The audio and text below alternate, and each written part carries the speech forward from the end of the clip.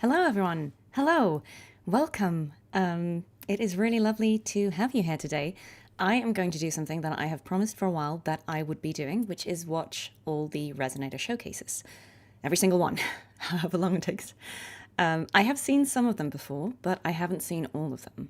And I am quite excited to go back and watch, well, the ones I haven't watched, I'm excited to watch for the first time. And the ones I have watched before, I watched when I didn't really have much of an understanding of the story of the characters. So it'll be really interesting to watch those again. I am very excited to do this with you because I know a lot of you have really been wanting to see this for a while. So yeah, I'm sorry it took a while, but I'm here now and I'm excited to do it. It's a Sunday. Let's go. I think the format that I will be doing this in is I will watch them in order of release. So the oldest ones first. And I will watch them probably once through without stopping it, just to see the whole thing as it was meant to be viewed. And then I'll probably have some initial first impressions. Then I might go back and watch it sort of more stop-start. Because I feel like if I start stopping it in the middle of watching it for the first time, it could get a little jarring. So out of respect for the animators who did a wonderful job, I want to watch them through once, and then I'll go back and probably stop-start comment on it. I hope that works for everyone. And I am very excited to hear your thoughts as well. Let me know if there are any Resonator showcases you like in particular, who your favorite Resonators are and why. I'd love to hear more about that. Yeah, I'm very excited. I'm very excited to see him. Imagine if I were Cartethyia in real life. Yeah, that would be kind of cool. I'd eat a lot of salad. Yeah, so I'm very excited to see this, and I'm also excited to, I guess, think about the evolution of these game trailers, or not trailers, showcases, because I think it's entirely possible that as the game has changed and evolved, and as the storytelling has changed a little bit, maybe we'll see that the showcases also evolve in style. I'd be really curious to see if anything jumps out at me in that regard. I think I'm going to approach this the way I do everything we do on this channel, which is I'll talk about the storytelling of the Resonator showcases. I think what's really interesting about them is that they are not just trailers. They're not just a preview of things that will happen in the game with that character. They are, as far as I have seen, almost always situations that happen outside of the gameplay. So there'll be either things from the character's past or things that are just not going to be in the game, but they give us insight into the character. And I think that's a really cool way of doing it because we get to see the character, but it's not foreshadowing necessarily what we will do in the game with them. So yeah, I like them. They're sort of like little vignettes that give us insight into the character and their backstory or their motivations or whatever is important to them. So I think, yeah, I'll talk about it, I suppose, just from a storytelling perspective. Maybe if I didn't know anything about this character, what would my impression be just based on this? And then maybe I'll also talk about, well, and now having played the game, do I feel like that corresponds well to my understanding and impression of the character from having played the game? Yeah, but whatever comes up will come up. Yes, please do not talk about any leaks. So I did say that I would be looking into, sorry in advance if I'm mispronouncing her name, Aemeath, whatever she's going to be called. That character, I know that we have official released, not a leak, gameplay from this character. I have seen it. I would like to talk about it here. I haven't been able to see, to find an official video from either the Wuthering Waves account or from the Game Awards, but I'll see what I can do. Like, I might have to pull it up via X or something, but if anyone knows of sort of a legitimate channel that was posted on, it is an official leak, mods, just to clarify, so this is okay to talk about. I would like to talk about that, but I'll see what I can do in terms of finding a video that I can pull up. But I also know that we have a little bit of Mornye Combat gameplay, or like her combat showcase. I'm not going to watch all the combat showcases for each character today because I think that would probably take too long for me to watch every single thing. So today I'm focusing on the Resonator showcases. If you would like me to, I might watch all the combat showcases another time. But I think today I'm going to keep it to the Resonator showcases to talk about the storytelling in those. But I think depending on how long that takes, I'm happy to look at the sort of the new content we have for the upcoming characters that is official. No leaks, but just the stuff that is actually official and released by Kuro or with Kuro's blessing. That's what we're going to look at. Okay, yeah, ooh, so many of you here. Just trying to catch up on all the Aemeath, yeah. Look, I've heard a lot. Some say Aemeath, some say Aemeath, some say Aemeath. We will find out what the correct pronunciation is. But we are all excited for her. We will all find out. Yeah, in Hebrew it's Aemeath. Yeah, we will find out. I think the thing is sometimes, like we've seen with Resonator, the names in the English version aren't necessarily always pronounced the way they would be in the language that they're referring to. So, Fleur de Lis is also a good example, right? It's not the French pronunciation. So we will see. Yeah, I don't know, but we will find out together. We know who we're talking about, right? We know. Yeah, and like, look, the EPs. Look, if this is something you enjoy, maybe we will do more of these sort of reaction videos where I watch all of them. But maybe I'll divide it into things, so today it's the Resonator showcases, then maybe we'll do the combat showcases, maybe we'll do the EPs or the midnight podcasts, I think I'm happy to do any of it, but I think let's split it into one focused, this is all the content we're watching today, because if I were to watch all the content in one go, we would be here for the rest of the day, and I don't have time, sorry. So yeah, let's do it. Let's do it one thing at a time. Yeah, okay. Would I pull? Yeah, I'm happy to offer my would I pull just based on the showcase. Obviously, this is not that would not be a judgment value, like an assessment of the character. Do I think the character is worth pulling for? It would just be, I suppose, if I knew nothing about this game and this showcase was all I had, would I pull for the character? The answer would probably be yes, because I'm imagining they're all very, very cool. But yeah, let's do it. Let's do it in that way. And yes, I am planning on pulling for Aemeath or whatever you call her, Amy. Is Scar coming out? I don't know, guys. We can't talk about leaks. We can't talk about spoilers. And also, I don't know. I think you all think that I know more than I do. I'm not just trolling you guys. I genuinely don't know. But I like to pretend that maybe I do, because we can keep the game going. Yeah, I would stay on the official YouTube account to the extent possible, but I don't think Kuro have actually released the footage themselves. It came through Jeff Keighley on his X account, and I don't know if it is anywhere on YouTube, but if anyone knows of a place where it is officially, let me know. If not, I might have to pull it up via X later.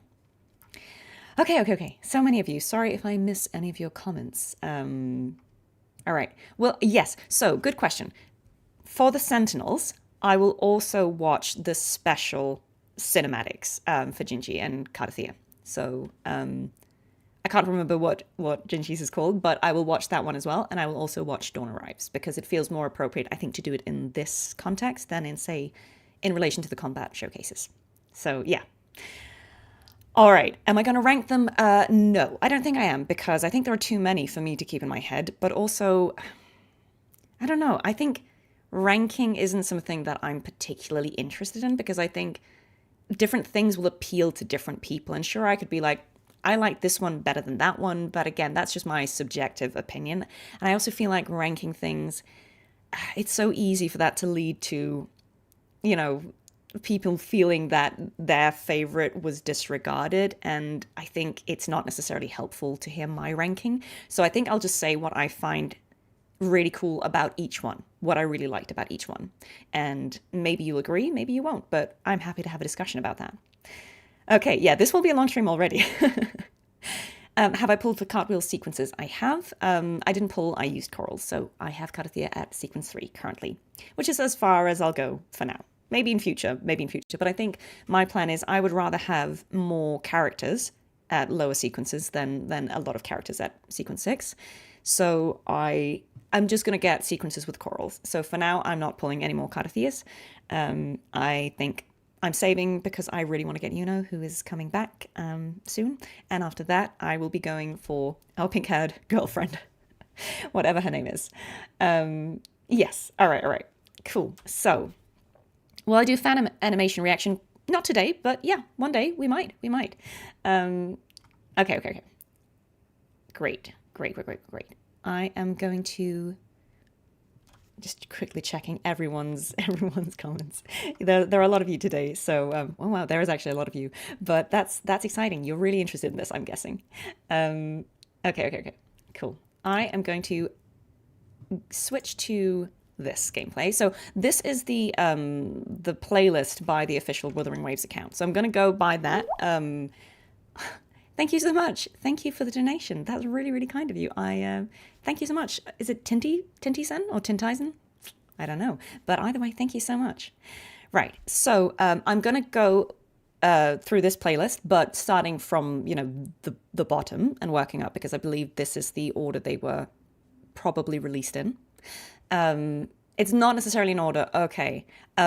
I hope it's okay that I will watch it then in this order. I know it's not necessarily the completely correct one, but it's still starting with the older characters, the 1.x characters, working my way up. So I'm probably just going to start that because I don't know the exact order it was released in. Yeah, guys, YouTube light mode, deal with it. Sorry, dark mode lovers. Right, we're going to watch them in that order. I have... as you might see at the top of the screen, I've got the story cinematics for Jinhsi and Cartethyia up. I've got Mornye's Combat Showcase. I'll see what I can do about finding Aemeath's gameplay. But we're going to start here. So I hope that works for everyone. So again, I will full screen this. I think volume should be at an appropriate level, but let me know if you think that the music is, the sound is too low in the videos or if it's overpowering. Let me know, because the level is different that I'm hearing than you're hearing. So yes. Dark mode supremacist. I hear you. I don't care. Right, let's go. This is Sanhua's showcase. It might not be the first one that came out, but it's the one that is at the bottom of Kuro's list. So I'm going to start watching that one. I've actually never watched this. Many associate snow with coldness and demise. But to me, it's the only untainted light.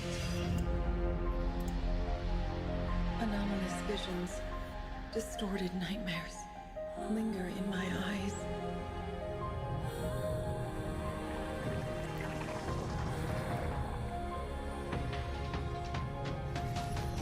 All that once corroded me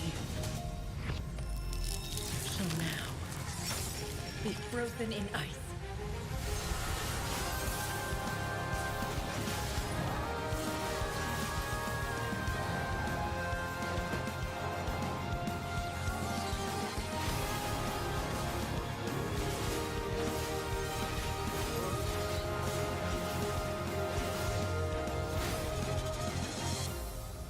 Blizzard breaks out in an instant. It all ends here.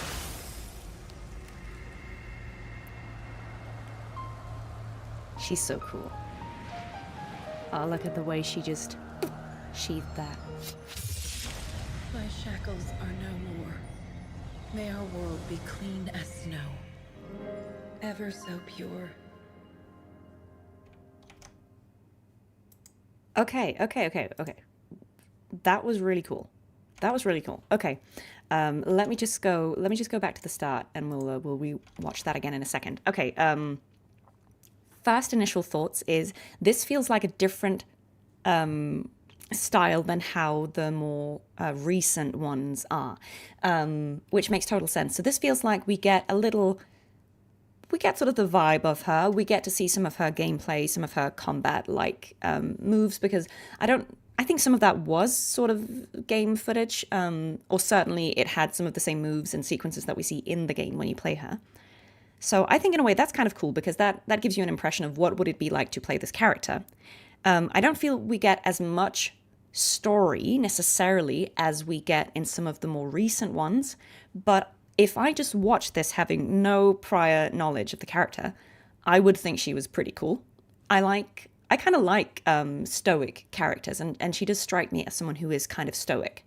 And I don't know if that's just because, she's Glacier, but I think she's a really cool character. And yeah, some of you are saying that these older ones had a bit of the combat mixed in, and it was sort of divided into the Resonator showcases and the combat ones later. So this is a bit more of everything.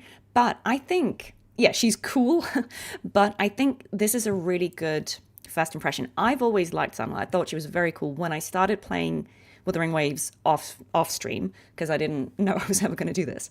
I do remember thinking that she was pretty cool when we were first introduced to her. I thought, okay, yeah, this is a cool character. I hope I see more of her. I think her design is really nice. Yeah, she's just effortlessly cool. The voice actor is great. The sound's a bit low. Yeah, the sound's a bit low. Okay, I can give you more of that. I just didn't want it to be too loud. I've turned it up a bit. Let's see how you feel when I replay this. But yeah, I think I liked how they're foreshadowing the thing about her eyes, that she doesn't see the way everyone else does. Like she's blind, but she does see. She just sees in a different way, right? I think it's quite cool. Okay, let's watch that again. I'll probably stop and start a bit just because, yeah, that was my first impression. But let's just watch that again. Many associate snow with coldness and demise. Yeah. Like she looks great.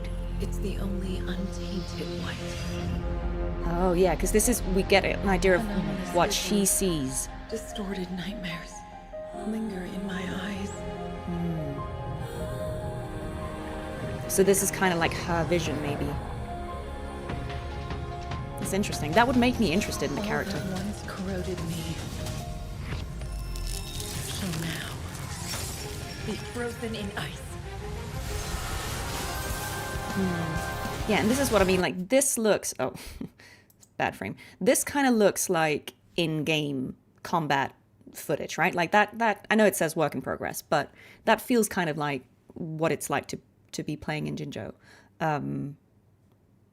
Well, I think Sanhua is blind in the sense that she doesn't have normal vision, but I think her forte is in her eyes, right? I feel like, is that explained? Is Cartethyia and Flood at least the same VA or two different people? They're both me. I can answer that very quickly. They're both me. Yeah, because this is her in-game moveset, right? Yeah, her anomalous vision is the result of a wave-worn phenomenon. Yeah. She can only see red colors. Yeah. If I have any VA insights, yeah, sure. I have never met Sanhua's voice actor, but I think she's amazing. I think she's great. I've only met a lot of the Wuthering Waves people once at one event.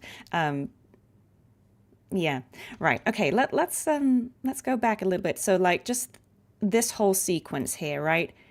I think this is super cool. Like visually, this is really interesting to me. This feeling like you see her being held down by these like dark strands. Again, I don't know if that's representing the lament, the wave-worn phenomenon, or what that is, but this idea that she is in the sea of red, kind of being held back by these tendrils of something sinister, and she's seeing like this white light, the snow that she was talking about. I think that's a really interesting visual, and I think I would have, like, if I knew nothing about this game, you could sell me on this character. I'd be like, yeah, she's cool. Whoever she is, I don't need to know, she's cool. Like, I think she has so much aura that you kind of don't need to know too much. It's just like, yeah, do you know what? She looks cool. She sounds cool. This is interesting. This is an interesting, visual. Whatever the story is, I would be intrigued just from the basis of this. Yeah, okay. Let's continue on again. Anomalous visions, distorted nightmares linger in my eyes.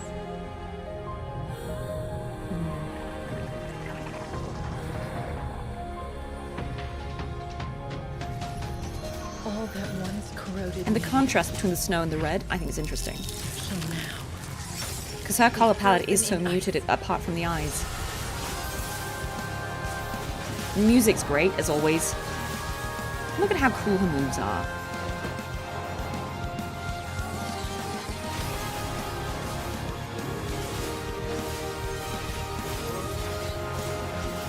Yeah. blizzard breaks out in an instant. This is what I mean, like, this is aura farming, right? She just waited for the right moment. So cool. And the way she sheathes the sword. My shackles are no more. May our world be clean as snow. Ever so pure. I would be so interested, again, if I didn't play the game, if I was starting it up, I would be so interested in finding out more about her backstory. My shackles are no more. Like, what was that binding her? Maybe some of the lore people in the chat might know, but yeah, I would want to find out. I would want to play the game to find out what this character had to break free from, because that was really, really intriguing. Yeah, I like it. I would pull for Sanhua if she wasn't a character we get for free. I am so glad that she is. When I found out that you just had to play for however long to get her for free, I was like, yes, thank you, Kuro, for giving us such a cool character. And she's really good. Like, I use her. Will I be discussing more details of the recording for Kart's trailer when we get there? Yeah, I'm happy to talk about that one, because obviously I have unique insights. So yeah, sure, I will do. Yeah. No, I think she's really, really cool. I like Sanhua. I think, yeah, she is one of the coolest 4-star units, and we're making ice puns now, but I think she really, yeah, she's just effortlessly cool. Even though I feel like we don't get to know her that well in the story. She's not that much of the focus, because obviously she's a 4-star character, and I think they get sort of more sidelined in favor of the 5 stars. But yeah, she's really cool, and I think it's also nice representation, isn't it, to have a character that has, I hesitate to call it a disability, because it's clearly not holding her back, but I suppose just who has different sight. I think let's just call it that. She sees things differently, but it doesn't mean she's any less capable. I think that's pretty cool. Yeah, I really like her. I think she's very, very cool, and I'm really glad I have her as a character. Okay, let's go to Aalto's. I think I have seen that, but I don't know. I can't remember now what it's about. But obviously, being good friends with James Day, who voices Aalto, I really like Aalto as a character. I think he's great fun. Yeah, I'm excited to see this one. I think Aalto also is someone who aura farms, just in a completely different way. Sanhua is just really cool. Aalto is he's cool in a different way. Let's watch it first, and I'll go back. Okay, Aalto. Let's try this one last time. How did you get that intel? Well, Come on, fellas. Can't we just talk this out? When it comes to information, it's like the mist. A mixture of truths and lies. But a broker of my expertise can easily pick out the goodies. Guess Very that's cool. why I'm in such popular demand. Don't you agree? Occasionally, I run into eager clients that are just, Nonsense! Now this is great. I thought you were interested in becoming professional brokers. Now, you better listen up. The transition to 2D. Information open to negotiations at the right price. But if you try to hustle a deal, then I'm afraid you've outstayed your welcome.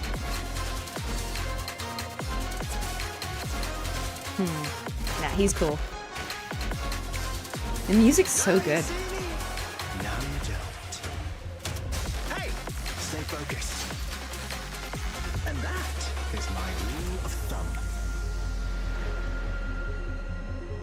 Phew, enough of me lecturing. Thanks for coming. Well then, it's your time to shine. Why don't we start with your client? Okay, I love this one. I love that. Let me tell you why. Because, again, assuming I knew nothing about this game and I knew nothing about this character, I would be so into this character. Because what I really like here is he starts off, it kind of feels like a James Bondy sequence, right? He's been captured by some baddies. They're going to beat him up. They're trying to get information out of him. And he is unfazed. He's just sat there like, well, you know, he's just cool. But what I think is so interesting about him is, from this trailer, my read of this character would be that he is absolutely using the swagger, the bravado, the charm as a facade to make people underestimate him.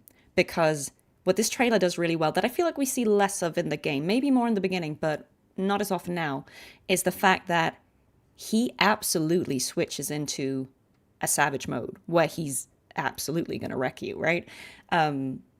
he's using James's voice range really well, because we've got the fairly bright, you know, unassuming, like, hey, I'm just cracking jokes, but then he also goes into that lower, like, and I will kill you. And I think that's what would make me really intrigued by this character, the duality of him. What's on the surface, the jokey, flamboyant, smoke and mirrors thing he's doing, and then the absolute, like, lethalness of the character under that. He's giving Secret Agent Man, right? But I feel like that also makes a lot of sense to me now knowing about the game, because I feel like Black Shores, yes, they are, you know, doing scientific stuff, but they're also kind of the secret agents of the world, right? Like they do a lot of covert stuff. I thought this was really cool. Again, like if I'd only seen these two trailers, I would 100% be playing this game. Because yeah, like I think what a great character. He's got everything you want, right? He's suave, he's cool, he's funny, but he's also a real threat. And he's underestimated. Like, who starts off being captured and interrogated, and then by the end, everyone else is on the floor and he's interrogating them? Like, what kind of aura is that? What an absolute legend. James Day, you killed it. Yeah, I love this. I love this. Okay, let's watch that again, because I absolutely want to watch that again. Okay, Aalto. Let's try this one last time. How did you get that intel? Well, Like, facade, misdirection, not Come on, flinching, fellas. Can't we just talk this out? and then immediately, poof, he's gone. Information. But he's It's playing like with them, right? A mixture of truth. He's even and saying a lies. mix of truth and lies. But a broker Illusionist. of my expertise can easily pick out the goodies. And he, like, did he that's just why break the it's fourth wall? Or am I reading that wrong? I feel like he looked at us. But a broker of my expertise can easily pick out. Like, that is Aalto staring into my soul. I feel like he broke the fourth wall there. I don't know. What do you think, guys? But I love that. He's like, see what I'm doing here? I love that. I think that is such a cool energy for a character to have. And I know that I feel like maybe a character like Aalto doesn't get a lot of time to shine in a game like Wuthering Waves, because the story is, you know, pretty serious. We're dealing with post-apocalyptic events. There's a lot going on, and maybe a guy like Aalto, who isn't, you know, a 6-star Resonator or whatever, isn't the guy you're going to send to fight the Thronodian, but he is so cool. And I would love, you know, if all the, I don't know if it's true, but I feel like some people were talking about, like, maybe some of the 4-stars would eventually come back as 5-stars. Maybe that's a thing that could happen. And if I kind of would love to see that. I would love to see characters like Aalto and Sanhua and all of them come back and really kind of get their due, because what cool characters, right? Yeah, he's a background player. He's an information broker. Yeah, but I think this trailer also shows, but he's to be taken seriously, right? Yeah. 6-star Resonator. Yeah, do you know what? Like, he's not the Sentinel Resonator, but he's really important. And I just love that he looked into the camera. Okay. Let's continue. Out the goodies. Guess that's why I'm in such. And like this idea that he's just, Don't you agree? I like the showmanship of it. I run into eager clients that are just. He doesn't break a sweat at any point, right? Nonsense! Because he's never You there. were interested in becoming professional brokers. And I love how much he's trolling them with that delivery. Listen up. I'm an honest broker of The transition into 2D was slick. negotiations. And again, we get some gameplay, so we can imagine what it'd be like to play him. I'm afraid you've outstayed your welcome. Very cool, very cool. And the music's banging. What's this music? Now you see me. Also, Now you don't. we've got Jane Jackson here. Hey, stay focused. I'm staying focused also, but we gotta talk about Jane as well. Yeah, look at him. Look at him. You. Enough of me lecturing. I love this ending because, Thanks for coming. Well then, it's your again, he's just time turned the to tables shine. completely. Why don't we And wait for this. start with your client? Right? Like, this is what I mean. He used the lower pitch range and he showed us the true Aalto behind the sunglasses, right? Like this is what's actually, there as well. So I thought this was really, really cool. And yeah, a great use of the duality of Jane's day. But okay, Jane is here. Yes, Jane is here. Hello. Everyone say hi to Jane Jackson, who is the voice of female Rover. And not to completely change the subject, but she was also today announced as, the poster girl for Arknight's Enfield. So, I mean, she's voicing, is it Palika? Sorry if I'm mispronouncing that character's name, but yeah. If you love Jane as much as I do, you should definitely go and check that out because she is amazing. So yeah, we are very, very fortunate to have her. Jane, have you ever seen this? Have you seen these Resonator showcases before? How cool was this one? I thought that was absolutely amazing. Yeah, big love to Jane. Big love to Jane. A big part of why I'm really enjoying playing Wuthering Waves are the fellow voice actors. I think everyone is so good. Obviously, I have only played it in English. I'm sure they're amazing in every language, but everyone is so good. Yeah. And Jane is now in Arknight's Enfield. So if you would love to hear more of her voice, I know I do, that's where to go and check her out. Yeah, but please, Jane, if you have any thoughts, insights on these showcases, we would love to hear them. Because, yeah, I'm experiencing a lot of these for the first time, and I think they're absolutely amazing. But yeah, okay, Aalto would pull, but I already have him S6. He is the character I got to sequence 6 first. I think that's kind of random. That's probably just because he was, that was like an extra chance for him to drop whenever I started pulling on banners, and I just got him really quickly, but I have him as 6. To my deep regret, I didn't put any points in him, just because I had other characters that I was using. And so when James Day was actually here and we played Black Shores, I pulled out Aalto and I was like, oh, he's level 1. Sorry about that, James. Aalto is amazing. That is no comment on his ability or usefulness. Yeah. Yes. Jane, pull some strings. Get us all into Enfield. Yeah, okay, cool. That was Aalto. Absolutely amazing.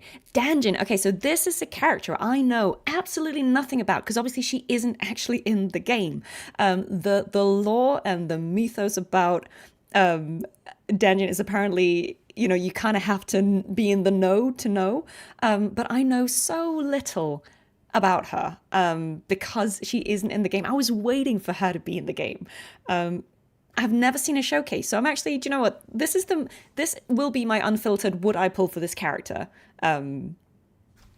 reaction, because I actually know nothing. She shows up once, right? Like, I feel like she shows up maybe in the end of 1.0 when you're about, like, when the Avengers of Huanglong assemble to fight Overthrax. That's kind of the one time she shows up. But yeah, let's go and check her out. Let's go and check her out. We will see what she's about. Oh, 1 second, guys. 1 second, guys. Give me a second. I'll be right back.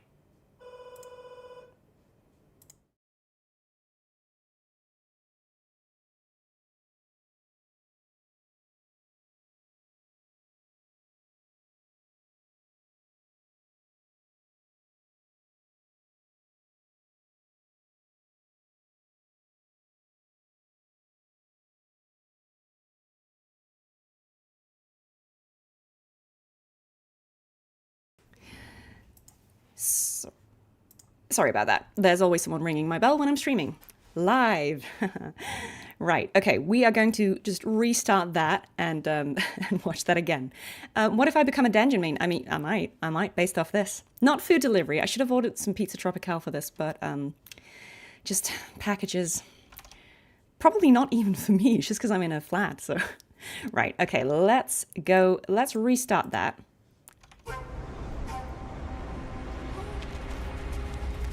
Okay. On the frontier, Jingzhou rests, where perilous fog does crest. Ooh, who's voicing Dangerous this? beasts may hide, they say. Bandits too, their blades do Okay, we've got some Lolo logistics. Or perhaps a wayfarer's Ooh, the aspect ratio change. Looks like a cinnamon roll. Yet unknown, a maiden journeys all alone. kind courier offers a ride, she gladly partakes. Ahead they go, fog fading in their way. Why is it like a rhyme? Plotting schemes, counting gains. Our maiden vows to foil their plans. Like rabbits they flee, uninvited crooks she seeks.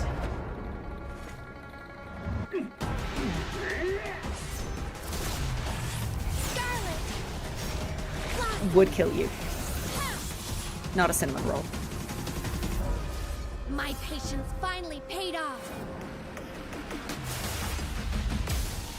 Okay. Go on. Judgment.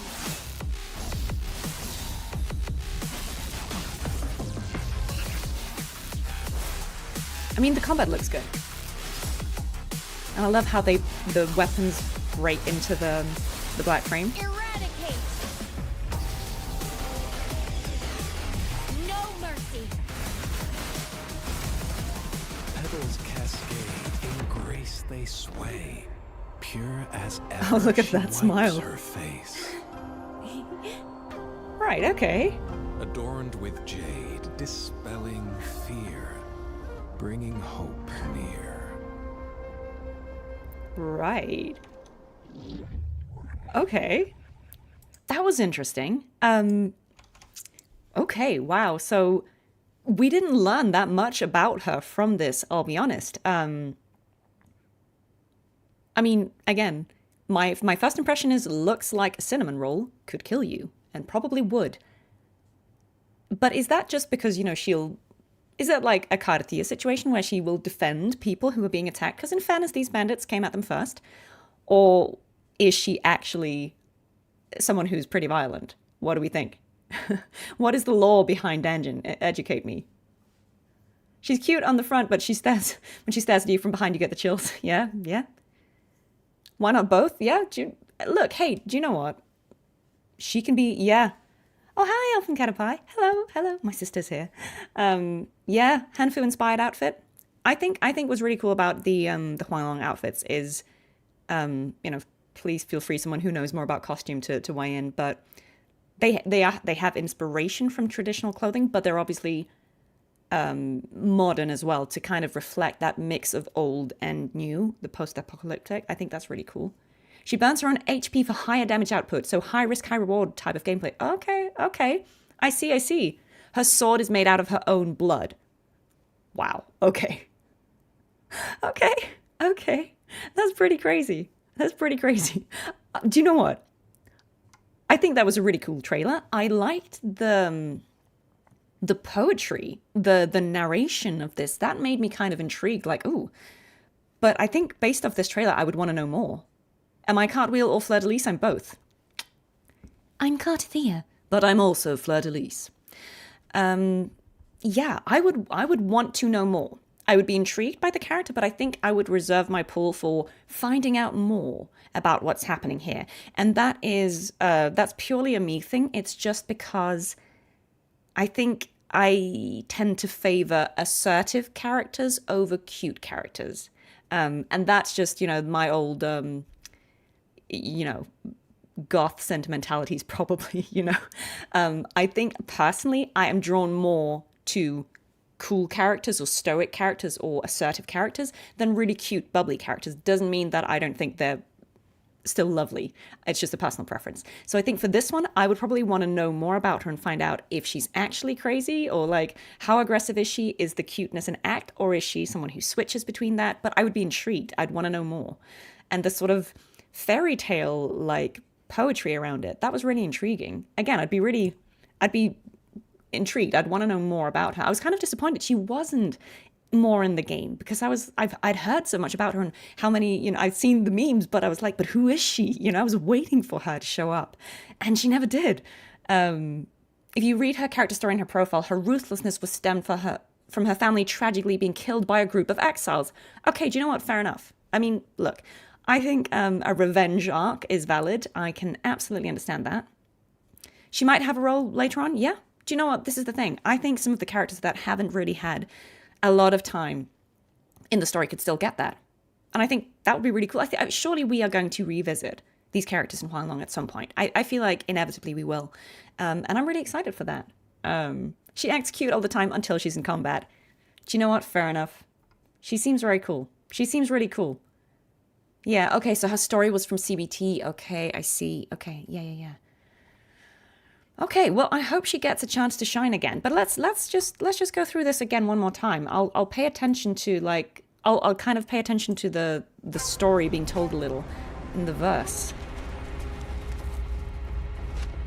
On the frontier, yeah. Jinzhou rests, where perilous fog does crest.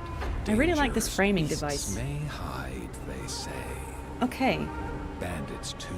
Like dangerous beasts may hide. I'm wondering, are they alluding to the fact that you see her and you think, oh, surely she's not the threat because she's just a cute girl, but she could also. I'm not implying that she's a beast because if she's reciprocating or like taking revenge on the bandits who attacked first, I kind of feel like she gets a pass from me. But I like this idea that someone who seems innocent could be the threat. It's kind of a reversal of the sort of Red Riding Hood idea of you meet a girl in the forest who's dressed in red, she seems cute, is she going to be a victim? And then, you know, she has, I suppose, been a victim in the sense that her family was killed by these bandits, but her then taking revenge by defending others that they would have killed feels like a nice subversion of that sort of innocent maiden in the woods is in danger. No, she's not in danger. She is the danger.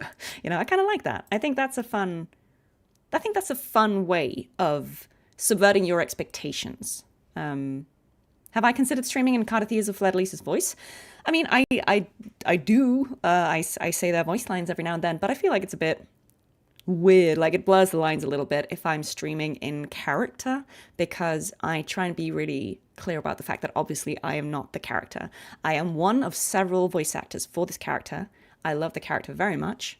I'm very grateful that I'm one of the voice actors, but I don't want to imply that I am the character because obviously I'm not. And I think people are allowed to have their own interpretation of the character as well that could be different from mine. So yeah, I tend not to do that too much because I feel like that would maybe just put it in a weird space where it doesn't need to go. But yeah, Danjin is the danger. Blades do slay. Or perhaps a wayfarer's escapade. Because like, look, she's like, oh, what's gonna happen? You know? She seems like an innocent. A maiden journeys. Again, they're calling her a maiden journeying all alone. Offers a ride. Now I'm intrigued. Is she traveling alone for this purpose? Like, is she waiting for bandits to attack so she can defend people from them? That would be kind of nefarious. I love it. Plotting schemes, counting gains. Our maiden vows to foil their plans. Like rabbits, they flee. Why does my voice sound like Cartethyia? I don't know, man. Get that all the time. Like the way she popped up. Let's just go. Like the way she's just like menacingly. Hi, Juan Garcia. Am I going to be streaming with Alex soon? We have just had kind of opposite schedules for a while. But yes, I would love to do more streaming with Alex when we are both available at the same time. She is lovely and I always enjoy hanging out with her. But yeah, like I like this idea of like my headcanon from just this trailer would be that Danjin is someone who is on a mission to take back, you know, and give back to these bandits. And she is not going to let them victimize her. She's not going to, you know, be just someone who then, you know, sits and cries about it. She's going to go out there and pretend that she's not a threat and that she's unassuming so that they might try and attack her, and then she's gonna kill them all. I like that. I think that's really cool. Did I see the Silver Palace trailer? No, sorry, I did not. But I'm gonna have a look. Yeah, I don't know anything about that game. Sorry. Yeah, I think this was really cool. Like the way she pops up here is like you in danger, and that little. Yeah, no, she's cool. She's cool. My patience finally paid off. Okay. I think that cements it for me. My patience finally paid off. I feel like that's exactly how I would interpret this. Again, it could be wrong, but just based off this trailer, I would absolutely interpret it that way. She waits for bandits to ambush her or other people, and then she kills them. Good on you, Danjin. Do you know what? That's perfect. Finally paid off. My headcanon is practically the law. Well, then it's just good storytelling. Then it means the trailer's clear. If that's what I infer from it, then it means it's really well done. Judgment. Okay, yeah. That makes sense. She's like an avenging angel.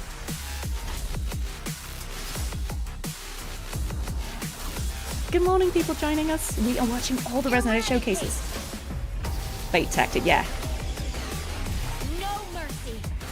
Yeah, all her lines seem very consistent with that. Cascade, in grace they sway. Pure as ever, she wipes her face. Oops. I love that. I love that. With jade, Let them fear, underestimate her. bringing hope That's what they deserve. near. Ah, very cool. Very cool character. What are my opinions on Aemeath? Well, I think she looks really cool. We'll get to her. We'll get to her later. I think she looks really cool. Absolutely. Am I interested in watching the trailers or playing any of the Hoyoverse games? I'm absolutely open to that. The reason I haven't done it yet is I keep telling everyone I only have headspace for one ongoing live service game. So, but I think one thing I'm considering is to have a stream once a month where I try a game I haven't tried before. One of the games you keep requesting, because a lot of you are requesting the same games. So I will try it, I'll play it for one stream and be like, okay, this is really, really cool. But I can't, the problem is I can't commit to playing 27 different games at the same time. I don't have the time or the headspace. So if everyone would be chill with me just trying out some of these games to be like, oh, cool, this is what they're about. I really like that. And maybe talk about, again, first impressions as someone who doesn't play the game or hasn't before. Be really happy to do that. I just can't pick up every single game out there because I don't have time, especially the ongoing ones.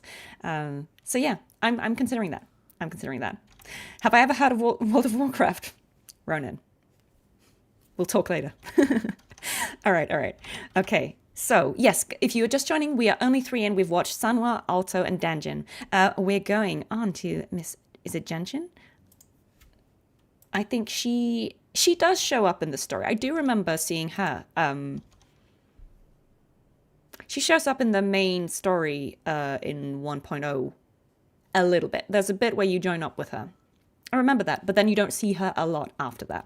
But let's check her out. We'll watch it through once, then I'll go back and give thoughts. Tea and snacks as usual, please. Coming right up. Tea. Ooh. A steadfast companion to the people. Oh, she's of serving. Jinhsi. Okay. You, Jianxin. We find our young monk laboring at the tea house. He's as good as ever. Not the cat. With such mindfulness and integrity. So she's in the service industry. Diligently she earns her keep. Legend. Far from the mountain of her upbringing. Palatable, I'd say. But alas, Oh, this cannot rude. compare to the Yinlu tea. How do you make that tea? Enlighten me, please. I'll serve it as you wish. Oh, such nerve. I'll have you know how its exquisiteness transcends your meager comprehension. What? To begin with, one must carefully gather the morning dew from lotus leaves on the heads of gull puffs. Without agitating those delicate creatures, or the water won't taste as fine. Okay. Then, only the pristine shoots from elusive teal frill nests Who's this guy? perched atop treacherous peaks will suffice.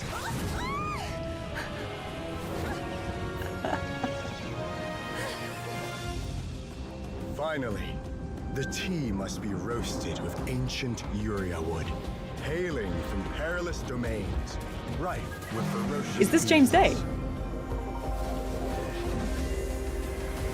Here you are, looking like a decent challenge.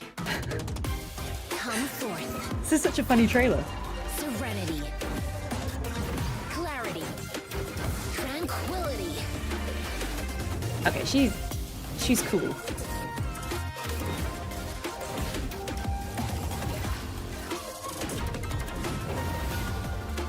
Cleanse primal vision. Gather cosmic force.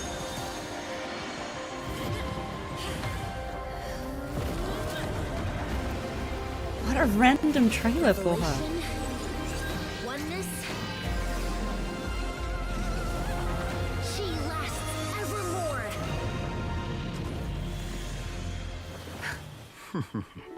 And that's why it's impossible to... Sir, here's the Yinlu tea, as you instructed. Oh, did she just do it while How he was you like yapping?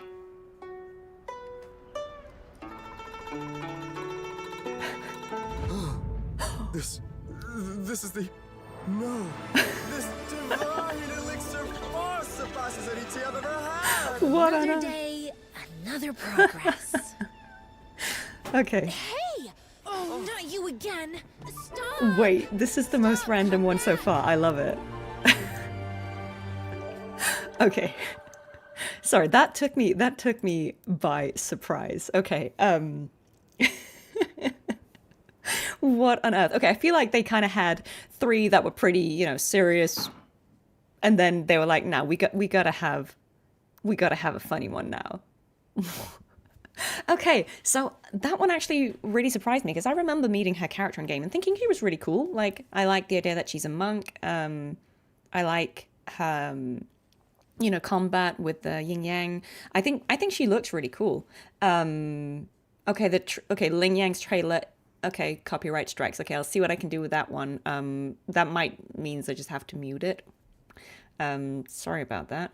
But yeah, okay, this was so random. I didn't know it was part of her backstory that she works. I don't know if this is her place or she's just a server there, or if she's just helping out.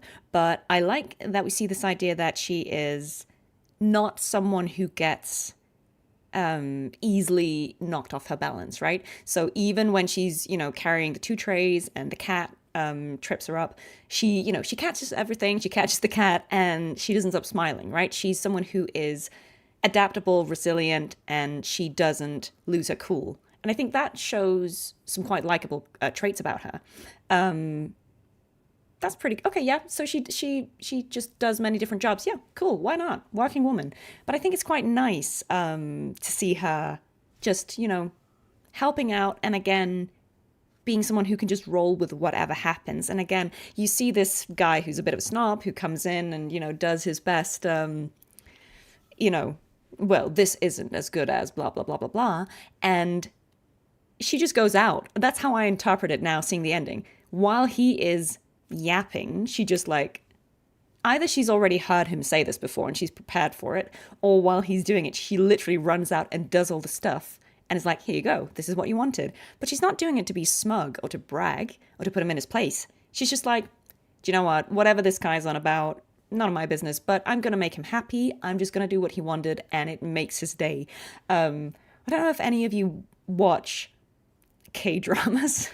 I do, but if anyone's watched Bon Appetit, Your Majesty, that was giving that, I only eat this, and then she serves it up and he's like, and he's just seeing visions in the back. That's super funny. Let's watch that again because that actually really took me by surprise. I was not expecting this one. What a legend. Snacks as usual, please. Coming right up. Tea. A Yeah, steadfast just be peaceful. companion to the people of Jinzhou. Thank you, Jianxin. She's We on find it. our young monk laboring She's at the serving tea house. everyone. She's as good as ever. But then, oh no, the cat. But because she's such a legend, With such mindfulness She catches and everything. integrity. Diligently she Even the earns cat. her keep, far from the mountain of her upbringing. she's incredibly likable. Palatable, I'd say. But alas, it cannot compare to the Yinlu tea. We've got Aggie James How do you Day, make that tea? if that's him. Enlighten me, please.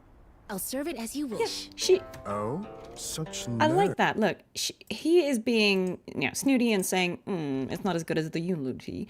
And she doesn't take the bait. She's just like, well, okay, teach me. How do you make that? I'll do it. I think that's, again, it shows that she is a really likable person, She could have sassed him back, but she's just like, do you know what? We're going to do that. I'm happy for that. Can I say the iconic line of Cartethyia after this one? But she's just like, hey, do you know what?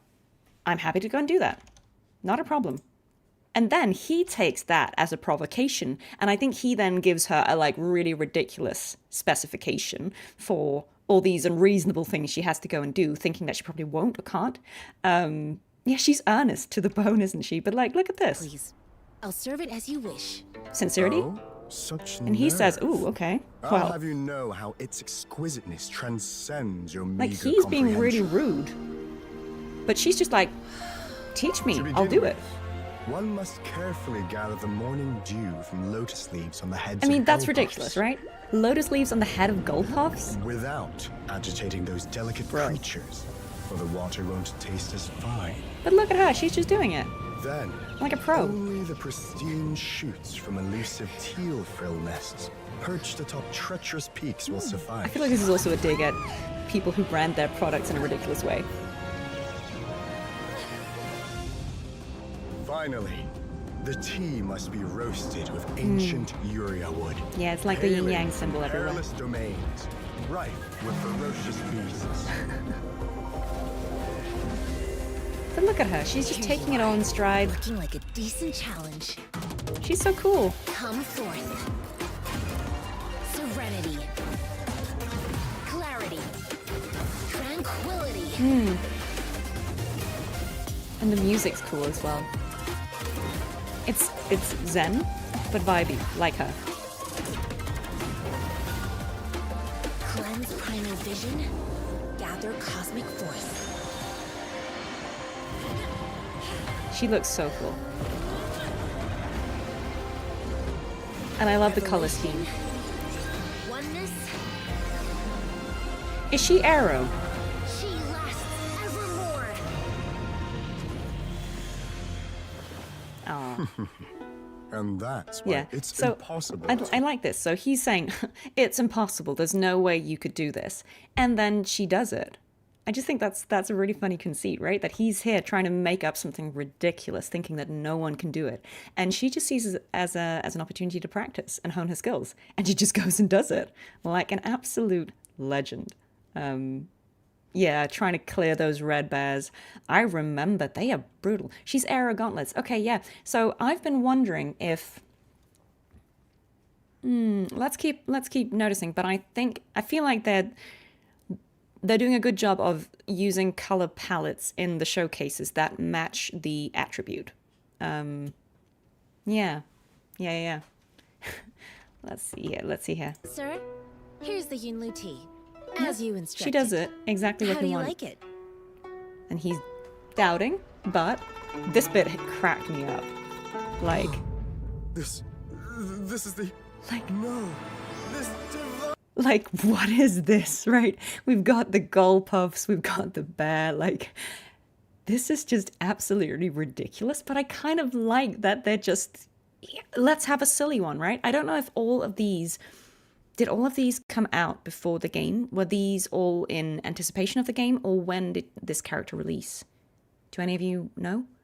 I'm just curious if they were thinking, okay, we've had a bunch of serious ones, we kind of got to lead with a little bit of a silly one just as a brief pause or to show that we can also do fun stuff. But yeah, like, look at this, he's so happy because he had his tea in exactly the right way. That's hilarious. Absolute joke. Yeah, we just need the disco tortoise. Yeah. The tortoise or whatever it's called. I hope this is James. I'm gonna have to ask him. And she's just like, another day, another ridiculous customer, but hey, do you know what? I sorted it. And then the cat. He's so happy, he doesn't even notice the cat jumping on his head. He's just like blissfully enjoying the tea.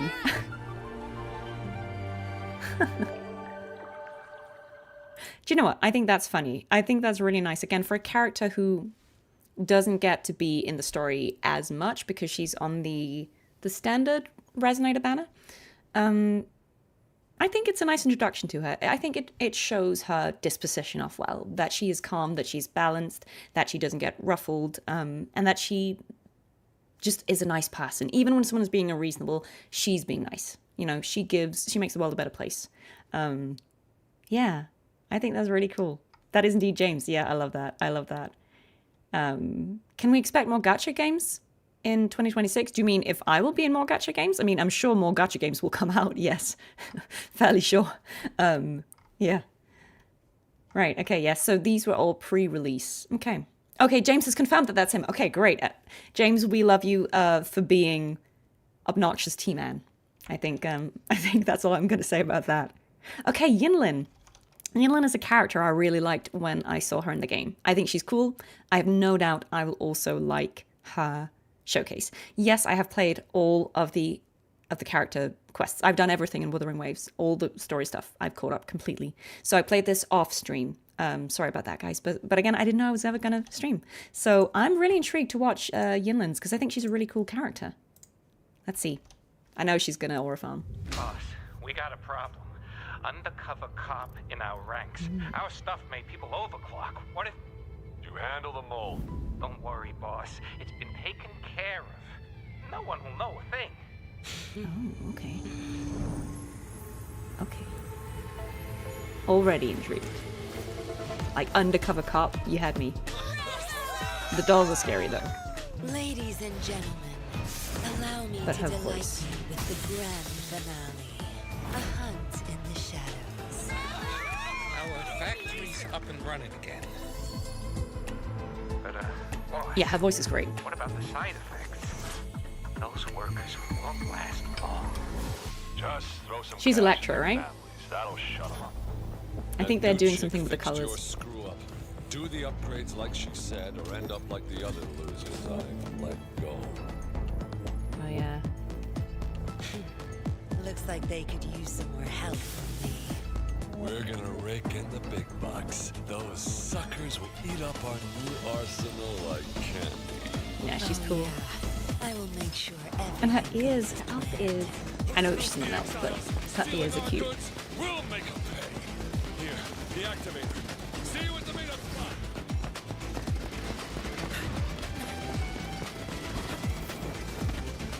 I love these, like, secret agent kind of showcases. She's so cool. ambush. Zapstream, it's our showtime.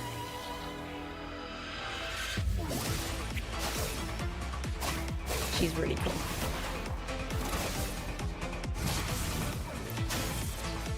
And I think her design is very interesting too. And yeah, the music's always great in all of these. Greed has its price. You should have been prepared. Those bloody exiles somehow figured it out. But at Is she gonna least go I for these stopped guys? Yeah, she is. Huh? Who? Oh, it's the Fraxidus. Oh, careful. You see this activator here? With a gentle little push of this button.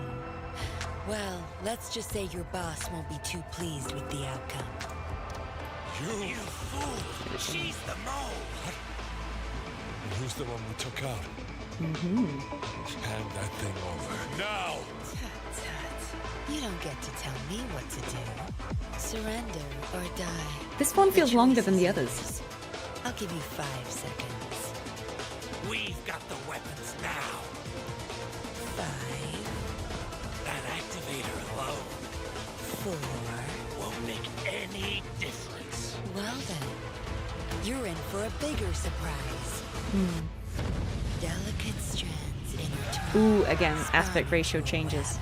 Now, time to claim my prey.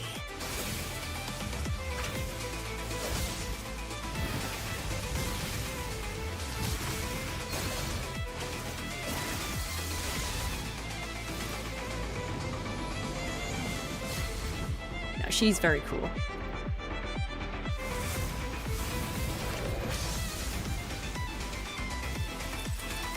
Wow, okay. Visuals. Yeah, they went all out on this one. The way she's just like farming aura. Yeah, we get to see all her little disguises. So cool. Look what I found, Zapstring. Another prey falling right into our lap. I love it when they break the fourth wall. That's kind of cool. Okay.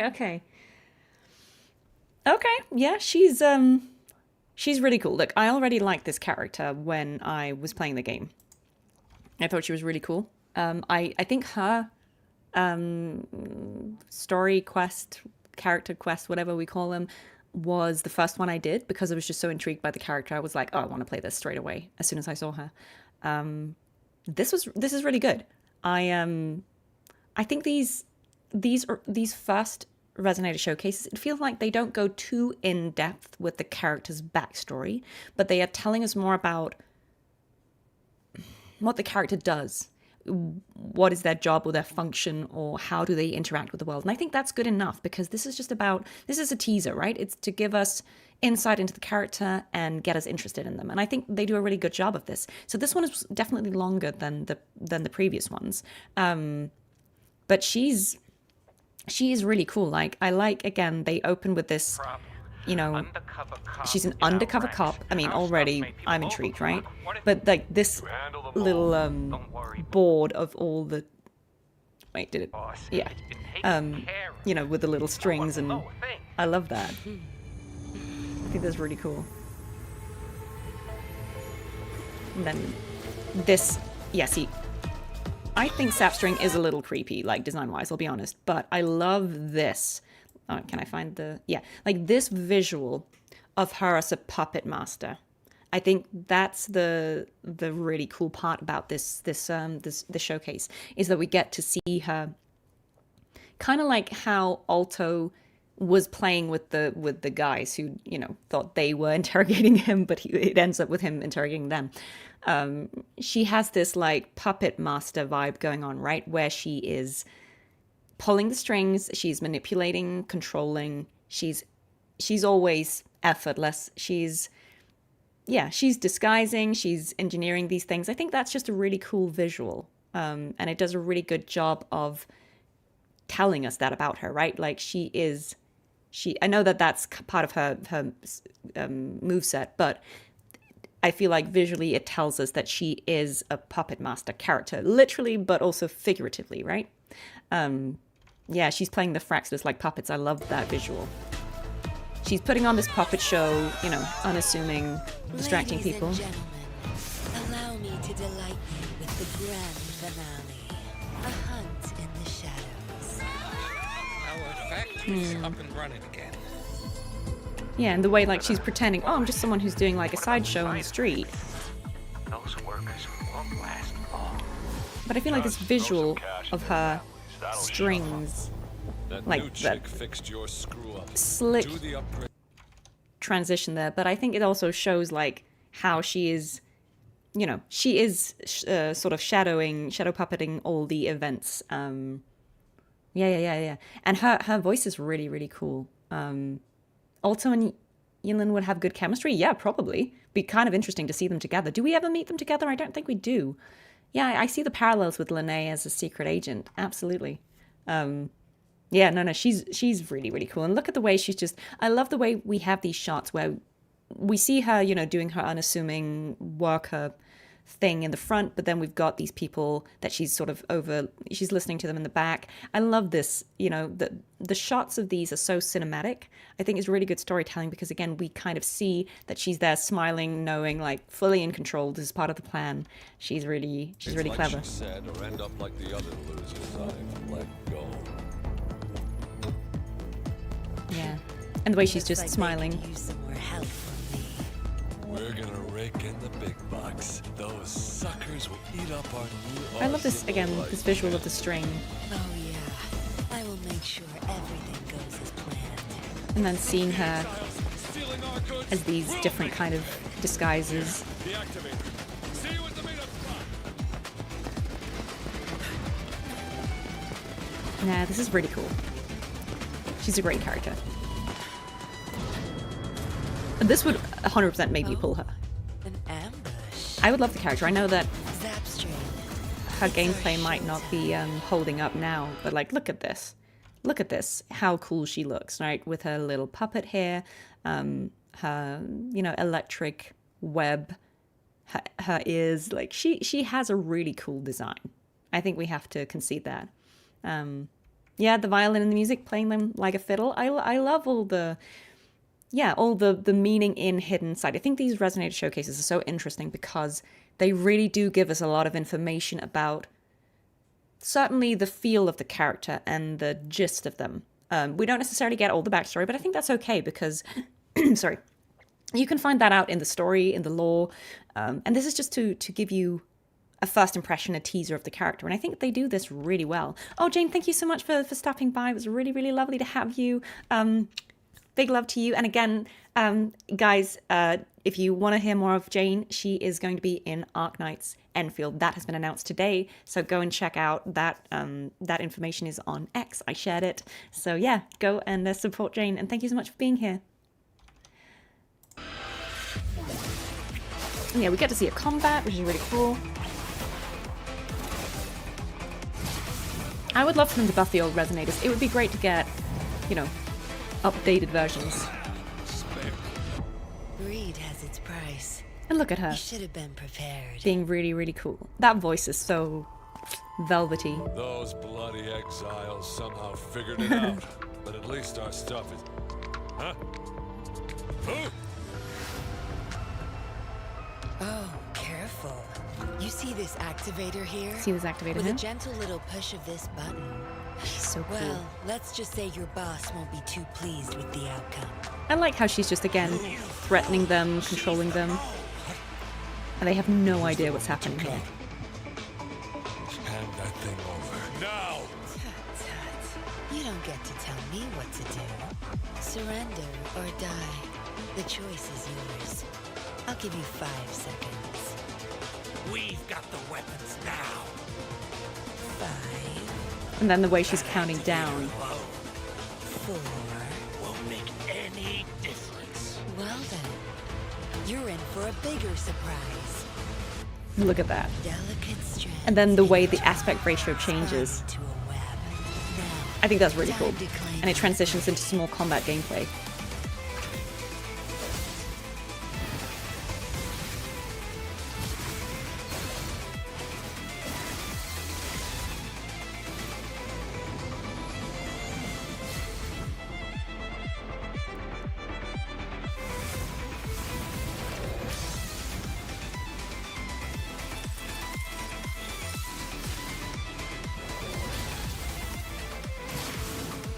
I love the puppets, the string, and that little scary face from Zapstring.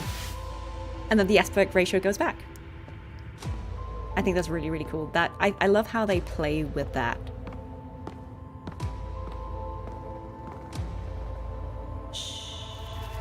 Look what I found, Zapstring. And then Another prey the way falling she's right into our addressing, lap. again, she's like breaking the fourth wall here, I think. Right? Like she's looking at us. Shh, don't tell anyone. But then this line, that feels like Look she's what I talking about found, us, right? Zapstring. Another prey falling right I love into that. our lap. I love that. I think that's really, she's really like femme fataling it up. Guys, so the reason I was just looking down here for a second is we're going to see, this is not something we like fully planned, but I'm going to see if we can get Jane on here really, really quickly.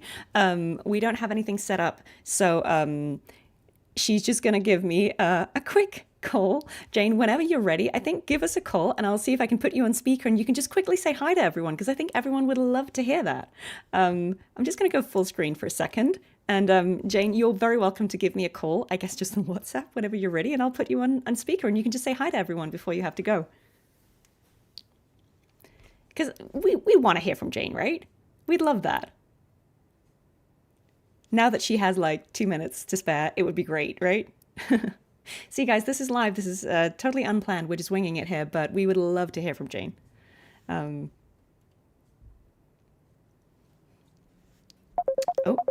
got Jane calling. Let's see if this works. Jane, I'm just going to put you on speaker. Hello, everybody. Can you hear no Jane? one else can speak.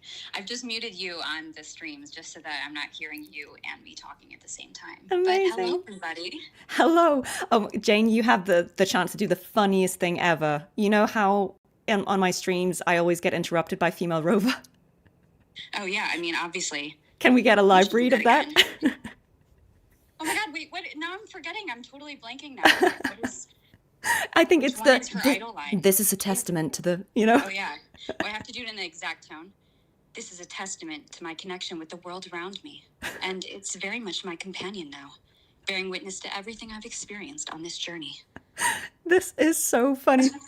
Thank you so much for doing that. It's funny looking at all of the messages. Hi, everybody. Yeah. Just wanted to give you a big shout out, Amanda, Oh, really. thank you. And say how, amazing and incredible you are and everything you've done for the Wuthering Waves community and for me and for being a wonderful friend. Guys, Amanda really is the best, truly. So Thank you, Jane. That's so lovely of you to say. And thank you so much for joining us today. I know, look, people really, really want to hear from you. So I know you are super busy. Let me be there for everyone. Yeah. Sorry, I had to do it. No, that was perfect. That was perfect. It couldn't have been scripted better. Look, guys, we finally did it. We got female rover interruption live. I mean, it wasn't really an interruption, but we got it live on stream before GTA 6. So I think we've peaked. Like my streaming career has peaked. We will never top this. Well, maybe sometime we'll be there together. So Yes. that would be really nice. It would be lovely. You are so welcome to be here or wherever you want to be. Maybe not above me. That would be weird. Thanks. But we would love to have you on stream one day when I know you're very, very busy. But hey, who knows? We could make it happen. I mean, it sounds great. I'm like staring at your face, but it's like behind our conversation. So I'm like, what is going on right now? I know this is a bit of a weird one, but hey, live streaming at its finest, right? I just thought this. Yeah, I never know what's going on. To be honest, I'm very bad at this. So. Yeah, but thank you so much for being here. And there was one more request. I saw a lot of people saying, could you say for us that woman? Because you say it so well. Oh God. I have to be in the headspace for that. Okay, I mean, honestly, what I will say about that, though, I think by that point, you and I had become pretty good friends. Yeah.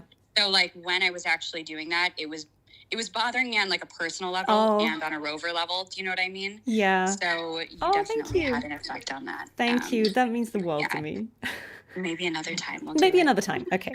Look, Jane, thank you so much for calling. Thank you so much for being here today. You are wonderful and amazing. And yeah, guys, everyone, please go and support Jane. Jane is on X now. If you missed her before, she's there now as Jane Jackson. And you can watch her in Arknight's Enfield soon. I mean, obviously she's still female rover, but you can also see her in that. So go check that out. And show her big love. Thank you so much, Jane. You are thank you amazing. so much. Love you always. Have a good rest of your stream, everybody. Thank you so much. Thank you. Bye, Jane.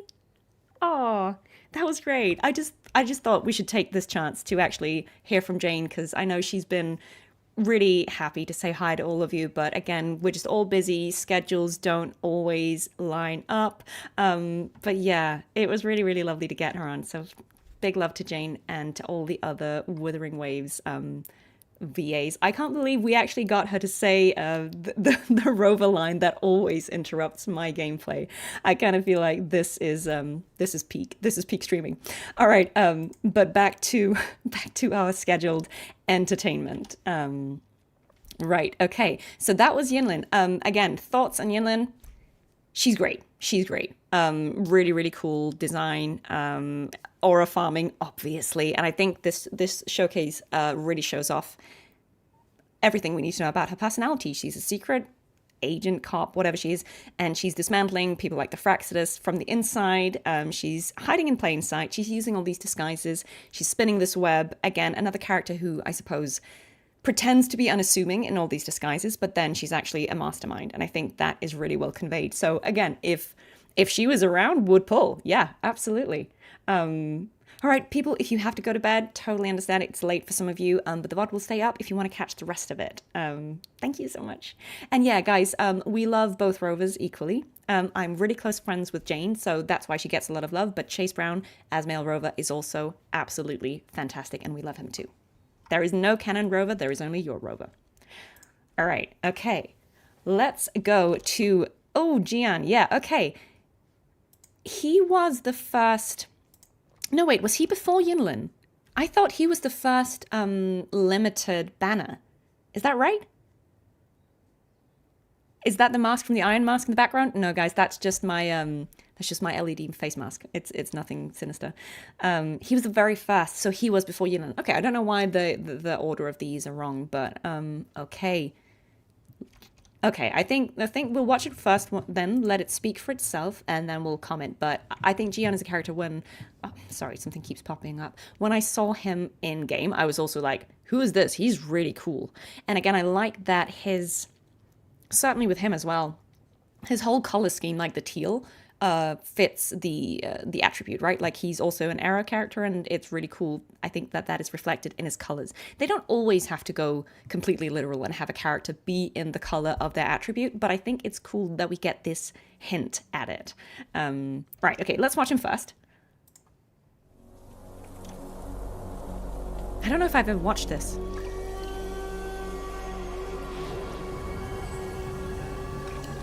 Ooh. Look at the talons. I never noticed that. No, but for real, his design is cool. Obsessions to be cut when they get in the way. In the name of Xinglong, return to the beyond! Okay, he's just straight into the combat.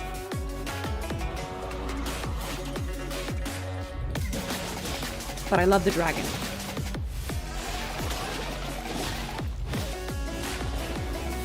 It's over. Yeah, look at that. Look at that animation. The ult. Music. Oh, and we got Retract Rain. Okay. So that's actually hinting at plot.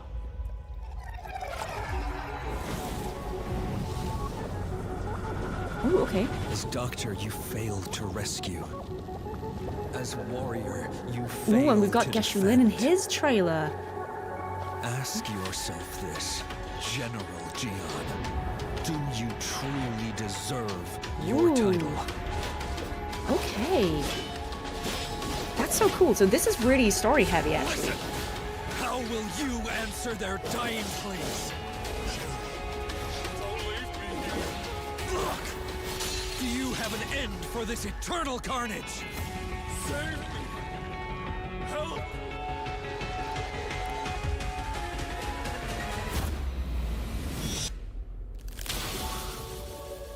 You and I are no different. Two desperate souls, doomed to be forsaken. Jiyan, thanks. No retreat! It's fight or die! Don't go. You can't save them. Jiyan, you should learn to give up. The aspect ratio changed at some point. I didn't even notice because I was too... No, General Geshu. I was never forsaken.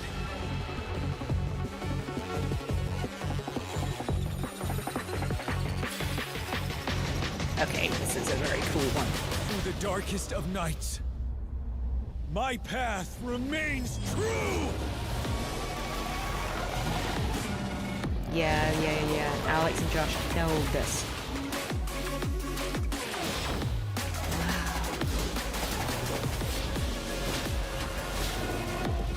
Okay, this is fantastic. And, okay, aspect ratio came back, yeah. I love how they play with that. They're switching between the cinematic bits and the gameplay bits. But now we're in full and it's still cinematic. They're here! Reinforcements! The rain has stopped. Rangers, follow my lead. Oh, okay. Okay. That one was really cinematic too. I mean, they're all so good, but okay. So let me think. What are my first impressions? Jiyan's incredibly cool, right? I think this is the kind of character that I really like because, again, I tend to favor the sort of stoic, not serious necessarily, but, you know, fairly down to business ones. And I think we can certainly call Jiyan stoic, if nothing else, right? I liked this a lot.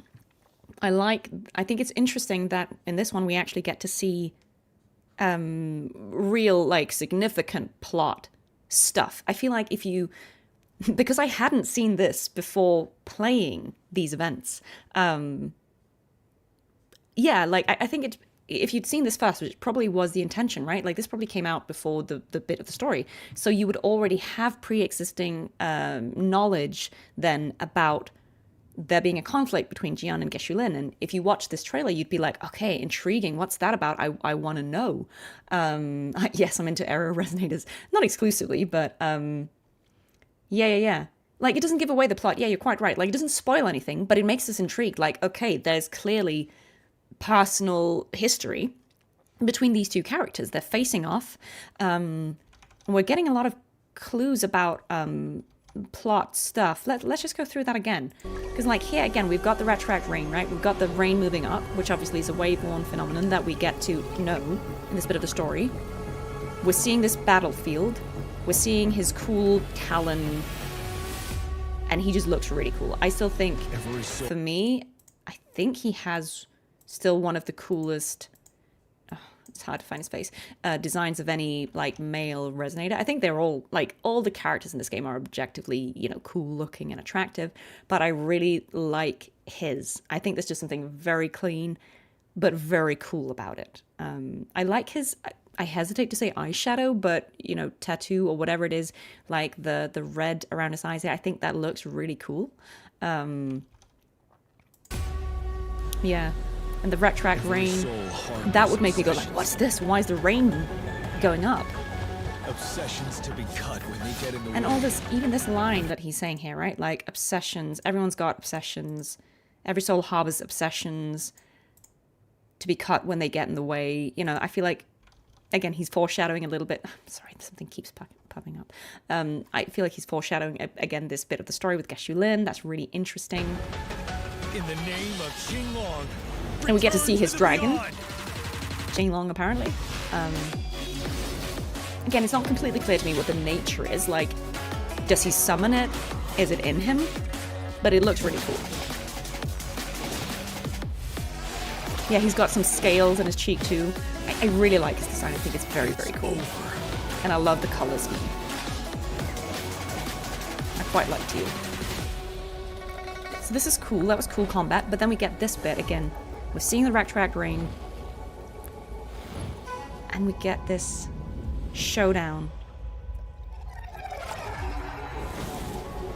Yeah, that's interesting, that flower opening.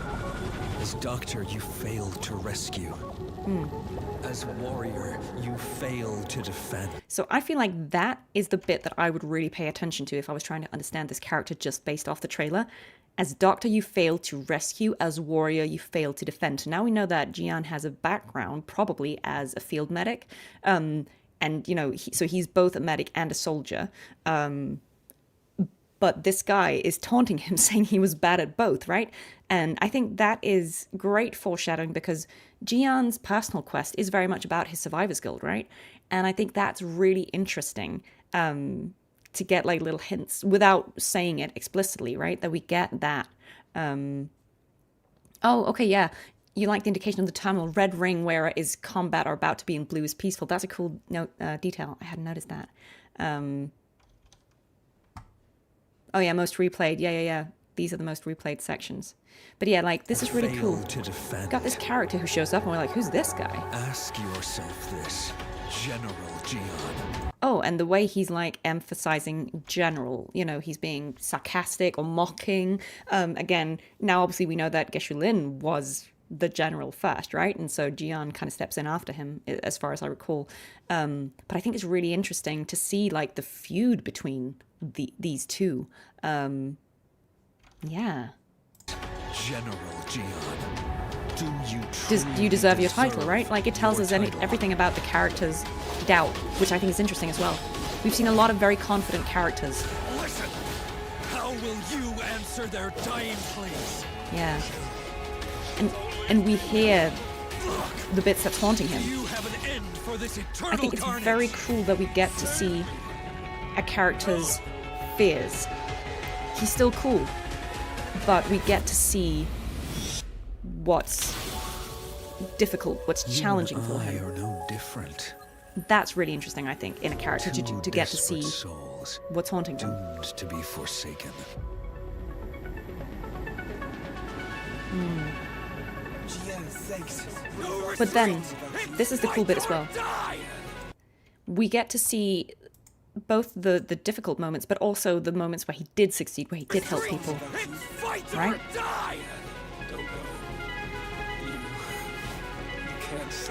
I feel like kind of like how with Augusta's stuff. Here, it's all the people who's with him that he saved. General Geshu. Right? He's saying, I'm not alone. Never forsaken. Geshu Lin was alone, but he's not alone. Because he's got all these people behind him, with him. It's again the power of unity, right? Which is a central theme of Wuthering Waves. Darkest of nights. My path remains true! So this is what I really like about this. We get to see the character's doubt, the character's fear, but we also see him then collect himself and say, no, I know who I am, and I'm true to my path. And I think that is a different kind of aura farming than we see from swaggy characters. Very cool, very cool. Look at that. Thank you so much for joining us today. Have a lovely evening.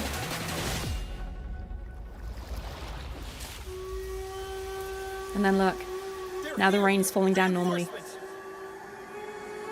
And the sun comes back. The rain has stopped. Rangers, follow my lead. Yeah.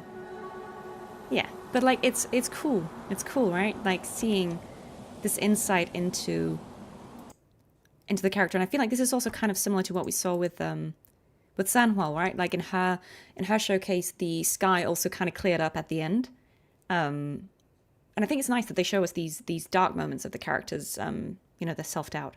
That's really, really interesting. So yeah, this was an absolutely amazing one.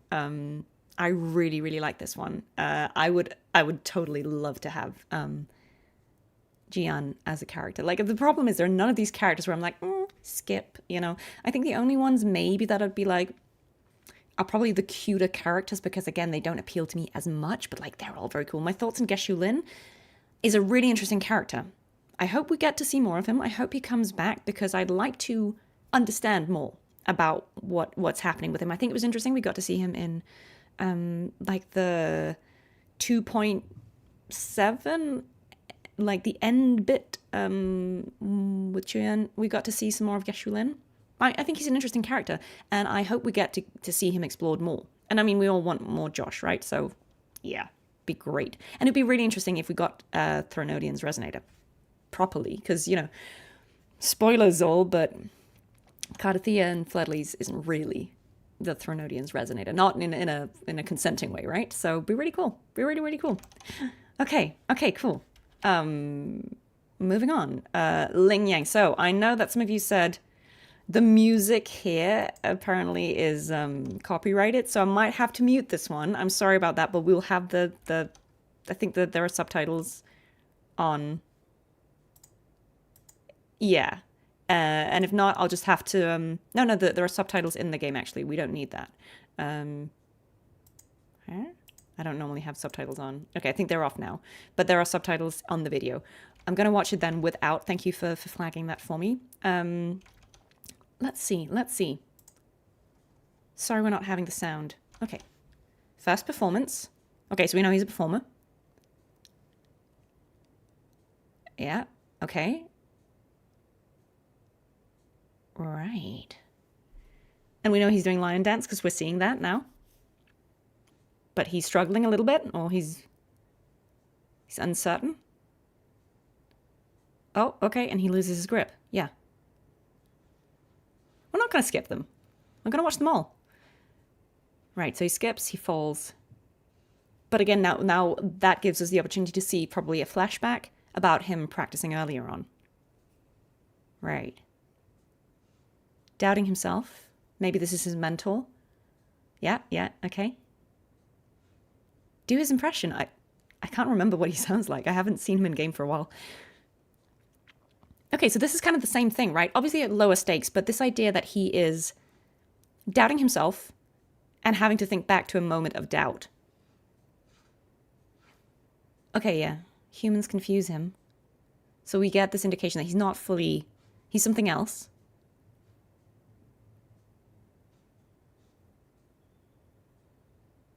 Okay. Yeah. Things that don't help them survive. Okay. Okay, and so we get these kids who are playing, doing the lion dance, and they're inviting him to be part of it. And him being surprised that they're kind, saying, you don't look that different. Because he's, yeah, I guess because he looks similar to how the lion head is.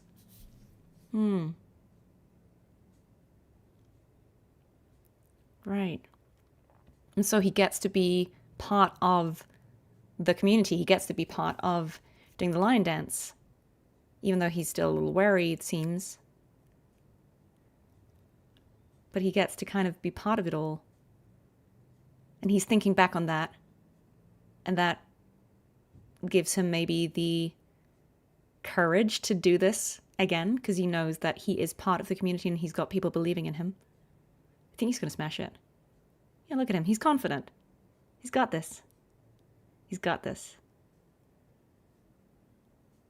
And he's even throwing in flair, kicking the ball, catching the ball. And see, even if he stumbles, he's got it. He recovers. Courage to crush any fear in its wake. Yeah, exactly that. He smashed it. I'm sorry I can't hear the music, but the show is just beginning. Yeah, good on you, Lingyang. And we get to see some combat and gameplay. Yeah. Look, I think that's such a unique and interesting playstyle, right? Like using the kicks and the lion head. I think that's a really fun gameplay. Look at that. That's really stunning. And that's also kind of like in his quest, you get that sort of side-scrolly gameplay.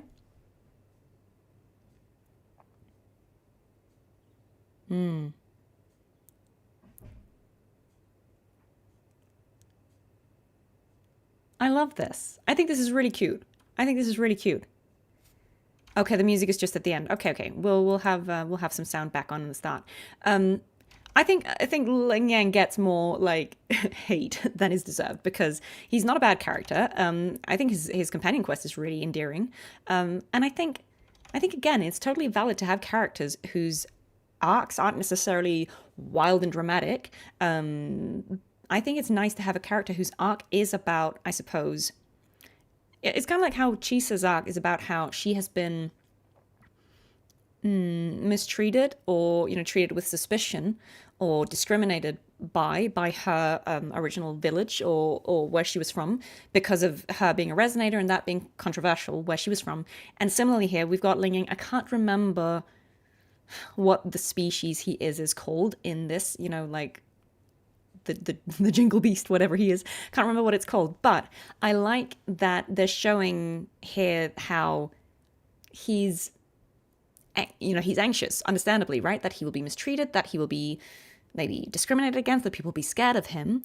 But then he realizes that people don't necessarily see him as all of that. Like his fears aren't always warranted. And there are people who are happy for him to be part of their community, who maybe see him looking similar to the lion head in the lion dance and being like, yeah, why not? And this is also a world where we've got Resonators who've got unique features, and some of them are kind of similar or akin to features from animals, right? So you've got characters with horns, you've got characters with tails, you've got characters with scales, like Jiyan, like and Mornye as well. Like you've got all these different looking people, and people aren't necessarily afraid of them. So I think it's quite nice to see that representation of someone who is, in a way, an outsider. Yeah, his species called Swani. Okay, yeah, he's the last of his kind. It's really sad, and I think there is a lot of value in having a character whose arc is about being someone who is different or maybe feels outside of the norm, but is still finding ways that he can be included, because I feel like the unity and cooperation and accepting each other's differences is such a core theme in Wuthering Waves. Like that is always how the characters succeed and win. because they all have doubts when they're trying to do it alone, but when they work together, or they ask for help, or they trust each other, is when they all shine. And so I think there's a lot of merit to Lingyang's story. Yeah, and I quite like the side-scrolly bits. I'll watch some of the beginning without the song, because I think that's what was copyrighted. So these poles are way taller than what we practiced on, and Yeah. this one's for our troops. Okay, Can't so afford to mess up. he wants to do well for the troops, right? To encourage them. Yeah. Do you know what? I think this one is nice. Because I think every performer can relate to this moment, right? Like, you just stumble, or you forgot the line, or, something goes wrong, and it's terrifying, right? Because you want to do your best, and you've prepared, and you're like, please don't judge me on this one performance. Please don't just only see this mistake and let that be all that I am. So I think a lot of people can relate to this, right? Like, this fear of on your feet, making mistakes. Lingyang. And then we get to see his mysterious mentor here. Doubting yourself already. And again, talking about self-doubt, which I think is just such a common theme with all the characters in Wuthering Waves. Why did you become a lion dancer? It's time to think Yeah. about it. Okay, interesting, yeah. And so we get back into why did he become a lion dancer, right? It's this idea that he used to live like this, kind of like just minding his own business, hunting, but then he was intrigued by the humans. He didn't quite understand them, right? But he sees them doing these things, and he's kind of intrigued. Don't help them survive. They're doing things that aren't for survival, but are just for fun, and he's kind of intrigued by that. And so when they invite him to be part of this, without any fear, without any reservation, like, you see the You're fear. not scared of me? Why scared of you? Don't look that different. Yeah, you don't look that different.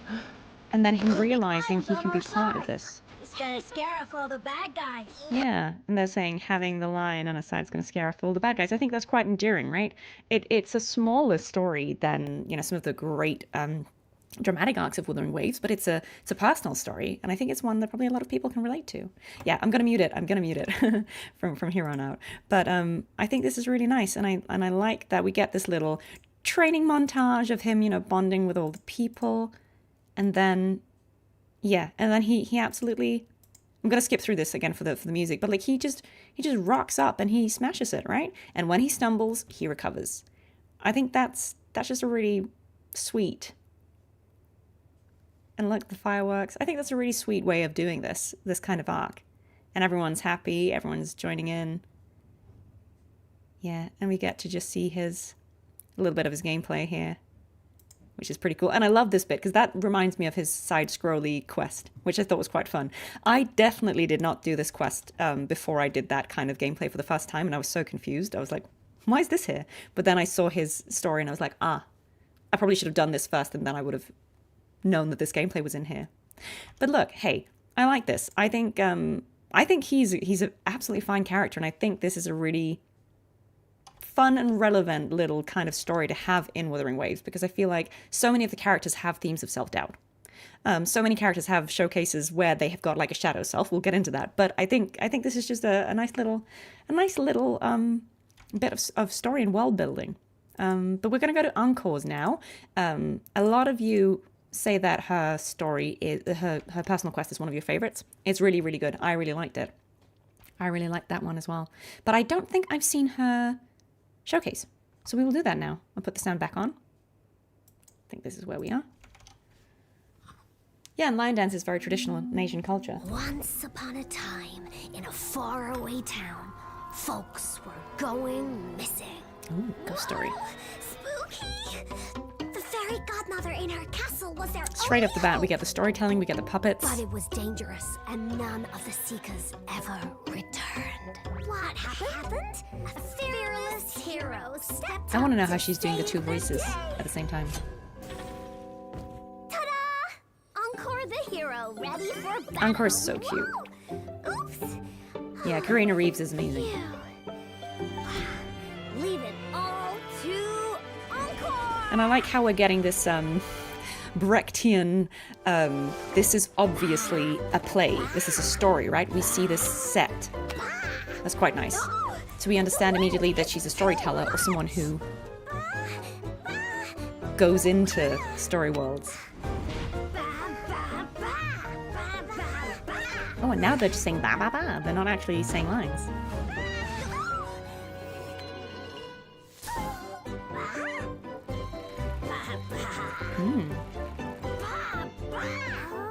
I like how they're just saying ba ba.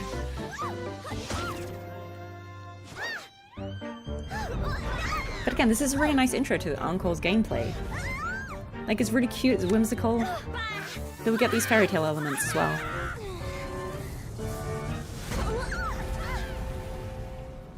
Yeah, Encore would have rocked the carnival, that is true.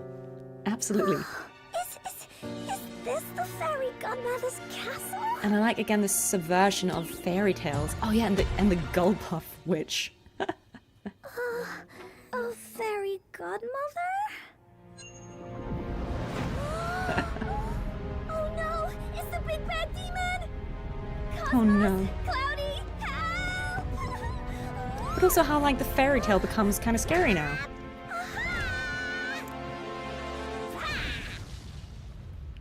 It's okay! Encore's not afraid! Yeah, we kind of see the dichotomy, right? Woolly sends Tingle in! She's got these two companions, Here come the Woolies! and she goes into these, like, theatrical story worlds, which can get scary. And look at that. Again, they're making it deliberately theatrical, right?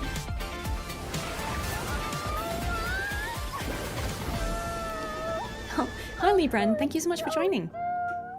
The bad demons nabbed us! Oh, look, and they got trapped by the Gullpuff. And again, we've got the curtains closing, reminding us that we're watching a show. The show's still got time for an encore! Shout out to her name. Encore the hero! Ooh, and we get to see a second form, which is a little bit more of a menace.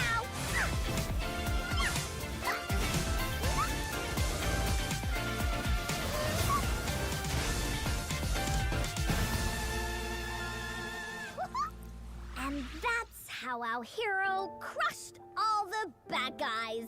Hooray! But wait, there's more.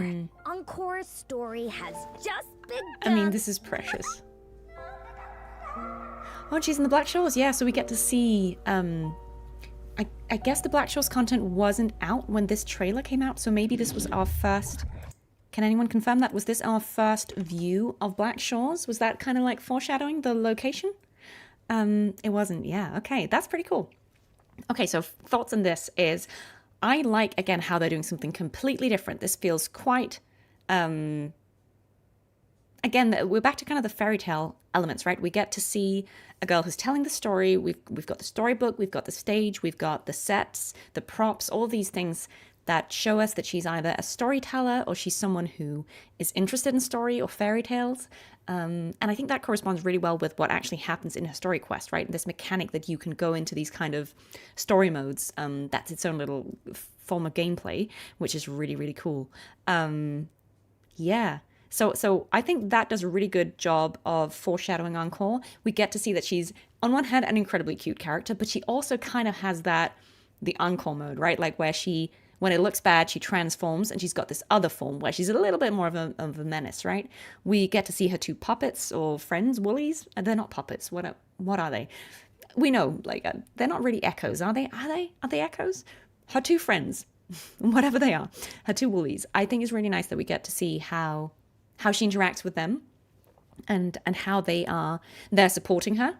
And I love how, again, they really kept the storytelling and the fairy tale deliberately. Like, they weren't trying to pretend that this was actually happening. They were showing us very plainly it's not happening, because there was this section where they kind of look like, this bit, right? Like where they look sort of like stickers.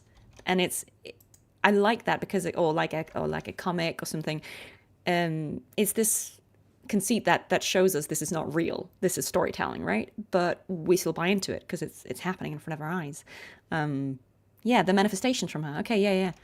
I think this is really, really this is really cute and it's very wholesome. And her quest is so moving. I don't want to spoil it if anyone hasn't played it, but it's yeah, her companion quest is really, really beautiful.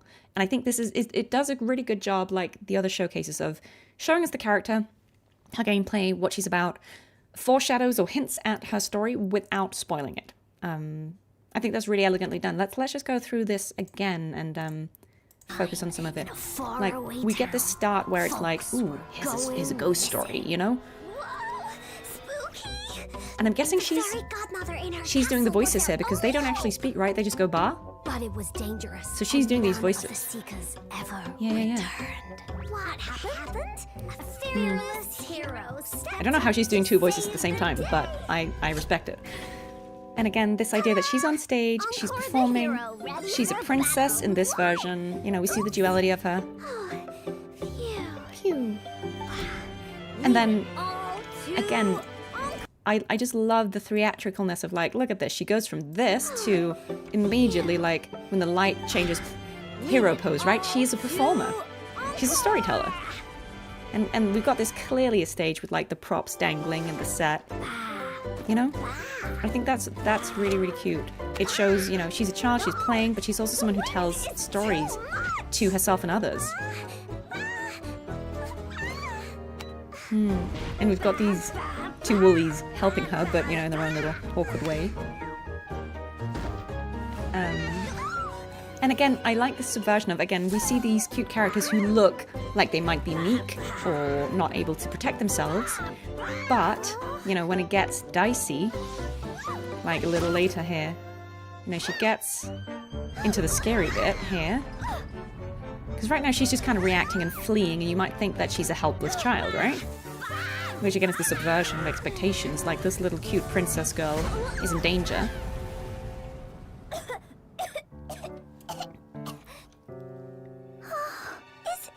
He's very much a theater kid. And then she gets to the spooky place, right?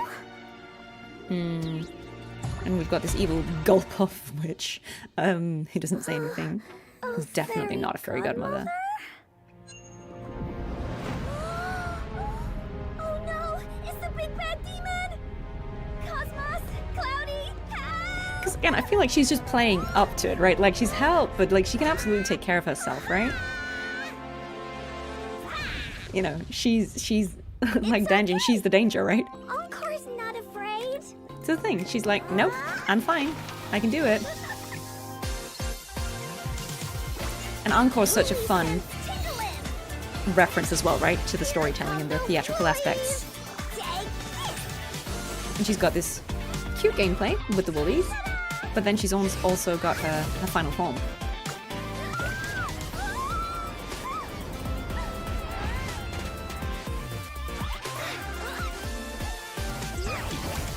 Again, I like this bit where it's so clearly not happening in the real world, but... The bad demons nabbed us! Is this real? Oh, thank you so much for the donation, thank you. It's really kind of you, Marcus. Not a chance! Your favourite showcase is Xiangli Yao, Jiyan, Augusta, and Jiyan? Yes, I will pull for Aemeath. But then see, we got this, right? I love this. Again, the subversion of, she was like a princess here in the beginning, you know, with the crown, but then we get, where is she? Yeah, here at the end we get her, like this version of her, right? Which I think is also, you know, not what you'd expect this cute little kid to be doing. So I think it's really, really fun. And she gets horns in this version, like the woolies. So I think it's just really fun that we get to see, she's another character that you could easily, you know, misrepresent and misunderstand because she's cute and pink and girly, but then she's also like a little devil in her own right. Yeah. Oh. And she just completely wrecks the goalpost. And she's quite strong as well, I've heard. I actually don't have her. I've never pulled her. She's never come home. But I hear she's actually quite a strong character. The voice actor is Karina Reeves. Bad guys. But yeah, look at her. But wait, there's more. Encore's story has She's just really cute. begun. And I love this little foreshadowing of Black Shores, which was probably the first glimpse we saw. Yeah. Really, really, really cute. I also love that the title of this is Bar. Like, can you see that? Yeah, no, she's still on the standard banner. But at this point, I've had other characters, so I didn't really need to pull her, but she's cool. Would I pull for this character based off this trailer? Probably not.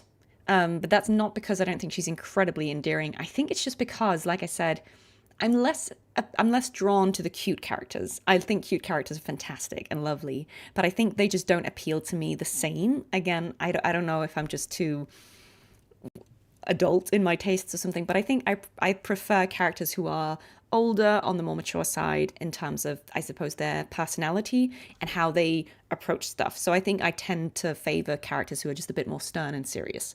So cute characters are less top of my list, so I probably wouldn't pull the character just based off that, but I think she is endearing, and I think her personal quest is incredibly beautiful. I think she's absolutely great. Do I cringe when hearing some of my older voice acting? I haven't actually been doing voice acting for that many years because I did theatre and screen and motion capture and all that stuff first. So I will say I don't have like 20-year-old voice acting that I can go back and listen to and be like, ew. But I think, yeah, I mean, you can always go back and nitpick at older work. I don't think that's necessarily helpful though, because like any other work, you get better the more you do it. You learn on the job, and I think you should be kind to yourself, and you can recognize your limitations in a previous performance without putting yourself down for it. I think sometimes it's also incredibly dependent on the information you're provided by the client and the director. If you don't know what's happening, you're kind of flying blind, and it can be really hard to pitch something right. So sometimes, if a performance doesn't 100% land, it's also down to things like that. So I try not to be too self-critical. I don't think there's anything particularly helpful in being that. I think, yeah, we always do our best. Sometimes it doesn't land exactly how we planned it, but I tend to not go back and overthink it. All right, okay. I'm mindful of the time. So let's go to the next one. Jinhsi. I think we're going to do the Resonator Showcase first and then her featured cinematic. Does that make sense? Yeah? I think let's just do that. I don't know which order they came out in, but let's just do it this way. I think let's start by just watching this one, and then I actually don't know if I've seen this one. From the Grand Library's pages, a sentinel fell beautiful, from heaven beautiful 2D. to soothe woes, banish blights, build towns I and love cities, this art style so and much. ordain magistrates to lead. Henceforth, on festive days, We get to understand the relationship between people her, light loom lanterns and make their wishes. her and They say Jue. if your faith is strong, your wish will be granted. Step up. Calm down, dark mode lovers. Loom lanterns grant desires. Oh, so this is like This is a festival. Jinzhou tradition. Lantern. Will you make a wish with us? This is really beautiful and serene. Is that We know Rover the she gave that perfect to? place to send off our lanterns. Is the hero of legends next to her? Is Aalto VA like his character? Yeah, he's really funny and cool. That's Rover, okay. That's cute. So Rover's actually... We are in this scene with Jinhsi. That's really cool. Here, follow me. Oh, and that was a bit of her, the theme. This is the, Close your eyes. yeah, I love that music. Oh, sentinel above, please receive our wish. Oh, but here come the fractals to ruin everything. I love this music so much. This is one of my favorite pieces of background music in Wuwa. But again, look at how elegant she is. With all the petals.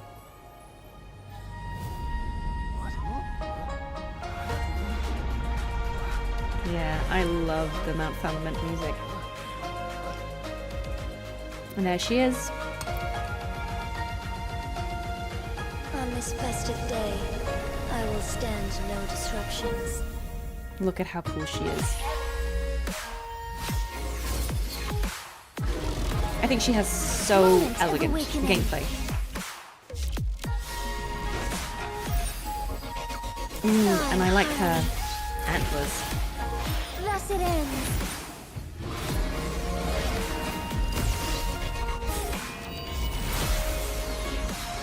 Evil, be cleansed.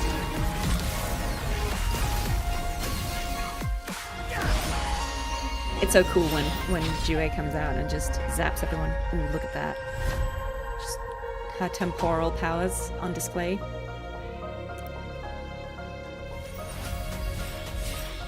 I think her design as well, her outfit is one of the most elegant ones. Oh, stars, heed my calling. Anna Devlin did an absolutely amazing job voicing this character. She's so elegant. Cartethyia versus Jinhsi, who would win? I don't think they'd fight each other. My wish I really can't see that happening. was for you and Jinzhou to experience peace. And you? What was your wish? Fourth wall breaking. Okay, I think... Oh wait, no, there's more? The world's wishes. Your wishes. Will all come true. Ah, she's precious. She is absolutely precious. That was a great showcase. I love the style of this 2D animation in the beginning. I really like all of this. Like, woes, banish, blights. I really like how this looks. Every time they do this in the game, I'm here for it. Look at how pretty this is, and I feel like, again, this would have obviously come out before the Mount Firmament story stuff, I assume. I'm guessing this would have come out very close to. So you don't necessarily fully know the relationship between them at this point. I'm trying to remember what information you have in the game at this point. But I feel like, again, you know that they have this relationship, but you don't know what it specifically is. Look at how cool that is, right? And the diagonal through the image. Right, and then festive days. And then this is absolutely stunning. I wonder, did this come out while the festival, the moon chasing festival event was happening? Is this when this came out, or did that come out after this? Just wondering if this was also timed with that. This is a Jinzhou tradition. But this is so cute, and I love how she gives us, the viewer, the lantern, like we are in this scene. Like, a lot of characters have broken the fourth wall, but this is the first time we are in it. The perfect place to send okay, Moon Festival is 1.2. Thank you. But I like this, right? And we get to see, like, Jiyan.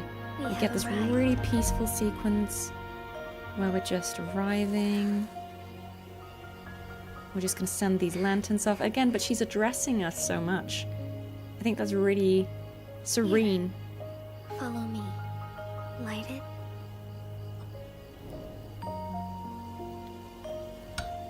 Yeah, look at that. Close your eyes. And then Sentinel above, please receive our wish. the music kind of turns somber because the fractures arrive, as they do, and they muck up everything. But look at her, she's just being absolutely graceful about it. She's just being like, oh, sorry, did it? Sometimes it pauses when I... She's just being so elegant and refined, and I think this does a really good job of showing Jinxi's persona, right?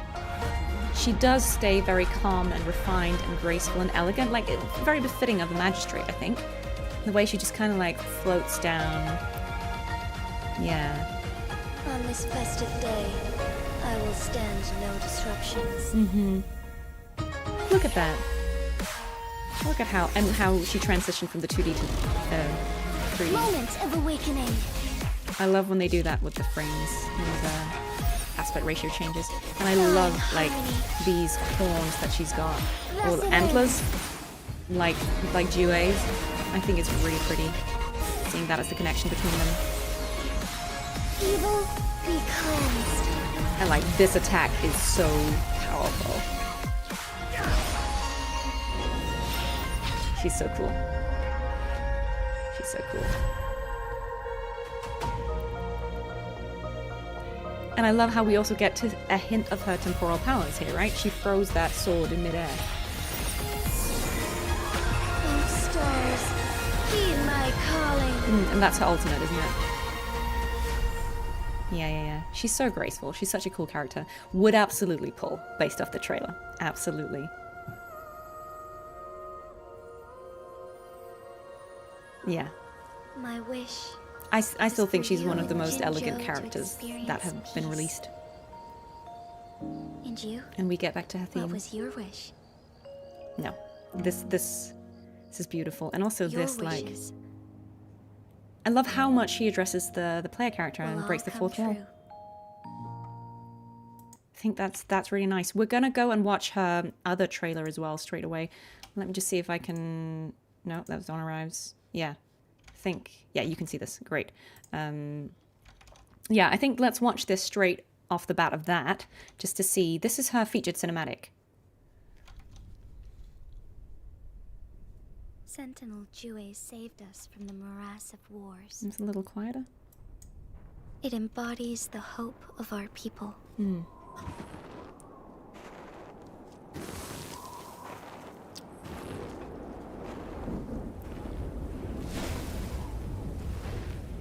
Its future So we're seeing more Mount Firmament here.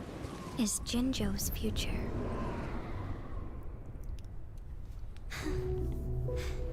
And its past mirrors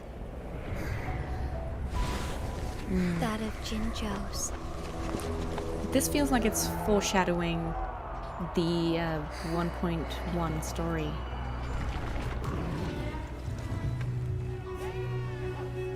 Oh, and this is her backstory as well, isn't it? This is part of her backstory, how I think her parents or her family were killed by TDs.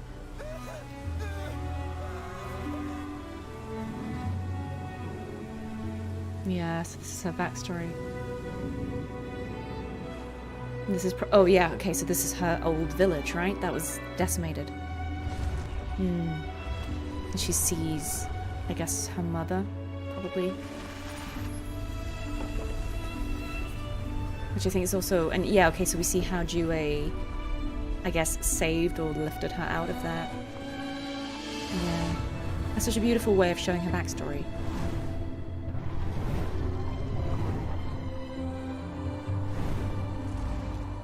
The music in this part of the game is fantastic. So we see her becoming, coming back to life, right? We see her becoming the, yeah, she's resurrected, I think. Yeah, that looks like it.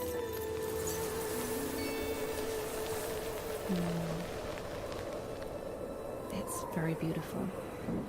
And the scales, the very delicate scales on her.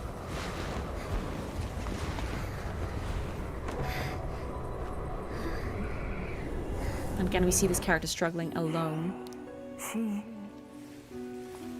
Are you still with me? Oh, and Changli. Our Central Secretariat has ratified your succession.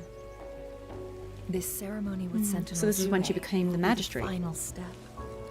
Understood. I'll mend our city's scars from I'll try and see if I can battle find a beneath the skin crescent. showcase afterwards. I know you will. But remember, you have a long way to go.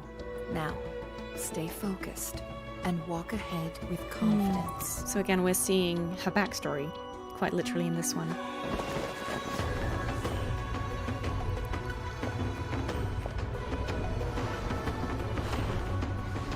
This is amazing.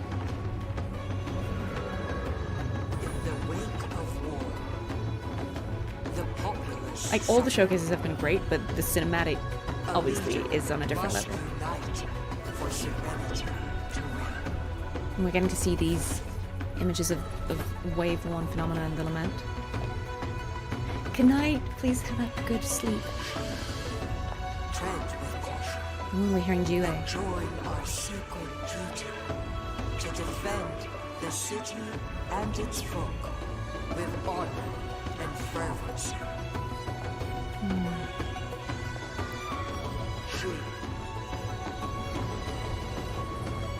The rite has concluded. I love her outfit so much. You will be Jinhsi, the new magistrate of Jinzhou. I love the contrast here. As decreed. This is absolutely foreshadowing the plots of this, the bit of this part of story. Jinhsi will serve your will. That is so good. I'm mindful of the time, so I'm not going to watch the whole thing again. But I think what I really like here is, apart from it being visually stunning, I think it's really good that we get to, because this character is so central to the story. I love that we get to see her struggle. You know, she's walking up this slope in future. Mount Firmament. We don't quite know what she's doing, but she's heading there, clearly weighed down, struggling a little bit in this blizzard. And we don't really know what this is going to be about, but we get to see these examples of the past, right? Like we get to see the destruction of her family. We get to understand her backstory. Oh, sorry, sometimes it freezes. We get to see the backstory here of all these people being killed. We get to see, you know, her walking past her old village on the way up there, thinking about her dead parent. We get to see Jue, you know, resurrect the baby she, and giving her the life that she has. And then we get to see, I think here, we get to see here her becoming Jinhsi, you know, our central secretariat becoming the magistrate. Get to see her, you know, and her path up the stairs to become the magistrate mirrors the path she's doing now to face off against Jue, which obviously we don't know what this means at this point watching this trailer. But obviously, having played the story, we now know that she needs to go and fight Jue, which obviously isn't something she wants to do, but she has to, right? Because that's the prophecy, that's what fate has ordained. And I just think it's a really, really cool way of showing the character's backstory, or hinting at it, obviously, because we don't fully know it just from this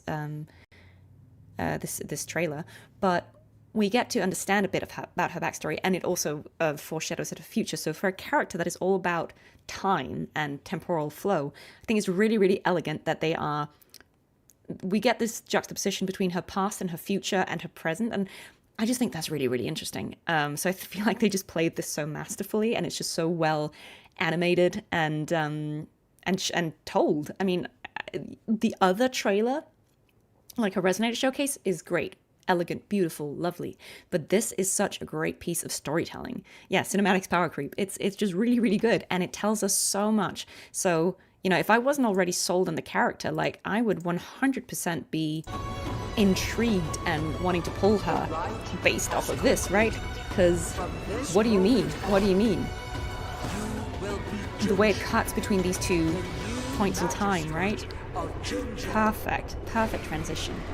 As fate has decreed. And the way we understand that this is a bad thing from how she says this final line, right? Jinhsi will serve your will. And the way she raised her weapon. I would be so intrigued, like, wait, what? Why is she fighting Jue? What's this about? So, I mean, I think this is an absolute masterpiece. 10 out of 10. Really, really like that one. Yeah, and Jinhsi looks so good. She looks amazing in this, absolutely. I am going to take a very short bathroom break because I've been here for a little while.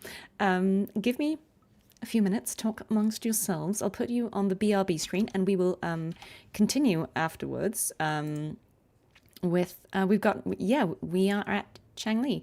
I know a few of you asked about if I'll look at her skin trailer. I'll see if I can find that in the meantime, but otherwise, if I cannot, we will go to Changli. So hydrate, give me a few minutes, I'll be back.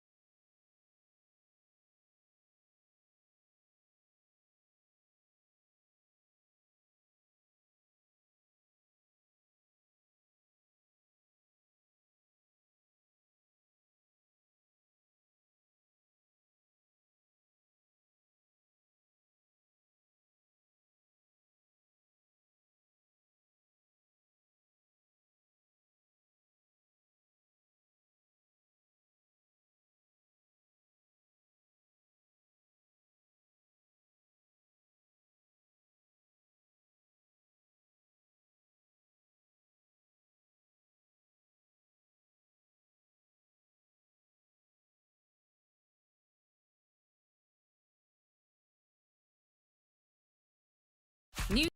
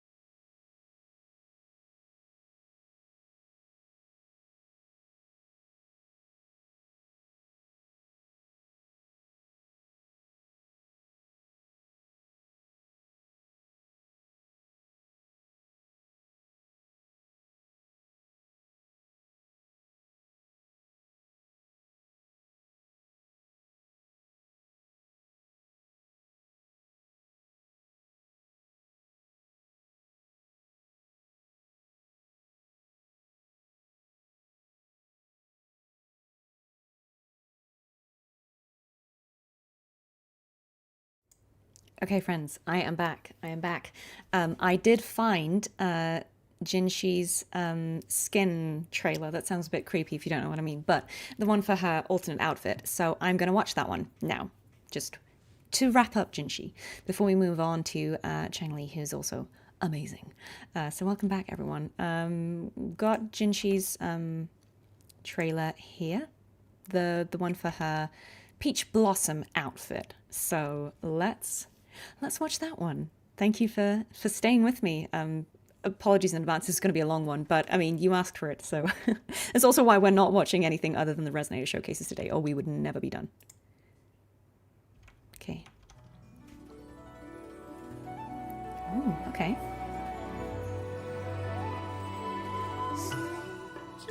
Ooh, and there's a song. It's beautiful.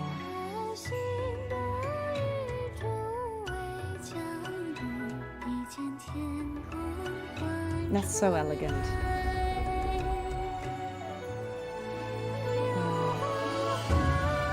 Oh wow, okay.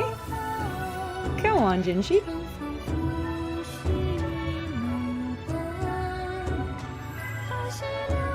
Oh, even her horns, antlers are pink. That's so cute. She looks great. In a moment this beautiful, there are some words I wish to share. Yeah, she was not dancing like that in the Cube event. She was holding out on us. I still remember the day the ice began to melt. She's even got pink and purple streaks in her hair. That's so beautiful. Hope might still be lost. Now that spring returns, who will share it with me?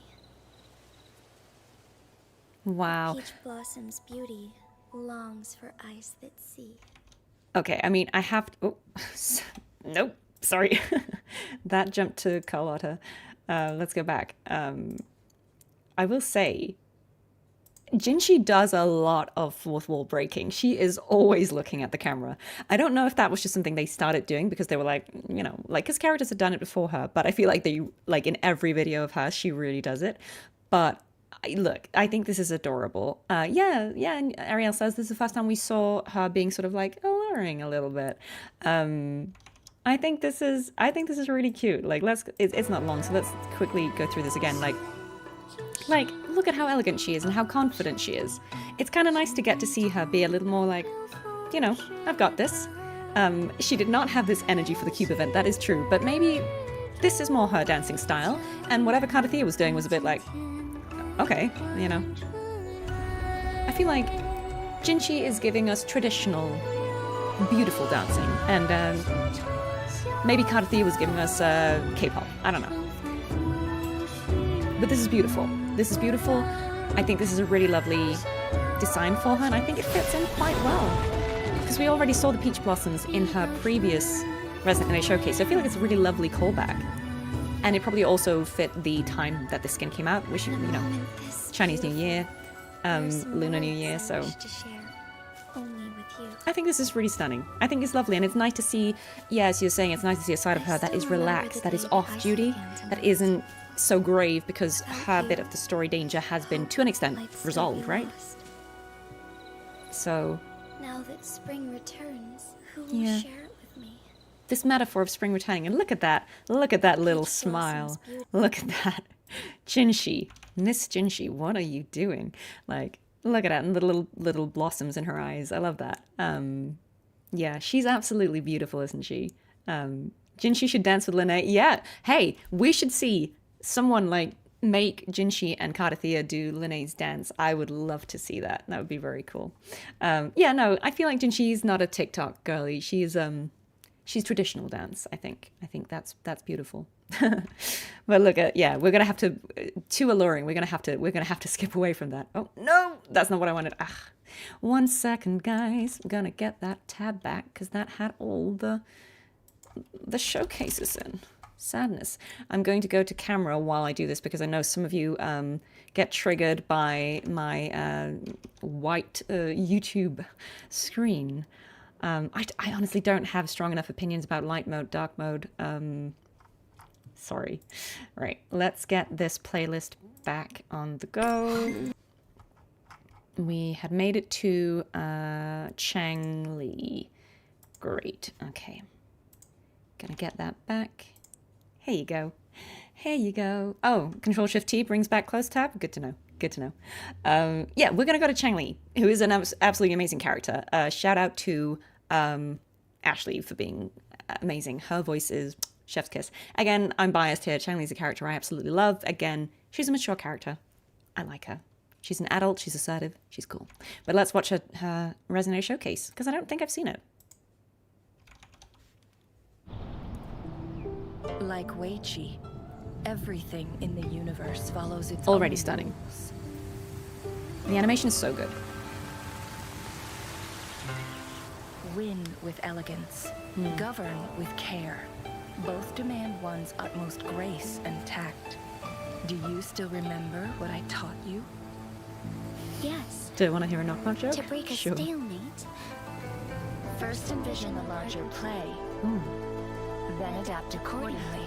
Thank you so much. Anyone watching from a late time zone, please go to bed, but thank you for being here. Sometimes information can be bait to lure your enemies. I like how we get to see how Changli is this strategist, how she's Always teaching everyone act else. to seize the initiative. This chess master. I think they're showing this really well, or Turn their Weiqi schemes master. against them, and you can drive them into a corner.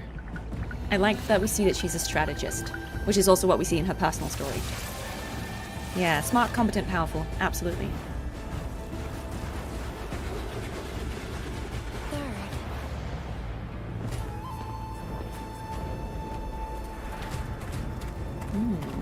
The City Hall has discovered our interference, just as the Lord Overseer foresaw. Yeah. But to send a mere bureaucrat to the capital, it seems the little magistrate. And again, we see people underestimating her because she's a bureaucrat, right? She's from It is only a Lingyang, matter of time before the Threnodian and they're all any struggle assuming that she's easy prey. And of all, as always, she's just like, oh, please, guys. You don't know the half of her. I think her animations are so beautiful. Like these kind of phoenix. Crush your enemies all at once. Show no mercy. Absolute cinema. Yeah, you're locked in here with me. It's giving that. Yeah, I don't know how her hair rings work. That's always mystified me, but let's not question it. It looks cool. Yeah, she's so cool. Ashley out here for fun.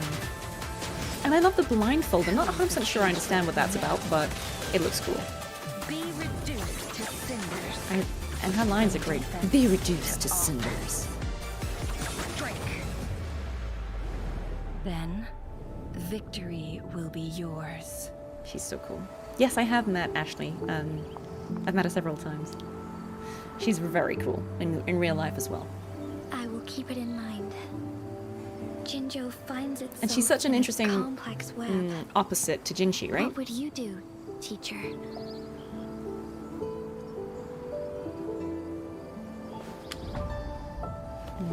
You already know the answer, And don't you? we saw like the And lion's as head for in the the background. most critical move, it's already been made.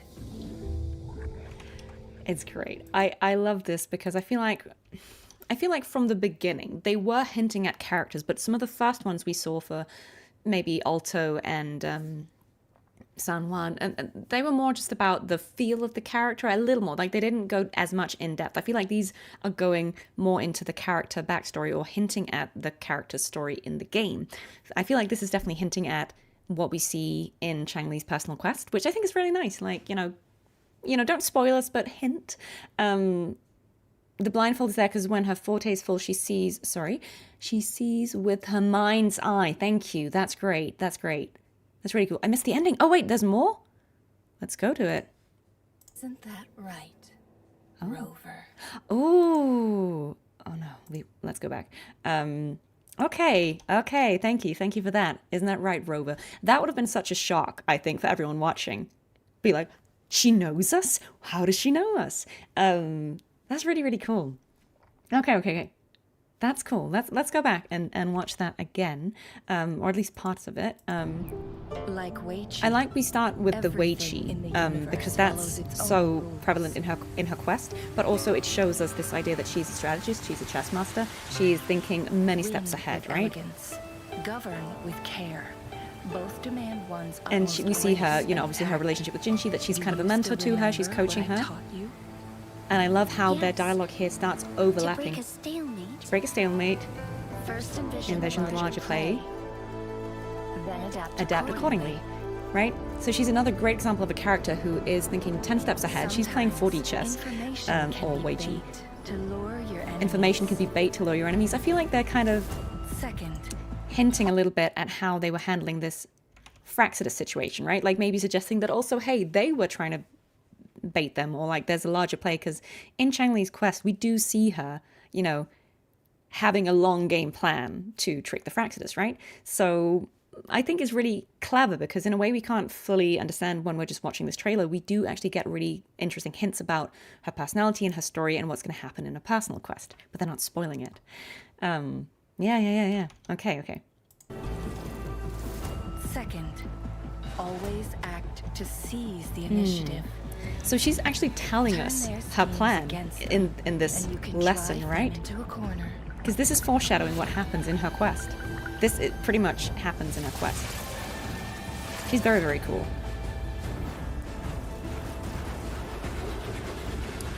Absolute legend. And again, I think Wu likes to show these characters, especially the female characters, getting underestimated because they look weak or innocent. Just as the Lord Overseer foresaw. But she's also showing us exactly how she's carrying out the plan or the strategy she just described in practice, right? They're coming to get her for information, but it's bait, and it's a trap, because she's the danger. Before the Threnodian descends, any struggle is futile. And she's just laughing because it's according to plan. And she's trapped them with her fire. You're locked in with me. She's so cool.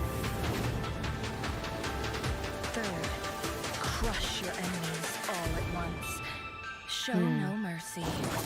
Perish in flame. Yeah, she's cool. Sever.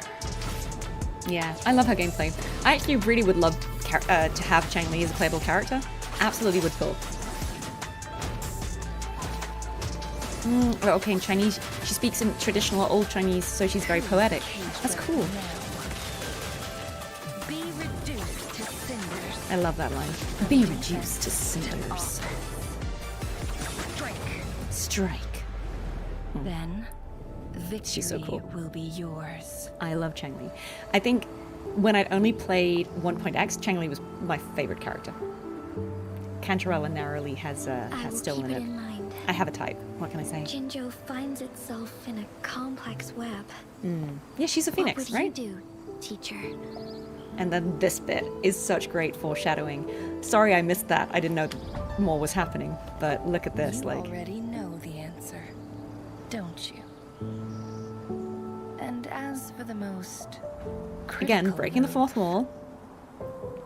It's already been made. Isn't that right, Rover? Perfect. Perfect. Amazing. Amazing. I love that. That's so good. That's so good. I think that's really, really cool. Yeah, what a way to hint and make everyone go, wait, what? What? Yeah, no, I think Xiangli's amazing. I would absolutely pull for her. I think she's cool. Look, here's the thing. I know that characters from 1.x are probably power corrupt by now, but I don't care. Like, she's got too much aura. I would still love to have her. Do I like Carlotta? Yeah, absolutely. I have Carlotta. She's so cool. She's so cool. And yes, to the people who asked, I do... If you, this is the first time you're watching, I do voice both Cartethyia and Fleur-de-Lis. I'm the same voice actor for both of them. As you might notice, my voice is kind of in the middle between both of them. And so for Cartethyia, we go brighter and younger. And for Fleur-de-Lis, we go deeper and older. That's how that works. So I'm the middle ground of that. Yeah, no, Changli, absolutely amazing character. Love her. She is one of my favorites. Would love to see her back. We do love her. And I absolutely understand why she and Cantarella would be friends. That makes total sense to me. Now we go on to, is it Zhezhi? Zhezhi? I'm sorry, I'm not great with Chinese pronunciation, but she is a character I actually really like, and I would absolutely love to pull her. Her gameplay is so good. I love her.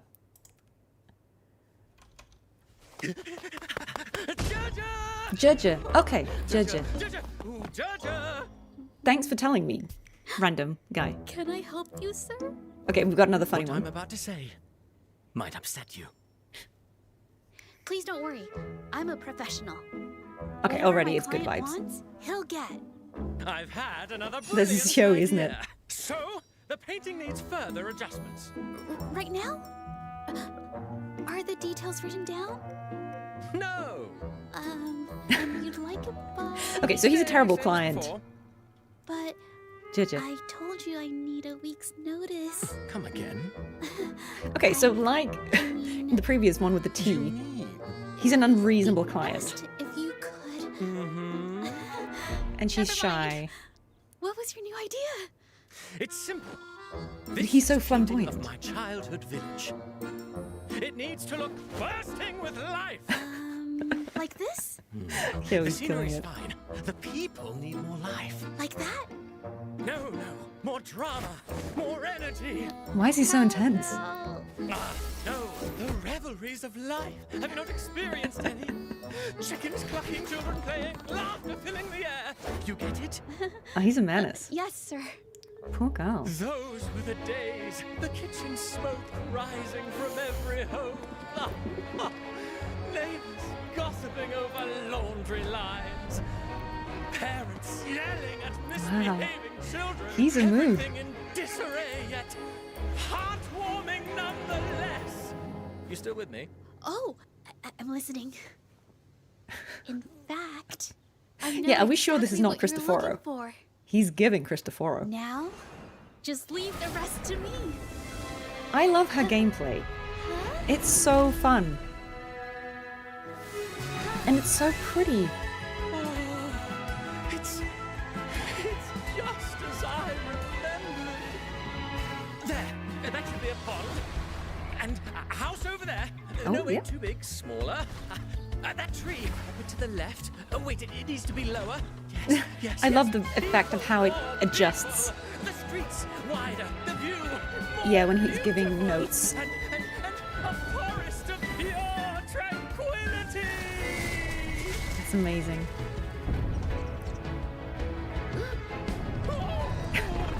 Okay, and a stampede, for good measure. Rest assured, your painting is in safe hands. Ah, she's great. She's great. I love her. I think she's so cute. I actually really want her to get a rerun as well. I'd like to get her for Carlotta. To life. Art unveiled.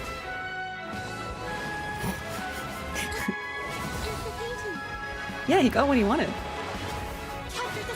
This is so chaotic, but I love it.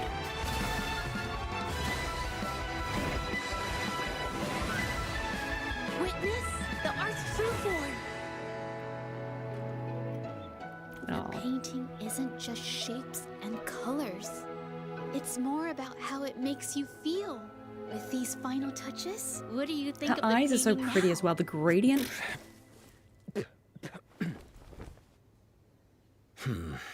I think... The first draft was better. Oh, what a... Can't make Can't it say that happen. on stream.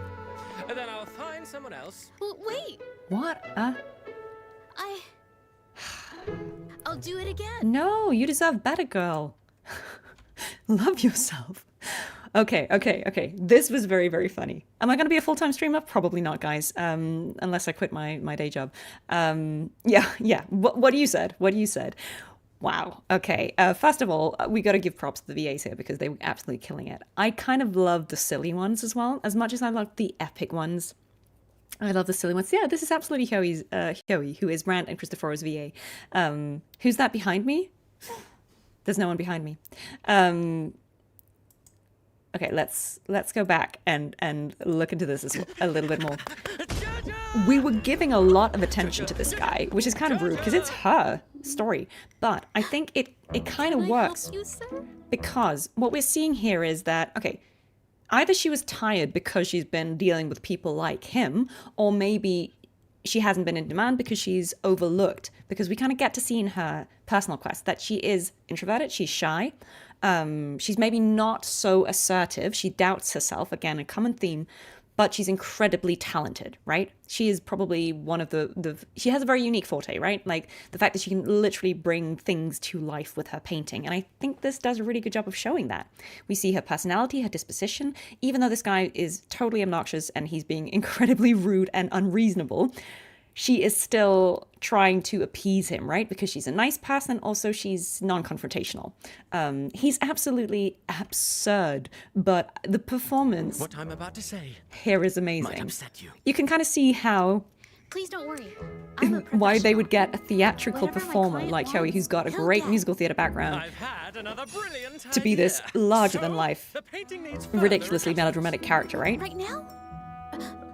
Are the details written down? You know, he's been completely unreasonable. And you'd like He wants it now. He's got no information for her. She's already done it for him, and he's asking for a week's notice. he's just completely ignoring her, right? But we can tell that she's shy. She doesn't want to upset him, and she's like a little intimidated by his aggressive Never mind. behavior. What was your new idea? Yeah, he's the kind of guy who makes AI art, 100%. This is a painting of my childhood village. It needs to look bursting But with life. again, look at the animations, right? Like this character is incredibly expressive. The people need We're getting crazy face stuff, right? And I think there is that evolution of the cinematics here becoming more and more animated, right? Like in a good way. Like a lot of stuff is happening. Like this is ridiculous, this whole sequence, but it feels kind of Yes, sir. fresh and different to the previous ones we've had. Those were the days. The kitchen smoke rising. Yeah, from that's enough of every him right now, but like I'm listening. we get to Know see exactly her what you're now step looking into for. character, right? We get to see what she Now? can do. Just leave the rest So we've to understood me. her character and her personality from how she kind of let that guy be a little rude. But then we see that she can do this, which is incredibly cool. Is it a self-insert for Dev? It might be. It might be. All the people at Kuro being like, I relate to Zhezhi. Yeah. And a house over there. No, wait, too big. But I love this, yeah, how the house literally shrinks. Wait, The it trees. needs to be lower. Yeah, like, Yes, I think that was such a cool little animation detail. The streets wider. Mhm. The view more beautiful. I think her gameplay was so fun. I've only tried her in the Somme Noir, but I loved it. I think she's great. Yeah, it's a reference to real life customers. Like, I think anyone in an industry where, like, an illustrator or someone who has to, appease clients who give commissions must relate. Your painting is in safe But hands. look at how cool she is. I love her color palette. I think it's really, really stunning. I love her eyes. Like I said, I think they're one of my favorites. I mean, everyone has beautiful eyes, but hers are especially beautiful. And think it's lovely to see introverted characters as well. Like, they can't all be blusterous, right? It's nice to see a character who's a little gentle and mild, but still so talented and powerful. Witness the art's true form. Yes, we've seen Danjins. We've been going from oldest to newest. So Painting Danjin is at the isn't just start. shapes and colors. But look It's at her. more about how And it now, makes you because she's feel. talking about With something these she final knows about, touches, what do you she's think of more the assertive. painting now? But then he just walks all over her again. Damn you, Joey. I think Because he should be thanking her. the first draft was better. This guy. You can't make it happen? And then I'll find someone else. Well, wait, But I'll do it again. this, again, this just seems like, oh, that was a funny bit, right? He comes back, he complains, he's got some notes, she does it again, she does it amazingly, and he's still like, nah, liked it better before, bye.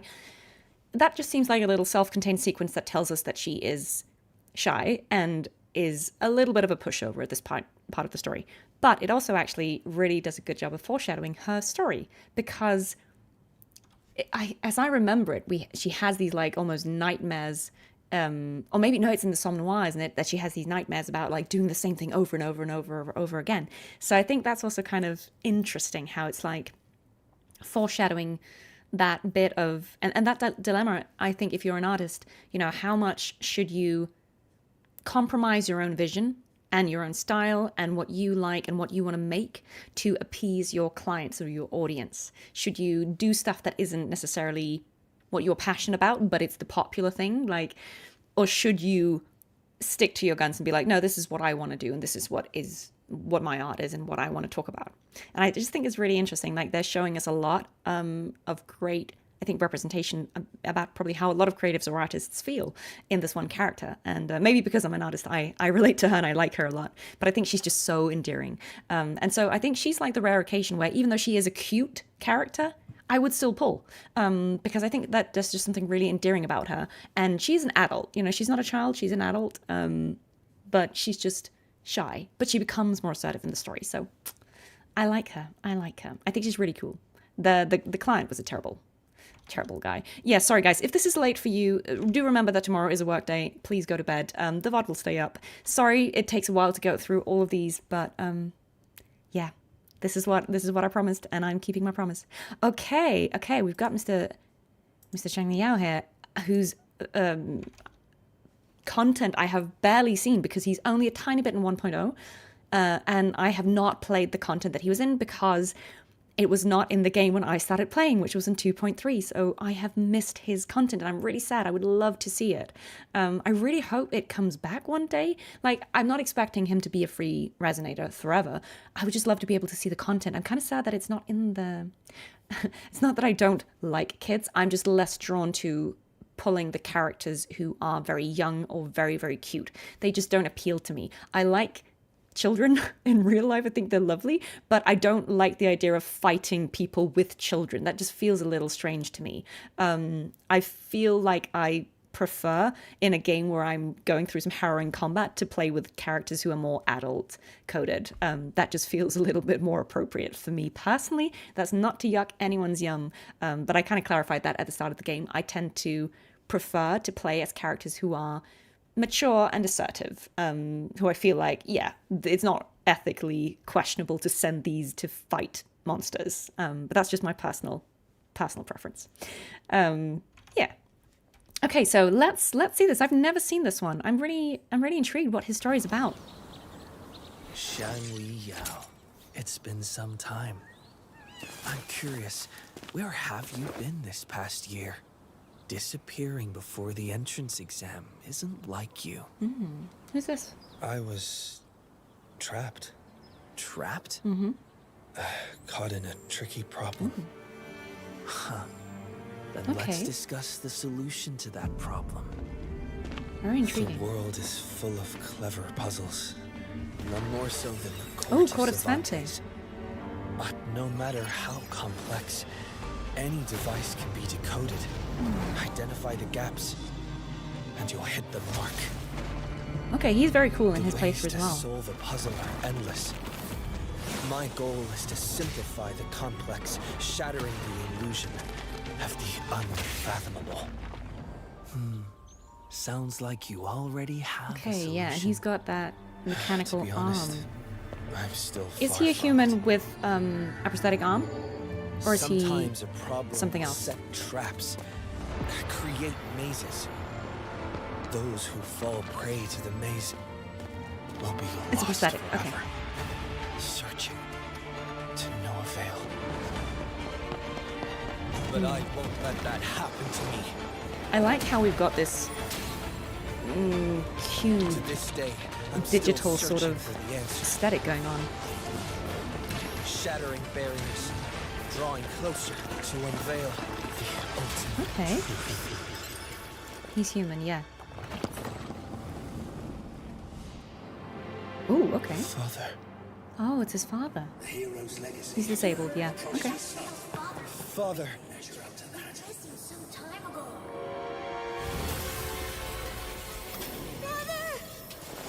Where are you going? The limit of the universe. That's where I'm going. Okay, so maybe he's motivated sure by the we need to get father's. Maybe he didn't see the father again.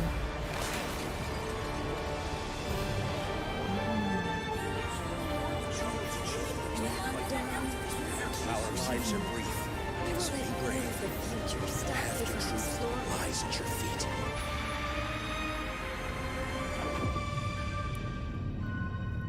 Okay, this is very But have you considered interesting.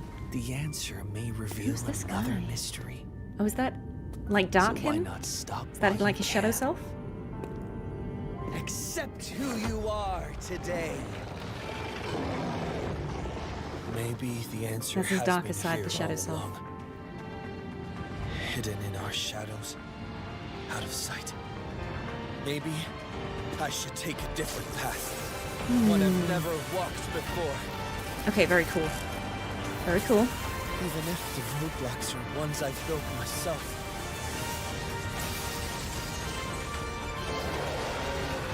I won't hesitate to tear them down.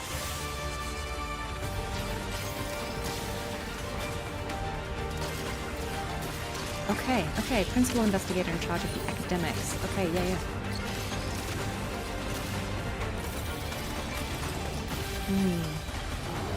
Okay. This is a really cool trailer. I'm really sad that this content isn't currently in the game. Every problem in the world has its solution. One day, I'll reach the stars on a path of my own choosing. Oh, wow. Okay, he's cool. With a symphony of stars and thousands cheering. Okay, okay, okay. That was really... It keeps going back. Let's pause that and restart that over. Okay, that was really interesting. Because I've not seen much of him in the game, I didn't really have a very clear idea of who he is. But from this trailer, this just makes me even more sad that I can't play his content, because I'm really interested in what that was about. He seems really, really interesting as a character, and I love... So this is probably the first one of the showcases where we actually get to see the character facing a shadow version or a dark version of themselves. Obviously, that becomes a common theme, foreshadowing a little bit. It becomes a theme in some of the later ones. But I think this is the first time we properly see it. We've had Jiyan face off against Yinlin, but I don't think we've had any other Resonators so far kind of seeing their mirror self before this one. Hi everyone. Hi, everyone. So I thought in the beginning here... It's been some time. That he was sort of talking to where have you been this past a year? friend or someone else who wasn't him, but this is his like shadow self or his doubts or his I was alter. Trapped. There you go. Trapped? That's interesting. Caught in a tricky problem. And I like this whole the visual of, these cubes and the puzzles and the way he talks about things. I feel like that gives us an insight then into his mindset. This is just me guessing, having not played his story. But it feels like that tells us a lot about how he approaches everything, how he sees the world around him, as puzzles to be solved and as, like things he can try and resolve using logic. I think that's really interesting. Because that's just, again, that's a different perspective to some of the other characters we've seen, right? I think that's really cool. I'd love to see this character come back. To that problem. Yeah, he would fit in at Star Torch, wouldn't he? The world is full yeah, of the world's full of clever clever puzzles. None more so than the Court of Savante. So I'm guessing his story was related to the CSC. Any device can be decoded.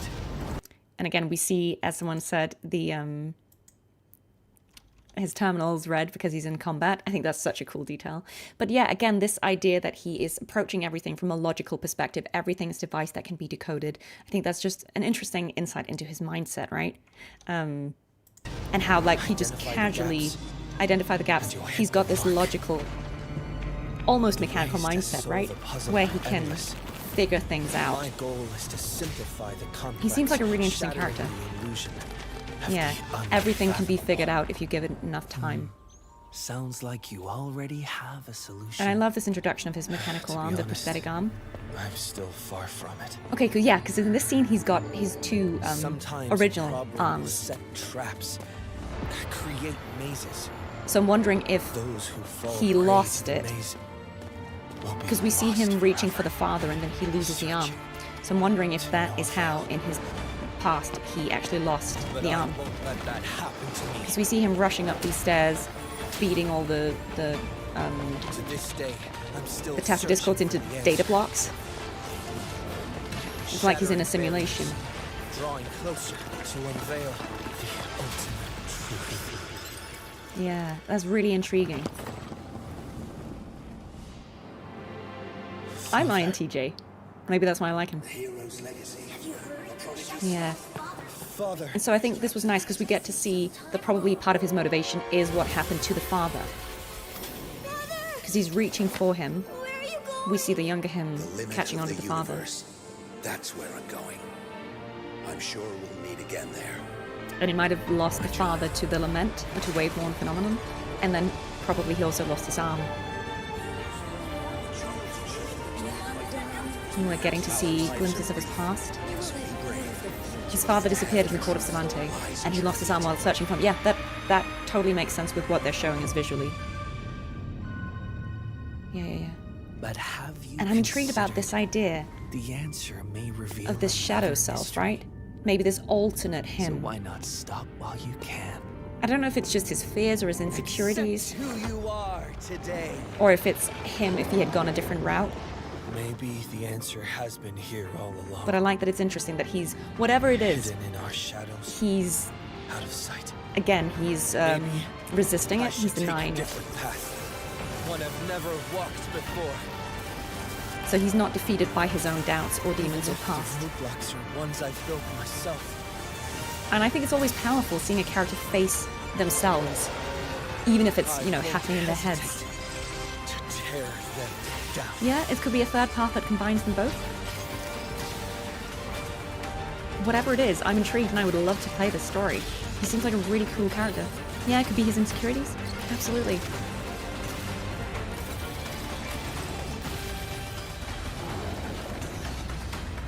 What a cool character. And again, I love the representation of when they show characters who have every problem in the disabilities, world has its solution. They're never holding them back. One day, right? It didn't stop him at all. He just readjusted the arm and moved on. I think that's really good representation as well. What a cool character. What a cool character. Yes, absolutely. Would love to see him come back. Would love to see him come back. He's underrated. Underrated. His father was lost to science. His mother gave herself to helping people. Okay, that makes sense. That makes sense to me. Okay. Another fan favorite, Shorekeeper. This one I have actually seen, but I'm very excited to see it again because I remember it as being very good and very powerful. Let's go.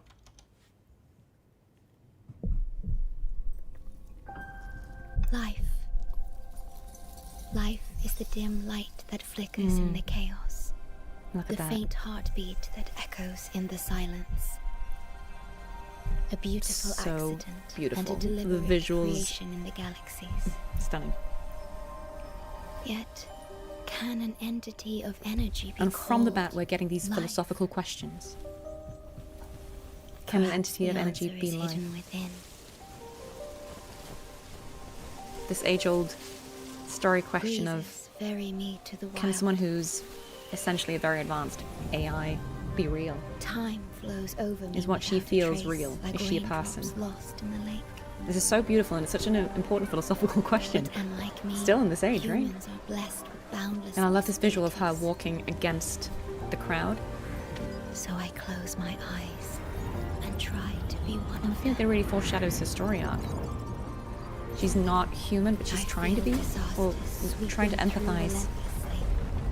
But she has this she has this thankless job, right? Collapsing like Of fragile witnessing these things. Their loss. And she gets to experience these really tragic events.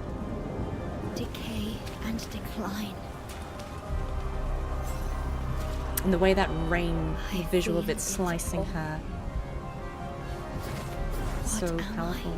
And the fact that she cries. The fact that she has tears. An observer of this world. A seeker of its origin. Or I think a witness to life. This is where it started getting really philosophical, right? Am I outside? Again, we see a character doubting and questioning their place in the world. Rover said the thing. Let's make this short the beginning of our story. The beginning of our story. Okay, she's not an AI, she's a remnant creature, as close to a human as possible. Okay, but she's something else. She's something more advanced. I understand now. I exist because of you. My purpose is born from the burdens you carry. Through silence, civilization will endure on this shore. And this shore is a testament to my existence. And the triumphant music. Rectify. She's such an elegant character as well, you know. Astral modulation.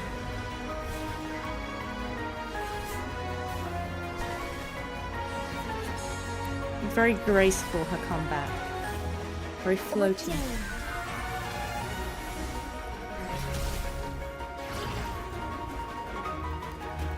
And the piano absolutely going crazy.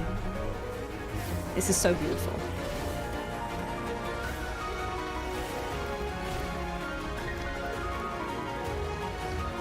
Wow.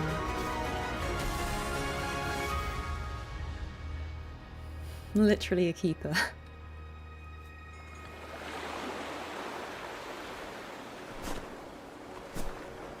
Shorekeeper. I love the dual echo. And then this theme. Oh. I think this is such a beautiful one. Not just because of the visuals. The visuals are stunning, but the theme here is also very beautiful, right? I think a lot of these showcases have this variant on the theme of some kind of self-doubt or questioning one's role in the world. And I think that makes a lot of sense in a game that is sort of post-apocalyptic and a lot of the time is about people or, you know, entities responding to or discovering their role in a world that has gone wrong in many ways. And I think it's very obvious that there would be dim light that flickers self-doubt in these the faint scenarios. heartbeat that echoes in the silence. And I think there's something really what's interesting as well is butterflies have very short lives, right? But she's immortal, or yet can an entity of energy be called life? I think it's just such an interesting, you know, why the butterfly. Perhaps the answer is hidden within. As her motif, right? Breezes ferry me to This the is so beautiful because we're seeing this peaceful, yeah, exactly. The butterfly is the opposite of what she is, but it's an interesting visual, isn't it, to make her like this butterfly creature. But unlike me, humans are blessed with boundless possibilities. This is so stunning. So And I the close cracks, my eyes I think, are and really try to beautiful. be one of them. Like, I wanted to I feel disaster. because you see this, we see this cracking, right? We see this tacit Civilizations field. collapsing like fragile sandcastles. She's touching grass. Their loss. But I think I like this because, again, we're seeing her be this observer, right? Decay and which is also, again, hinting at her role in the story in 1.3, right? She is this observer, and she can't really interfere. She shouldn't interfere, right? Yeah, the butterfly effect, maybe. But yeah, it's a symbol of rebirth, metamorphosis. Yeah, I can buy that. A witness to life. But I think the themes here are so beautiful. Am I outside? She has to calculate a few elements using the past ones. Yeah, so she's experiencing the suffering over and over again, right? But I also love this theme that we see again of she's doubting herself when she's alone, but then, you know, obviously meeting Rover or Rover coming back, giving her purpose. This idea of collaboration and unity and helping each other kind of revives her and gives her renewed purpose and strength and clarity. And I just think it's really nice to see this recurring thread of when you doubt yourself, you have to remember who you're fighting for and who you're fighting with. And that's kind of what gives you the strength to remember your purpose and choose your path proudly. Because now that she's defending the shore, she kind of comes into her full power, right? And she fights back, but in a very graceful way. And the piano music is amazing. Astral modulation. I don't have Shorekeeper, no. I would love to. She's great. She's beautiful.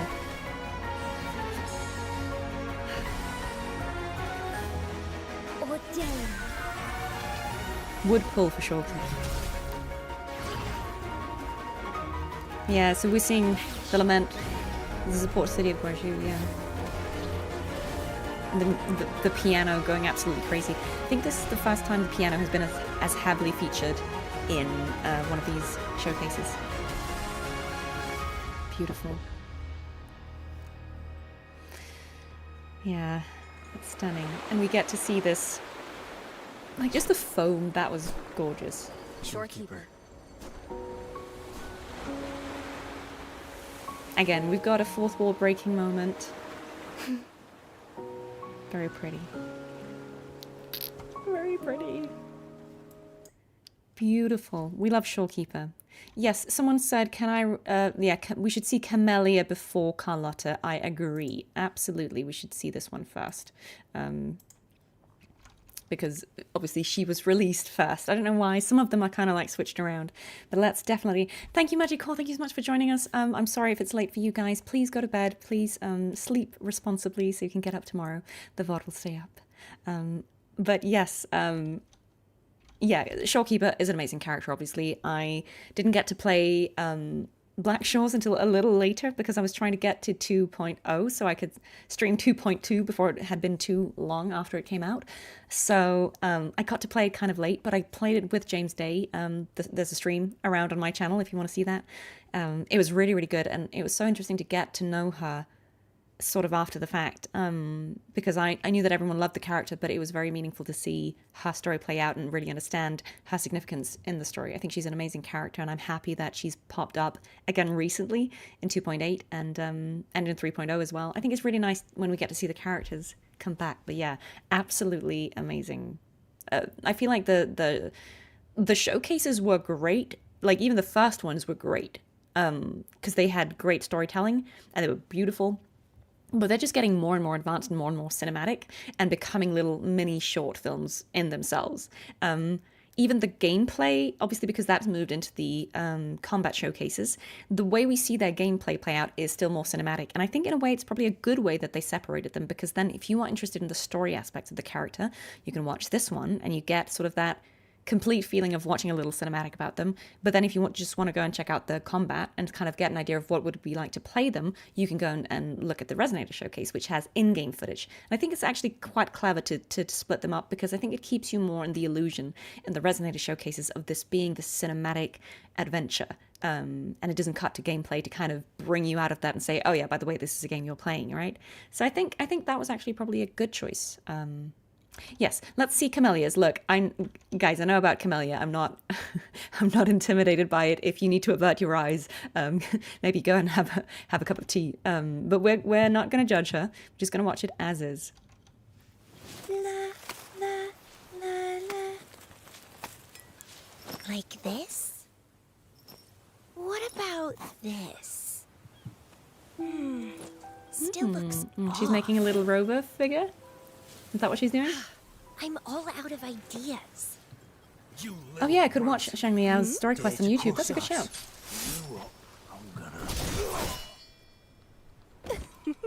What if this is just the spark I've been dying for? Not bad. You've got some skill. Okay. Let's see. You deserve Right, so this is her as a recruiter for the Black Shores.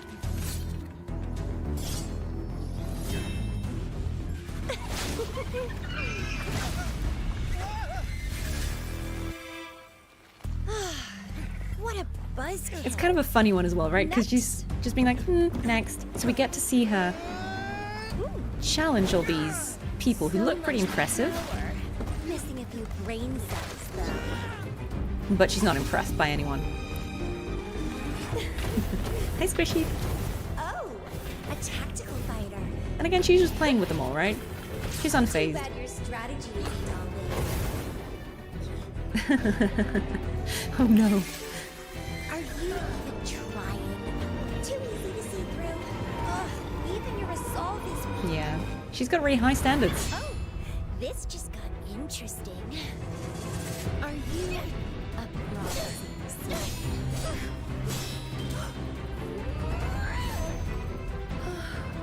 Yes, I'm actually Cartethia's voice actor. And Fleur de Lis. Okay.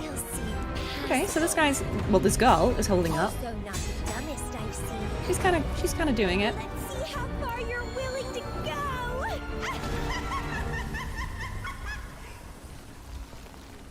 A seed with so much potential. Yet, still not good enough. Ooh. Okay. But yeah, this foreshadows what we know about Camellya, right? And how... I've not met all of them. I haven't met Camellya's voice actor now. More. I can't help wanting And more. kind of when she's in danger, Dance like she there's becomes more nothing powerful, left. right? Entertain me. It's like spicy Camellya.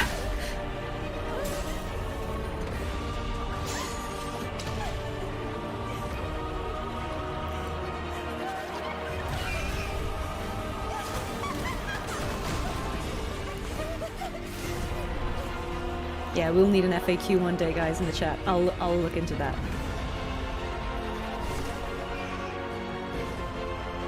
Yeah, look at that. Look at her creepy vines. She is the danger. Please. You shouldn't have shown fear. Oh, wow. Oh, wow. Boring. Not a single one of you is worthy.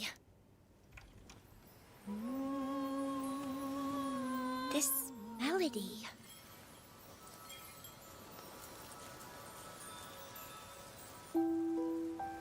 Is that you?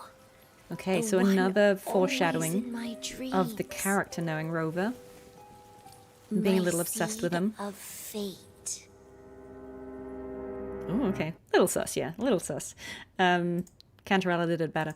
But I think again, this showcase is doing a really good job of making me intrigued. You know, obviously I've played this content now, so I know about the character. But I think this is a great showcase because if you had no knowledge of this character, you'd at first be like, okay, what's her deal? She seems a little flippant. We see that she's you know, she even mentions that she's, you know, looking for potential. We kind of see that she's a Black Shores recruiter. What if And she's hoping that someone is going to impress her, right? And we kind of get to see her fight this guy, not really being impressed with him. We get to see her fight this guy, not being impressed with him. She fights this gal, oh, not impressed with her. You know, so she's going through candidate and candidate. She's looking for something. None of them are good enough. And then there's this one outcast lady who's kind of doing a good job of it, right? She's fighting her.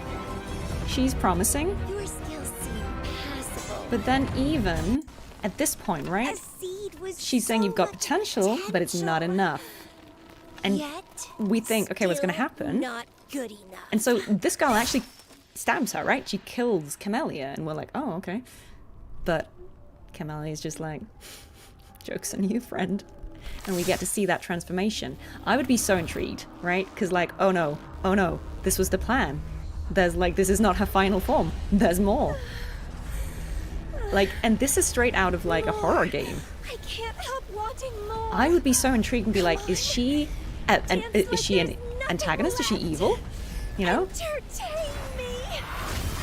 Like, this is terrifying. And the way she just laughs, right? Like, she's a menace, but I would be so intrigued. Yeah, she's a scary gal. She's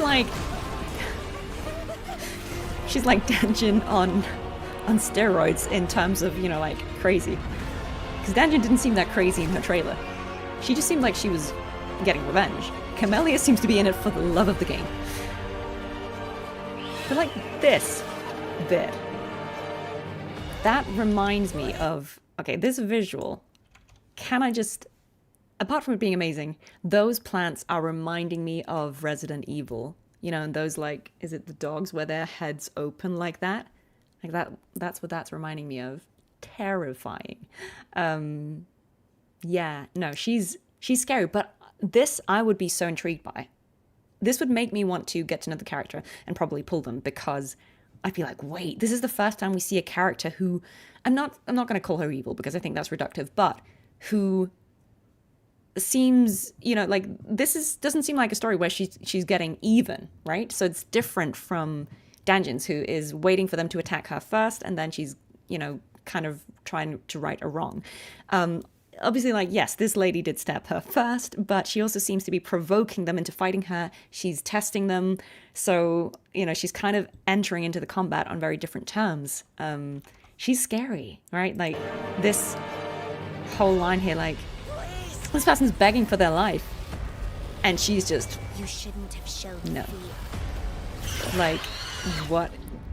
Yeah. Boring. I think this is cool. One of you is worthy. I think this is a brave move, you know? Showing a character like that could have gone either way. This melody. Yeah, morally great, absolutely.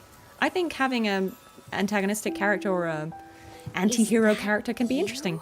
Breaking the mold, right? And this, again, foreshadowing that she knows Rover and might have history with him.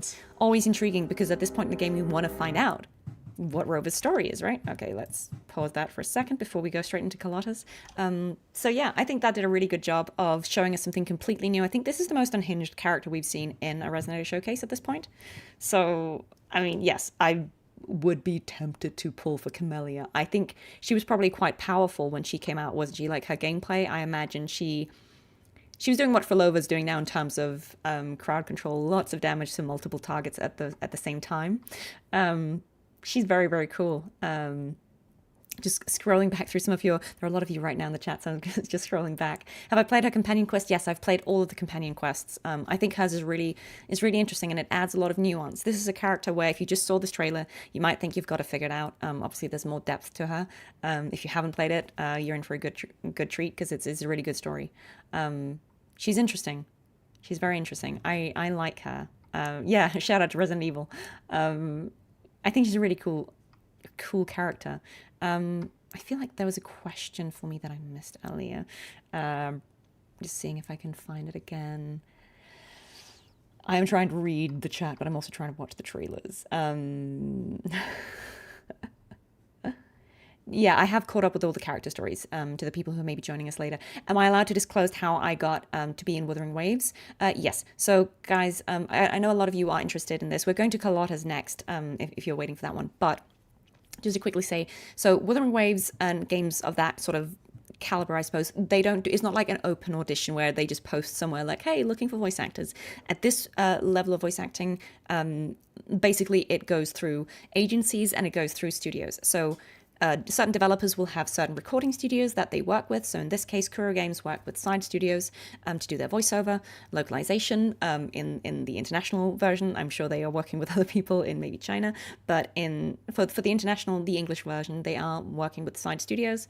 And so side studios will have agents that they work with who will have actors that they represent. So they will reach out to agents that they trust and inquire about certain talent that the agents represent that they think would be a good fit for a certain character, either based on having worked with that voice actor before and knowing, okay, so they voiced a similar character in this game, so we know they do that style of voice really well, or maybe they will have listened to our voice reels and they'll be like, oh, okay, we think that person would be a good fit. So in my case, the really short version of the story is I had not worked with side studios before. Wuthering Waves was actually my first project for side, which is mad. Very, very grateful. But I think I had met and networked with a freelance casting director who was working at side or related to side who put me forward for the role of Cartethyia. And I don't know if that was based off my reels or what that was, but I think she just thought, oh, do you know what? She might be a good fit for this kind of character. Personally, I think it will have been because I know that they were looking for someone who had a British RP kind of accent. So a lot of people ask, does Cartethyia have your accent because you have that accent? No, they were looking for someone with that accent, just to clarify. So there was never a version where Cartethyia was American, for instance. They were looking for a specific accent that I did, and they were also looking for someone who had, I suppose, a broad enough vocal range that they would be comfortable doing a younger version and an older version, or, you know, like the vocal extreme opposite of Cartethyia and Fleur-de-Lis. And my audition process was just that I was invited to come in to side to audition for the character. And it was a fairly short, 15-minute audition. I didn't know anything about the story. I just knew that this character would have 2 forms, 2 voices. I didn't know what the relationship between them was or any of that. I just knew that there would be 2 versions of them. I saw the concept art before anyone else, but it didn't mean anything to me because I didn't know that Wuthering Waves existed because at this point it had not been out for very long. So I wasn't in the loop. And I just thought, cool, why not? Let's do it. And I just did a few lines in either voice. Again, didn't really have much context, but I just thought, thanks for having me. I'll probably never hear from these guys again. And then I did get the job and it was amazing. So that is my brief story. It was amazing. Yeah, could have been American. No, for Fleur-de-Lis's voice, there were vocal references, not for particular actors, but I think they had like examples of characters from other games. I can't remember what those references were at this point, but it was very clear to me that. So I think actually for Cartethyia, the reference was not exactly what I ended up doing. I think the reference was more sort of like this, but I think as we were working on it, we found out that maybe this was a little too street urchin, a little too much. Please, sir, may I have some more? So I think Cartethyia's voice, because she was that knight character, I think she became more like this because we wanted to show that elegance and sort of refinement that Jinhsi also has, but also that doubt that she has in her. And we wanted to make sure that the gap between Cartethyia and Fleur-de-Lis wasn't so great that you wouldn't believe that we would go from this character to that character, because again, Cartethyia is young, but she's not 5. She's not a child, she's a young adult, right? She's a teenager. So, and I think for Fleur-de-Lis, I want to say maybe there was an Elden Ring reference for the voice, like Makella or whatever her name is, Millennia, I don't know. But I think it was definitely a voice that was sort of like this, sort of gravelly and deep. And I think we ended up finding out that she had to have a powerful voice because of so many of her lines being quite like, purge all evil. So she couldn't be too like gravelly and whispery. So I think that just naturally evolved, seeing her lines and where they had to go in the story. So, but I don't know if anyone noticed, but like in the bits of 2.2 where we see flashbacks of Fleur-de-Lis standing up to Leviathan, her voice is actually kind of, there's another like voice in the middle where she's young and she's just very knightly, like, you are wrong, false divinity, suffer my disobedience. It's a different voice to the fleur-de-lis voice we see when we fight fleur-de-lis, because 20 years have now passed, kind of, and that's kind of how I played it, certainly. So her voice is more tired because she's been fighting for longer, and so she has that kind of delivery. It's still powerful, still strong, but there's a bit of tiredness in it. So yeah, that's the long and short of that. Okay, let's go back. Let's go back, because we've made it to 2.2, and we're going to watch Carlotta's. Yeah, we're going to watch Carlotta's showcase, which I remember seeing because at this point I had been cast in the game and I had been recording for 2.2. I didn't know a lot about the game, but I really wanted to figure out what was going to happen, and so I started kind of sneakily watching trailers from 2.2 onwards. So yeah. Can I give feedback to the agency? I mean, you can always, like, you can give them your offer as a voice actor, but at the end of the day, the client and the voice director decide what the character should sound like, right? So however she sounds like in the game is what I was directed to do. So if you have any issues with that, I think you'd have to take it up with Kuro. All right. Yes, I did the recordings. Oh, yeah, you record typically a bunch of months before the stuff comes out so that it's not last minute, because obviously the animation isn't done when we record, and so they need time to fit all of that and to fix the mouth movements and stuff like that. All right, let's go to Carlotta's, which is cinema.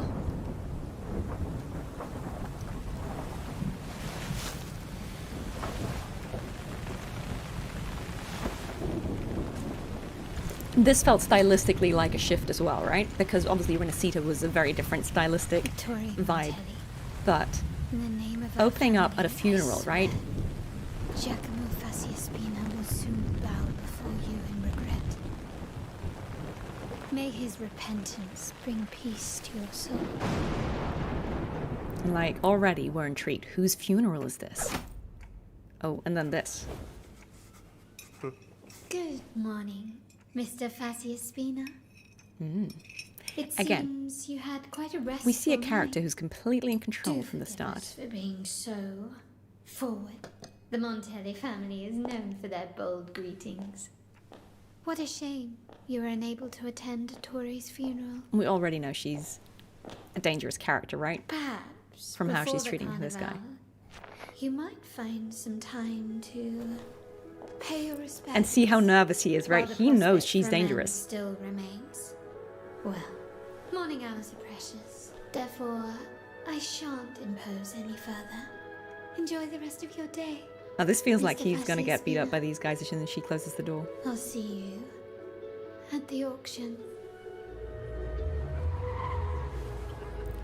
I think this did such a good job of making everyone want to get to know this character, right? Who is she? Why is she so unbothered? Like, why is she putting on a mask? Is she about to rob a bank? Next, we have the banquet. Starting bid 50,000. And also, this seems like such a different setting to Huang Long, right? Like, where's the lament? 60,000. She's just a rich lady, living her best life, going to auctions. 150,000. 200,000 from bidder number 3. And she's rich, right? 200,000 Mornye going once. She's got 200,000 Mornye, so Sold for she's rich. To our friends, the Montellis are always generous. And it's giving us As this for our traitors. Godfather vibe, right? I even love that it's like got chapters.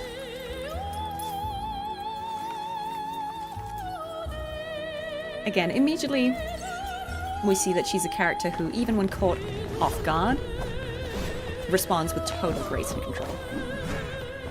She, like, again, this is a dance for her, right?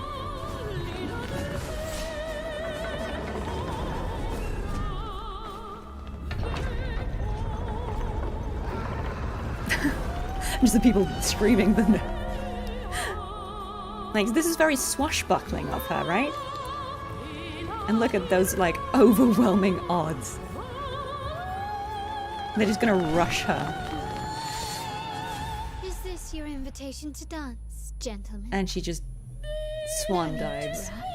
The ball has only just begun.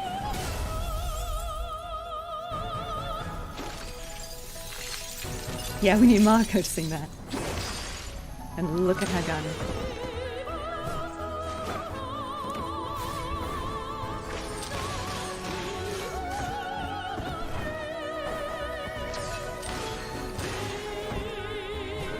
So again, we get to see her gameplay, but it's very organically integrated in the storytelling, right? It doesn't like cut to game footage. We get to see her gameplay, but it's part of the story. And the triumphant opera ending. I love it.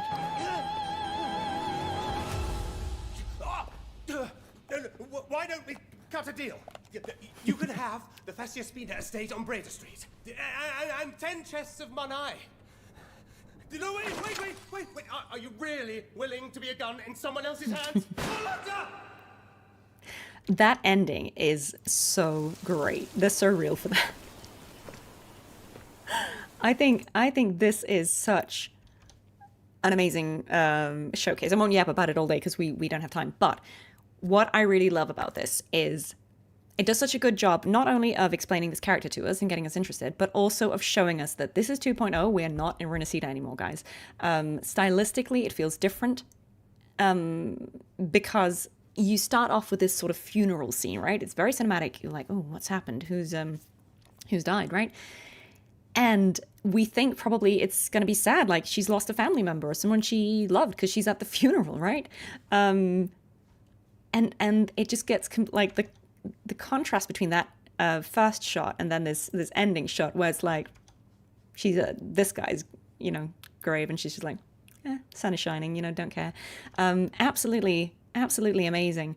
I think they did such a good job of showing like the thematic differences between 1.x and 2.x, but also just foreshadowing the character well, right? We get to see this very kind of mafia, like, the families feuding, the fact that they're all fighting, the fact that they're wealthy, elegant. It gives this very European vibe with the opera. It's just so different. Like the music in this compared to the music we've had in a lot of the other Resonator showcases, that felt more, like some of the early ones, they had this quite cool sort of EDM electronical sound, right? The futuristic sound. And this is obviously like, this is opera, right? It's classical. And I just think it was such a clever way of showing the contrast. And also like we've got these really bright jewel colors here on Carlotta. We've got the super bright pink, like you don't see this kind of pink in 1.x, right?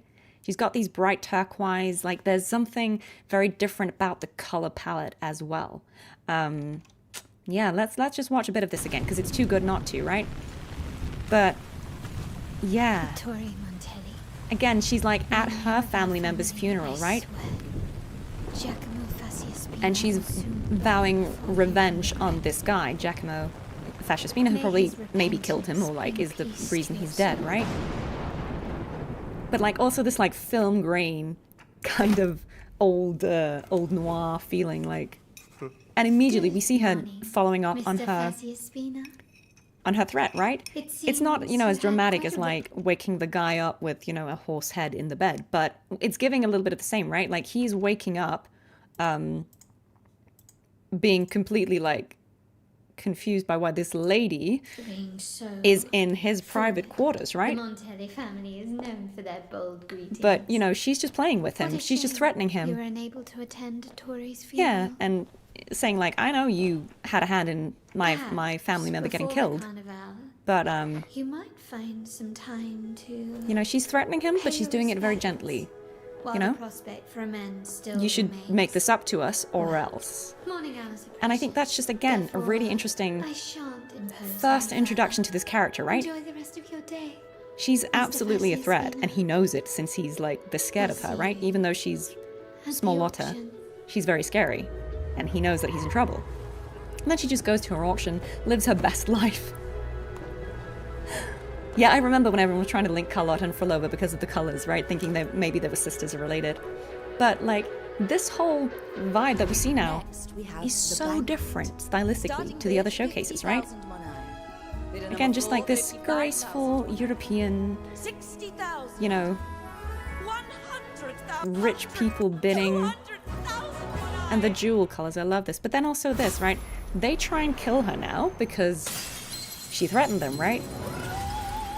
But we've got opera, we've got these beautiful glass shards, which kind of the crystal fracturing, which is hinting at her gameplay, right? And how her gun works.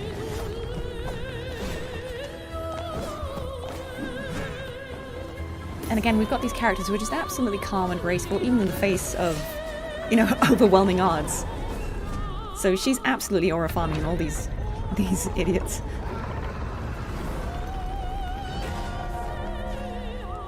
But yeah, I'd be so curious, like, if you were someone who played Wuthering Waves when this came out already, did this feel like a huge shift tonally?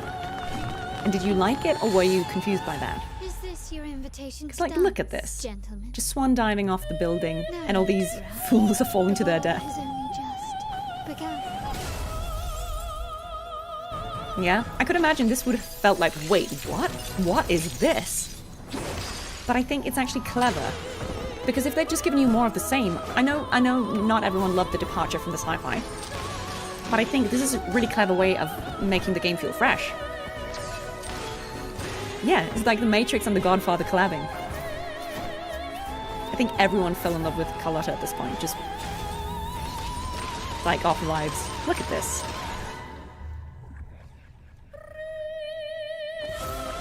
And the triumphant opera ending. I can only imagine Marco seeing this for the first time. But also this. She's making good on her promise. She told him to make amends. He tried to kill her. She's not gonna let that go. No, wait. Are you really willing to be a gun in someone else's hands? Also, I think this was really interesting. So he says, you know, he's trying to bribe her, right? He's saying you can have my estate. He is offering her money. We know she doesn't need that because we've seen that she's got a lot of money, which is apparently the currency here, right? She's smiling until he says, are you really willing to be a gun in someone else's hands? And then look at her face. Be a gun in someone else's hands? Right. That subtle change. She goes from, how fun, he's begging for his life, offering me all this useless stuff. Then he says this, and I think it hits a nerve, which is interesting, right? Like knowing what we know about her story if we've played it. But I think it goes, to me, that would hint that it goes beyond, I mean, she was going to probably kill him anyway, but I think it's interesting that we saw her expression change at that, right? Because I think that's hinting, my guess would be if I was watching this, not knowing the character, that was actually hitting a little close to home. So yeah, I think it's really interesting that that's the thing that riles her. She's like, absolutely not. And I love that he says Carlotta as she shoots and it goes to, like, what a way to introduce a character. I think it feels different again to how we see Danjin kind of avenging she's defending the innocent, she's killing some bandits, and we get to see Camellya being Camellya. But this feels very different as well. So I think it's kind of cool that we get to see these ruthless characters who are justified, like, you know, he had it coming. But yeah, I think it's really interesting. I think it's interesting. Yeah, maybe she didn't kill him. Maybe she just maybe it was a warning shot, right? But whichever it was, I think it's really interesting that we get to question, like, wait, what is this character's alignment? Like, is she a good character? Is she evil? Is she morally grey? Like, and I think that's intriguing. She's a character who would fire a shot at someone, whether it was to threaten or to kill, you know? Yeah, I think she's really, really cool. We love Smolotta. Okay, we've watched Camellya, so it's time for Roccia's showcase, which I don't remember if I've seen. I might have.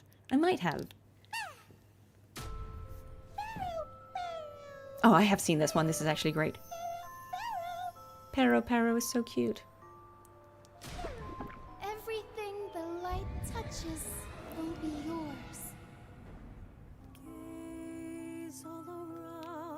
Yes.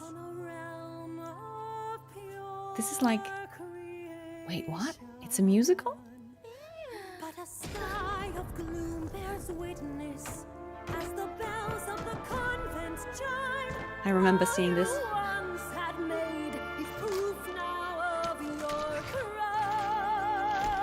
Like, the theatrical presentation.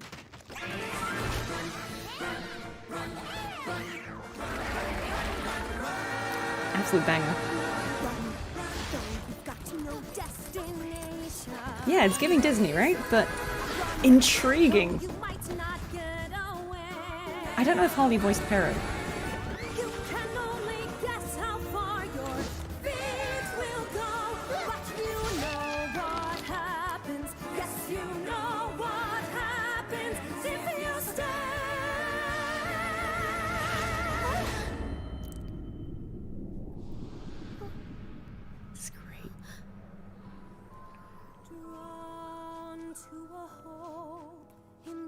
And the way the music changes, right?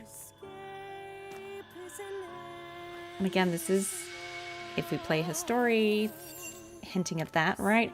And how they turn to these stones, right?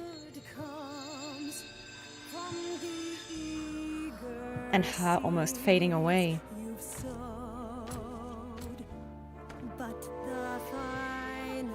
And kind of giving up.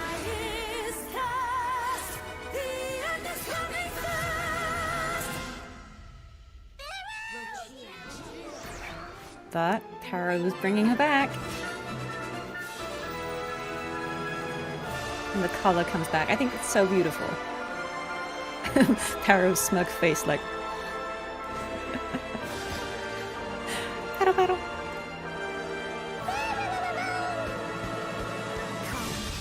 And the music changes, right? I love this.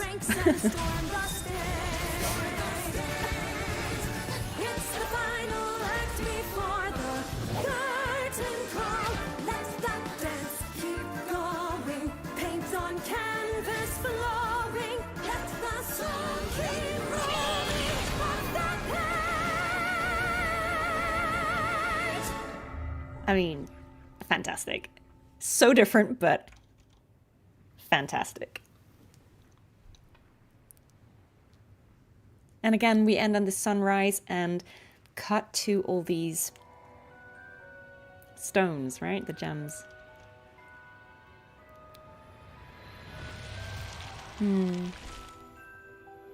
Yeah, it's very Broadway. When the spotlight graces the stage once more, we shall return.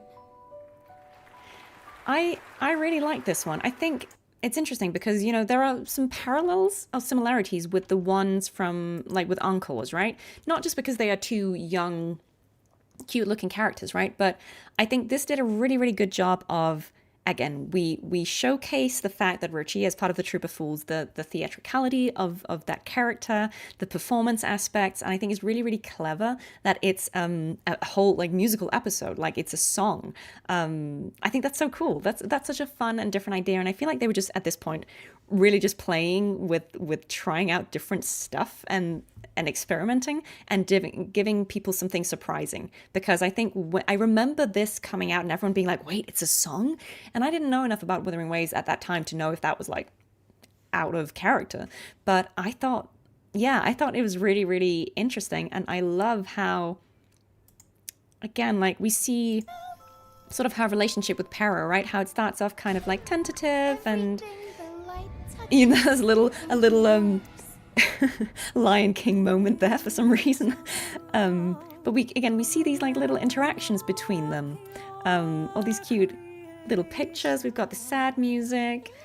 And then, you know, the threat comes in. And the music changes to this sort of more, you know, because all these pictures are coming to life and attacking them. It's very Disney, but I think it's really endearing, right? So we get this mad sequence. Run, run, run, run, run. But it's fun, right? It's different. Yeah, I love this. I think it's an absolutely bonkers sequence, but I just remember watching this and being like, what on earth? Like, I want to play this game and find out what this is about. And I think it's also nice because it's, again, organically hinting at how the gameplay works, how she fights with Pero.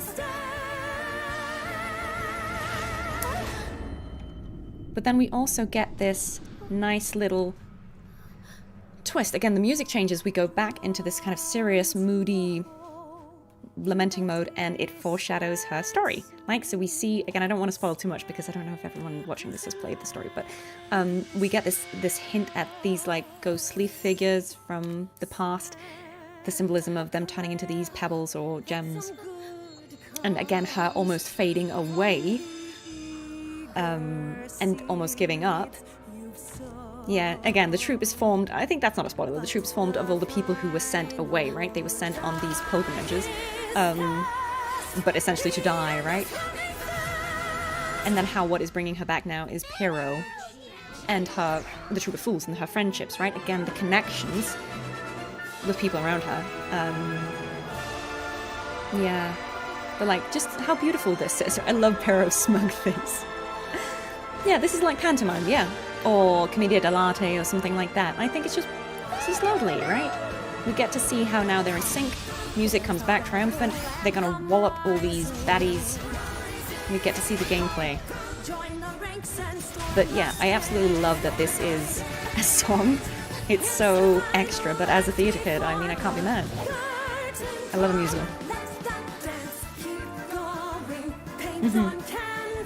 And I love her two dual eyes. You're playing Dionysus in the background? Cute. But look at this. Look at her cute eyes. I love this. I love this. And then this nice ending again, where related to her personal quest very clearly. So I like that it's foreshadowing, hinting at, but not giving us the full picture. So it's not like it's spoiled the game. It's not like we don't want to play the story now. We are intrigued. So yeah, look, again, I think my final verdict is I love this showcase. I didn't pull for Roccia when she had a rerun recently.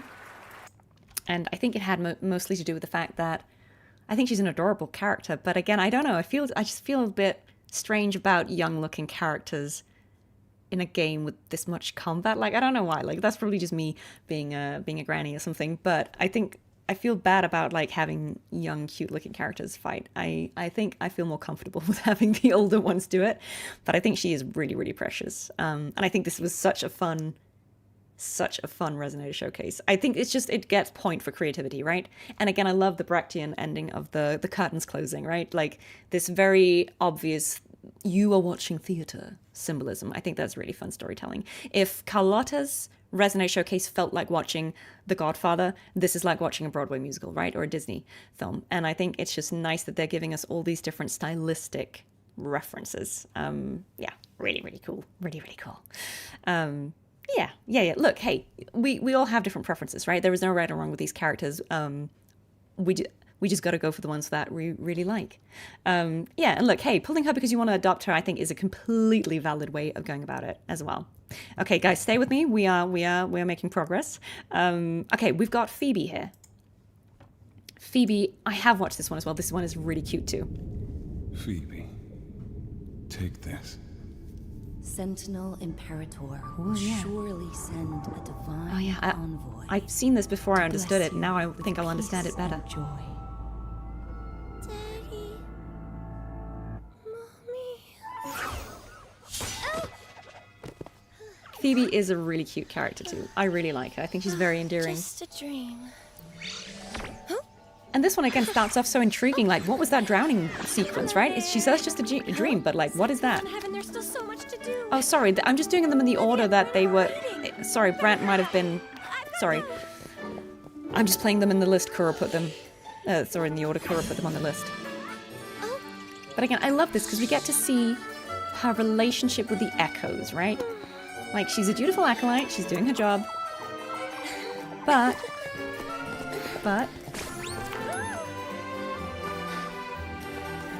she's still playing with the echoes, right?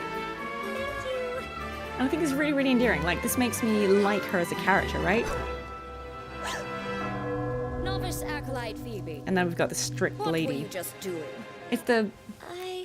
It's foreshadowing her character development really well, right? At the behest of the Sentinel. We do not fraternize with echoes. I hope Hello, everyone who's joining. Find you violating the teachings of the Order. As punishment, your leave this afternoon will be revoked. This does such a good job of showing her dilemma between being part of the Order and obviously taking that really seriously, Can't get too but not being close allowed to echoes. to be friends with the echoes, which she is. Sorry, Livia. Like, she knows their names. And see, they brought her locket or her watch. Wait! Hey!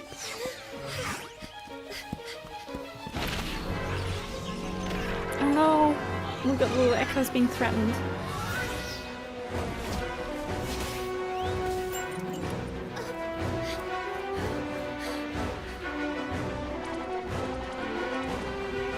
I don't know voice actor personally. I've not met her. Do you know what you've done? Dereliction of duty, practicing heterodoxy. Again, we're seeing her, I guess, her fears. Devotion and reverence for the Sentinel. Life drifts within the sea of suffering. And again, I guess this is evil Phoebe. Set aside emotions. Let the divine envoys return to the Genesis Nexus. Shadow Phoebe. This is the true path to salvation. Forget them.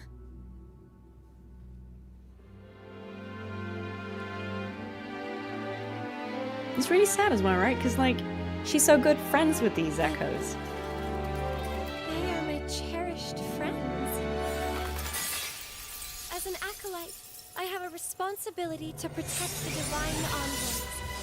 As for myself, I would never let my friends come to harm. I'll try and watch them all, guys. We've come pretty far.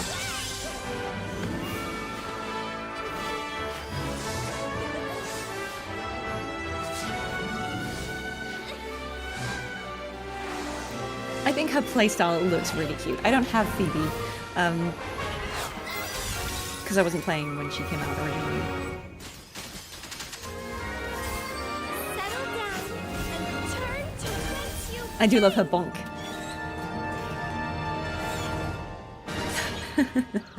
Bonk.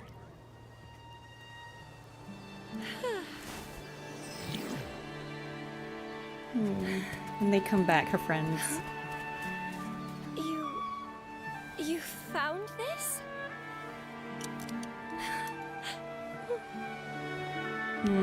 Yeah, I guess it's like the locket with the pictures of her parents. Thank you. The Lost Echo's frequency is over there. The fish are over there. Yeah, is that acolyte Phoebe? I mean, I think Phoebe's is quite wholesome. And I think it does a good job of, again, showcasing her as a character who is very lovely, very kind, very sweet. But I think it also, again, does a really good job of explaining her personality and her character dilemma, right? Because we see her as an acolyte. We see her taking her duties very seriously. Because, like, we see her, you know, reading this, right? She's reading the Order's literature. She's doing this bit where she's putting all the books back in order. And, you know, she's saying hi to her friends, but she is doing her job, right? But she's just being friendly with them. She's finding a way to combine that, because for her it makes total sense to be friends with them, right?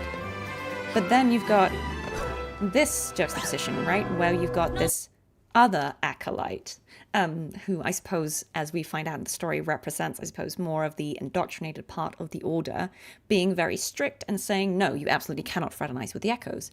And it makes her sad, because it doesn't make any sense to her, right? It's like, look, we do not fraternize with Echoes, and look how sad she is, right? Because it doesn't make any sense to her, right? Why wouldn't she be friends with them? They're lovely. I hope I will never again find you violating the teachings of And the I think it just does a really good job of foreshadowing Phoebe's character development, right? Finding the way to balance her faith, but also what she knows is right, right? Can't get too close to I think this is such a clever showcase, right? Because we get to know her as a character, but we also get to see where her story might go, and it foreshadows her story so well, right? Because, like, look, she came to give her back the important locket. Wait! Yeah, I think it's such a cute story, right? And then, like, we get to see this moment of doubt again, where she's scared of being a bad acolyte, right? She doesn't want to be, you know, she is faithful, and she doesn't want to be treated like she's a bad representation. Set aside emotions. And I'm curious, like, this would have made me wonder, like, if there was something about drowning in her backstory, if her parents drowned, or if this is more just metaphorical. Forget them. But I think this is also really important, like, this shows, I think, the heart of Phoebe's character, right? Her shadow self is telling her, no, leave the Echoes alone, you're not allowed. But she knows in her heart that that's absolute nonsense, right? As an acolyte, I have a responsibility to protect the divine. And I think that's what's really lovely about her. She knows herself, and she knows what's right, so even though her superiors are telling her she can't, she knows that it is wrong, and that she should follow her heart. and she protects them. So I think this is just such a lovely... Yeah, I think this is such a lovely showcase for her. Really, really sums her up well. And again, this gameplay is cute, right? Her flying on her scepter like a broom.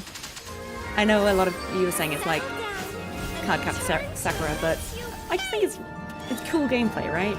And I love her bonk and how she's working with the Echoes to defeat the Feignas. I think it's really, really cute. I think she sees how, she sees how the world could be. So I think it's great to see an example of a character who has faith, but also I think has the wisdom to see maybe the failings sometimes of the teachings, or how they might be misinterpreted. Thank you. I think this is really, really lovely. Yeah, I'd love to know more about her parents. I think based off this, Is over there. I would have expected to see more of her backstory, because I don't feel like we got a lot of information about her parents. This is also a really cute ending, right? Her getting called like, oops. Yeah, I would have loved to see more about her parents, but yeah, I think this is another really, really cute showcase. I didn't pull for Phoebe, not because I don't think she's a great character, but again, I don't think she's a child. I think she's a young adult, but again, I think I tend to favor the characters who are a little bit more serious and adult, and I think she's a little cute for me. But the truth of it is, the reason I have to limit the characters I pull for is just because I mostly play free-to-play, and so I have to be conservative with which characters I go for. So I can only go for the ones I love the most, but I think she's an absolutely lovely character, and I love her kindness. I think that's a really, really nice trait in Phoebe. And I think this, yeah, look at her face. She's so cute. She's so cute. Absolutely adorable. Okay, we've got Brant, who is also, I think, a lot of people's, a lot of people like this showcase. The nobleman's dagger failed to take his life. Now wanted posters plaster every street and alley. I crawl through the shadows night after night, still no trace of him. Again, a kind of theatrical opening, which makes perfect sense, right? Given the character.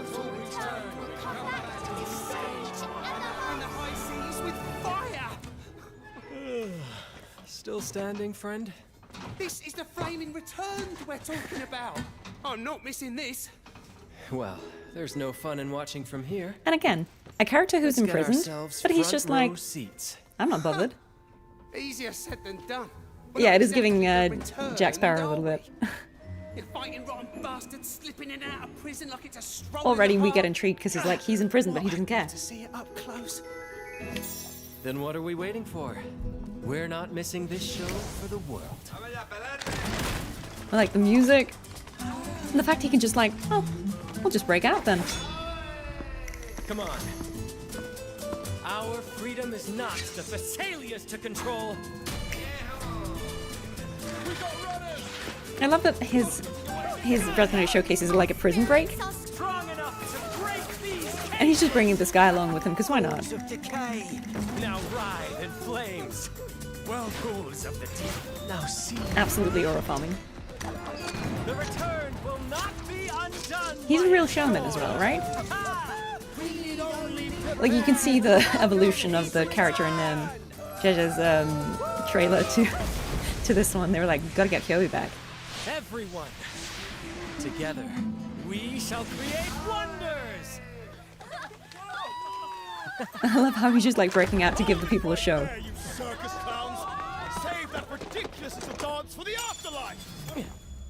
I shall turn the tears of ravagers into sweet rain from above, and the howls of he's an absolute theater kid, isn't he? Laughter. Mounds of vanity built on tainted riches. My blade shall cleanse their corruption. And I also like how this foreshadows that he's not obsessed with treasure, right? He's like an artist. He's not here for the money, Let my words compose a new as we see in his quest. The immortal returned lives in the hearts of the worthy. And again, we get to see some of his gameplay, but organically. Like, that massive anchor is absolutely insane.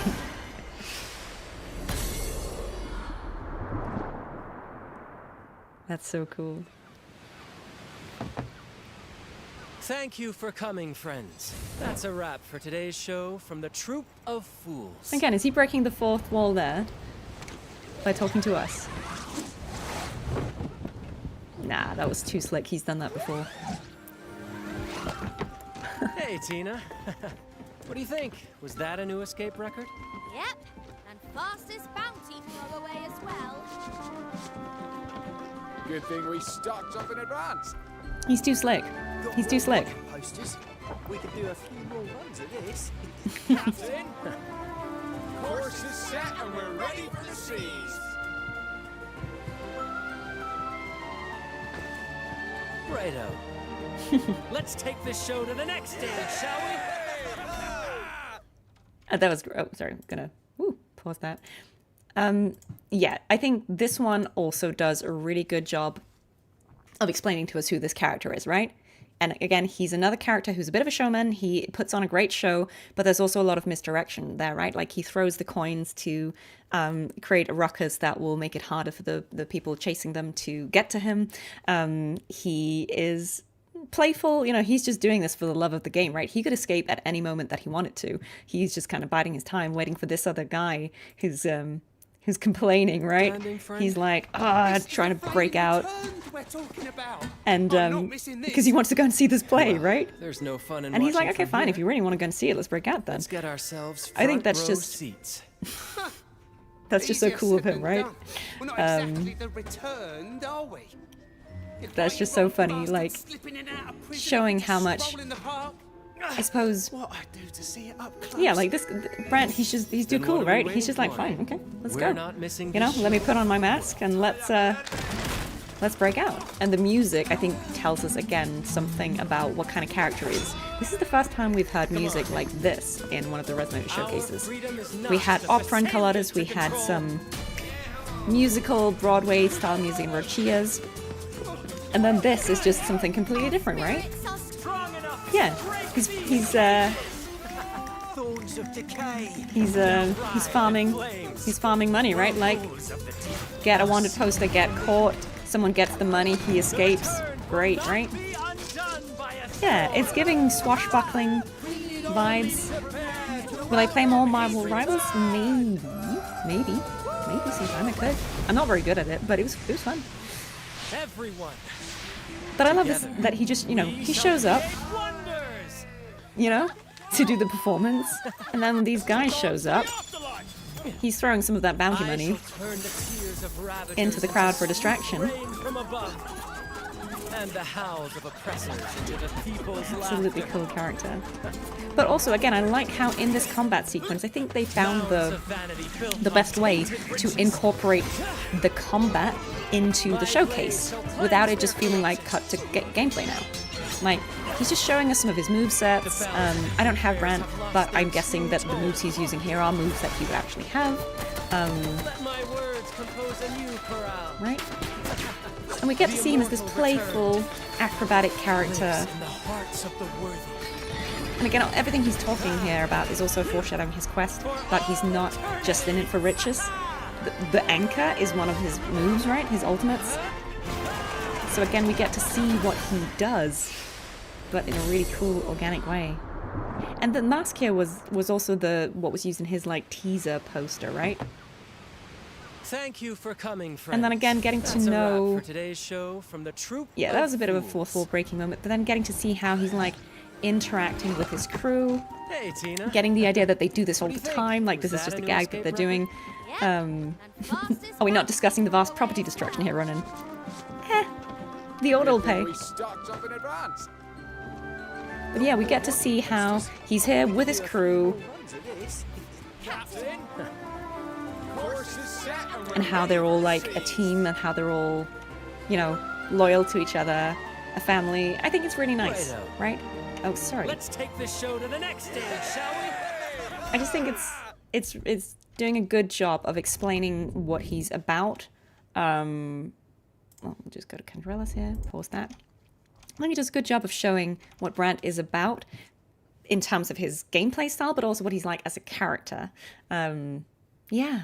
Thank you so much. Anyone who has to leave, please go and take care. We're still live, guys. It takes a while to watch all of these, but I'm gonna try and not take too long, because I know that everyone has to go to bed or have dinner or something else. I also need to at some point.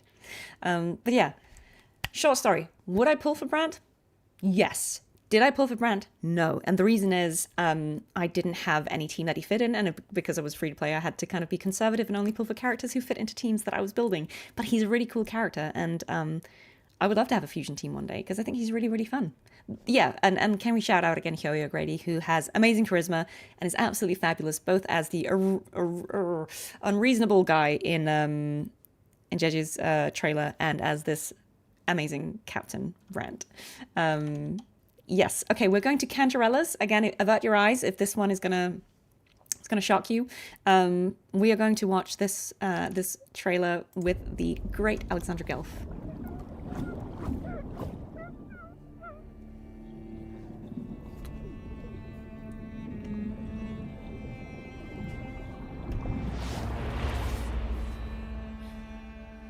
Pale, sullen, mute, in desperate need of refinement. As a Phasalia, you must learn the proper etiquette. Yeah. If I saw this, I would think this was... I know a lot of people think this is Cantarella's mother. It's not. But I understand why people think that, because it looks like it, right? Because we're seeing young Cantarella. And we're seeing adult Cantarella, but kind of like, again, shadow Cantarella. As is grace, whatever is served, you must swallow without flinching. Now, don't tremble. But it's kind of, it seems very menacing when you watch this for the first time, right? It seems like this older version is like an evil, unkind character, sort of forcing younger Cantarella. Still lacking composure and grace. But really, this is her kind of having to go through what she has to go through to survive. If the poison fills your mouth, it's not her mother, no. Alex Gelf has confirmed. Taste is as bitter as death. Even if you must offer your blood and tears. This is, I think, older Cantarella hardening herself. There's no edge to escape.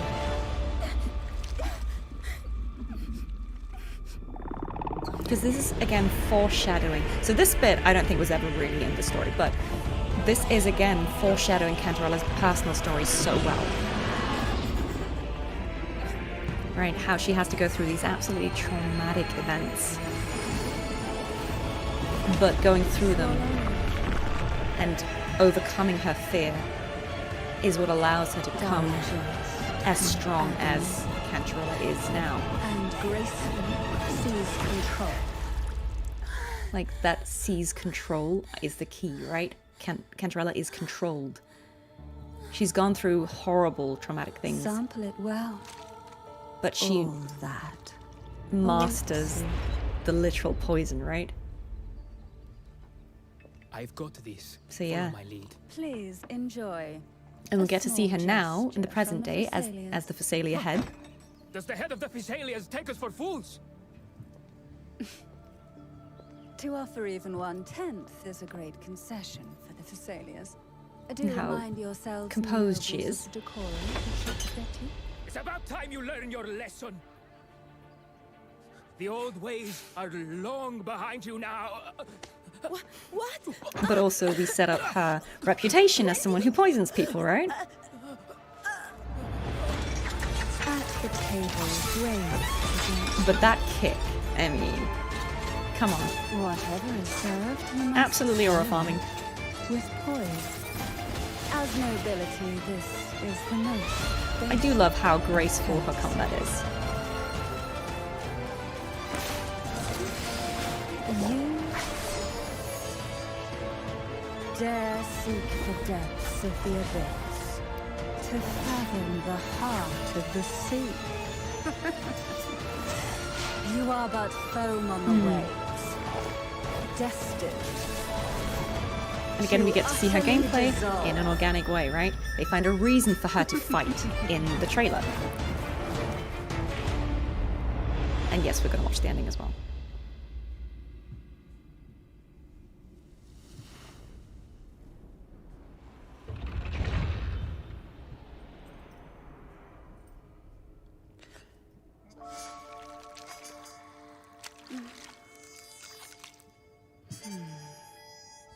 So obviously this was a controversial moment for a lot of people. But I wonder, just again, fourth wall breaking. Will you be? Right. So that's Cantarella aura farming on us. But I think this is such a clever showcase, right? Because it does a lot of important things. Yeah, so just to save Alex any embarrassment, Alex voices the trailer, but she did not do the sound effects for that final bit. Just to clarify, that is not Alex. I don't know what that sound is, but it's not her, just so we're clear. So, again, let's just give Cantarella's trailer that its dues, because this does a great job of setting up the absolute horrors that the Physalia girls have to go through, which are very real. Again, I'm trying not to spoil too much if you've not played. So this seems like a cruel, family tradition, right? Of having to go through these strange, horrific, digesting these terrible poisons and stuff. But I think the way I certainly think this is meant to be interpreted is that this character is not Cantarella's mother. This is Cantarella herself. But again, it's like that shadow version. So this is kind of older Cantarella, I suppose, seeming like a menacing character, but it's because she has gone through this character growth and this development, and she has endured horrible things because it's necessary to become the person she must become, right? She has to be the head of Physalia. She has to be strong enough that she can resist the Thronodian, that she can keep all these secrets, that she can protect the other Physalia girls. Like, she has to go through a lot to become as strong as she is now. And so this trailer just seems scary, right? And horrifying. Like, what are they doing to this poor child? But I think it's so clever because it actually tells us everything about the character and the growth that she has to go through. If the poison fills your mouth, but we also get to see her again, like drowning and coming back stronger, fighting her way through it. Yeah, Kuro loves the shadow version of the character. Yeah, absolutely, right? And I'm wondering if that, like, this is kind of like just suggests to represent the Thronodian, maybe. This horrible thing lurking in the depths, trying to bring them all down.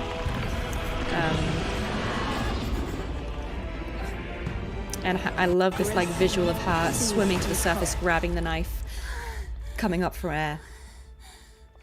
And then I love how we cut to modern day, Cantarella. Sample it well. Like, all that. This foreshadowing, right? And then cutting to the cake and seeing her feuding with these Montelli representatives, I think they are. Even 1/10 is a great concession.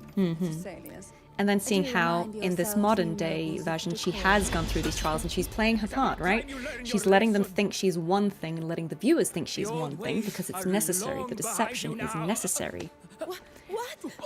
Even this bit, the poisoning them. Like, she's all playing her part. She's playing into the stereotype of her being this Cantarella the Bane, the poisoner, this ruthless character.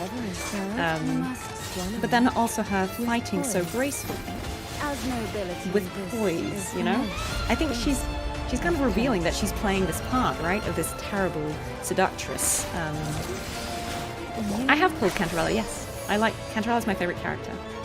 Yeah, the tea was poisoned, the cake was the antidote. She was giving them the antidote and they didn't take it.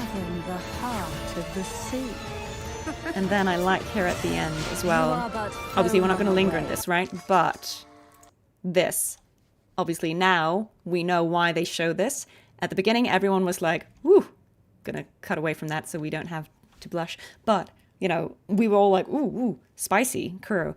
But again, for the people who are actually not fazed by that, it did foreshadow some very important things about the character. So I think it was a really clever showcase because the showcase shows Cantarella off perfectly because we assume she is one thing. We make the wrong assumptions from what is presented at face value. But when we play the story, if we engage with her character and do her personal quest and play the main story, we will find out what she's actually about and what is under the surface. So I just think this was so clever. Yeah. Brilliant.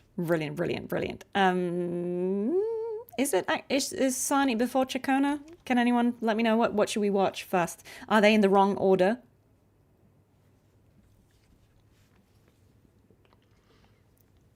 Zani first, yeah. Okay, I thought Zani was first. Let's go for Zani.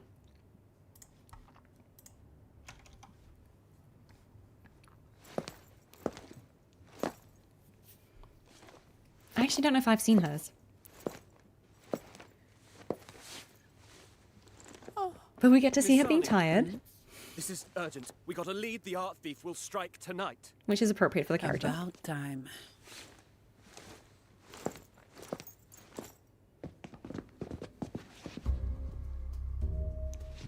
Okay, so we got a heist.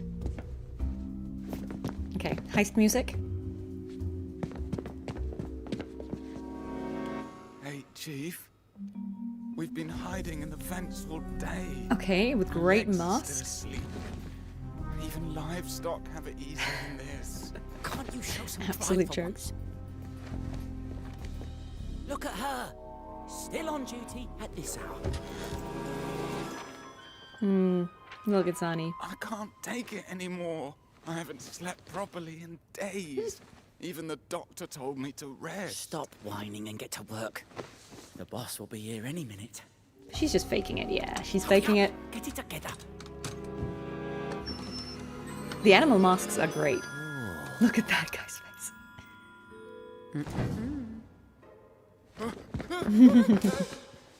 This is no place for visitors. She's cool. She's very cool. Well, go on. Why me again? Oh, you expect me to do the grunt work?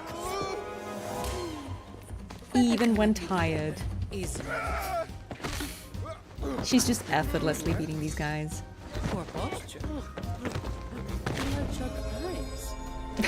Wait, why did he look like that? Classic simple.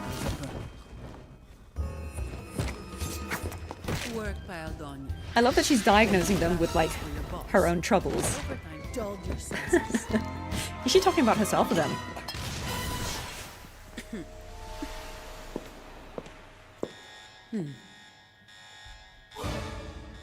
Okay, they actually did steal it. I love that this is a heist. That's great. What a fun idea.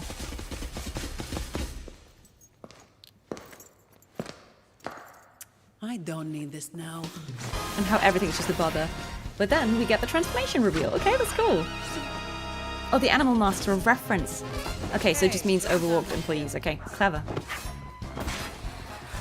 But yeah, we get to see her other form. Yeah, her accent's great. Shout out Alexandra Metaxas. And look how effortlessly she just dodges everything. She's like... And she's doing it in heels as well.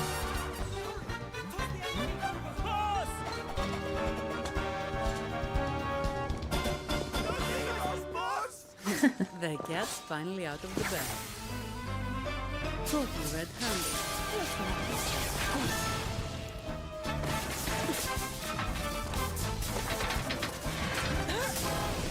No, this is great.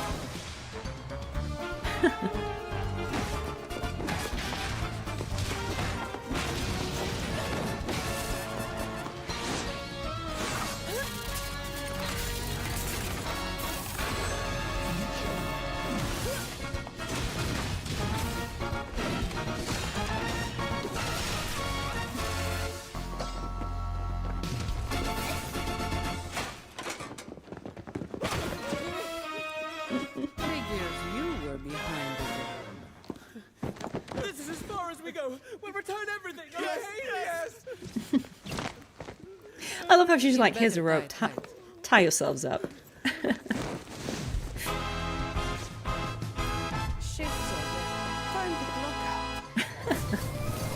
Okay, what a legend. What a legend. There's a little bit Breaking more, I news. think. The art thief has been brought to justice. All goods have been returned. Zani, there's been an emergency. Can you get to the office ASAP? Do you know what time it is? We can't do it without you. All right. Bless her. Again, that little fourth wall breaking. I love that. I love that. Okay, I mean, I think we're getting to the point where they're all just incredibly good, right? They've been consistently good, but I think they're finding a really sweet spot of showing us the character traits. We already knew Zani when this came out because we'd been introduced to her. So we kind of know that she's, you know, we know that she's tired. We know that she's overworked, right?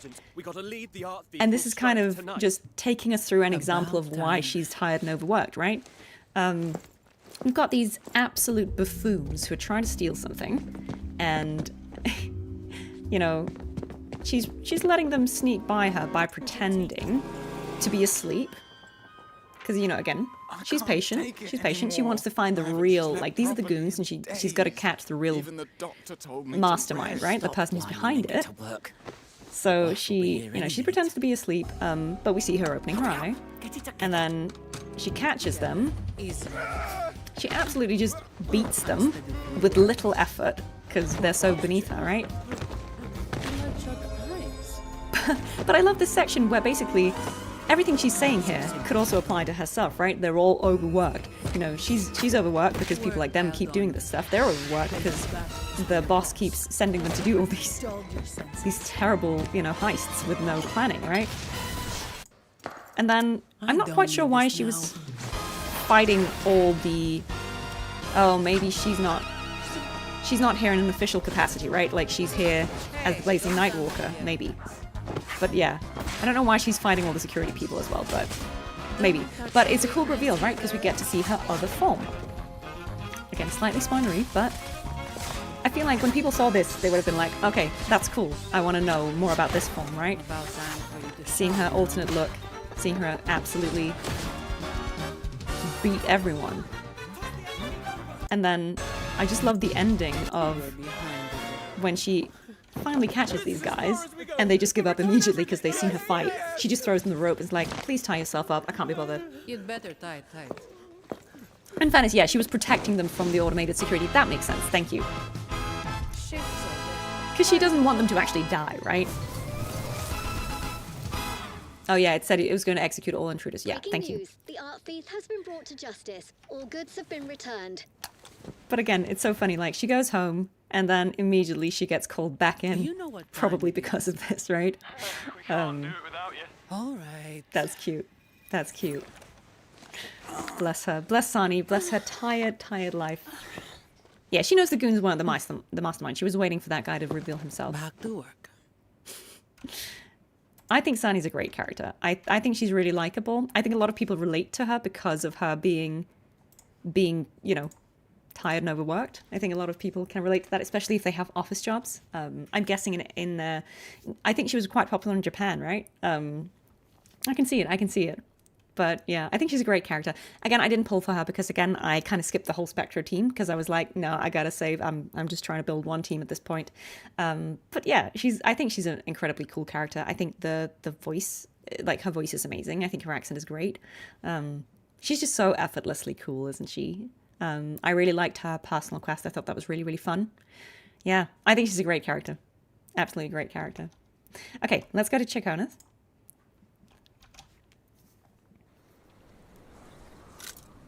Oh yeah, I remember this one. I've seen this one as well. Bow your heads and let us pray. May the sentinel still the storm's fury and calm the wrathful seas, and guide us onto the path of righteousness. She looks sad, yeah. Nothing has changed. It may glitter, but it is far from gold.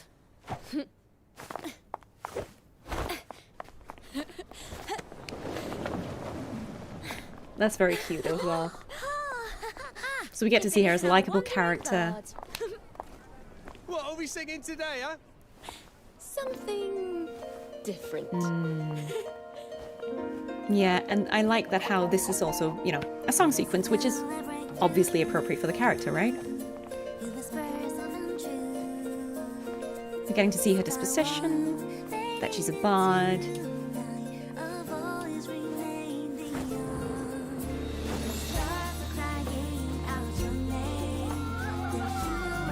And how she's performing with the echoes because she's a bard.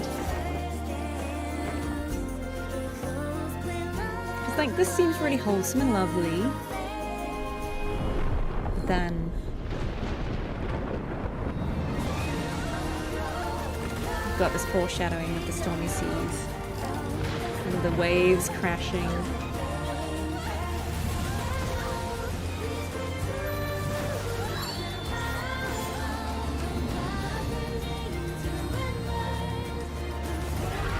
Yeah, I feel like they really start experimenting with these showcases, right? How they're using music in them. Just really, really pretty. And again, we get this theme a lot. Your second movement, Trials and Tragedy, right? So it's divided into passages like a piece of music. And we get to see her backstory here. Which again, if you play her bit of the story, this makes complete sense, right? We get to see all these people who are exiled and banished. She can't do anything about it. Don't cry. You want to be a knight like me, don't you?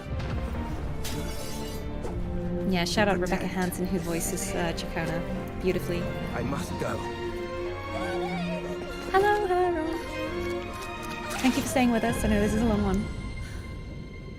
The hopes thou envision are born of desperation. We get to hear Leviathan. Tragedy is the fate that awaits. We have a lot of symbolism, people drowning in the 2.x showcases, right? However thorny the road ahead, we must Because hold Phoebe our almost heads did. high, for poetry Ciaccona, and music shall guide us. Roccia, like no, not Roccia. We see a few of people almost drowning, right? Play the song of hope and witness the sunrise once more. But I feel like this shows the themes of Ciaccona's story well. I love that it's divided into these threes. Bringing the colors back, literally. This song is beautiful.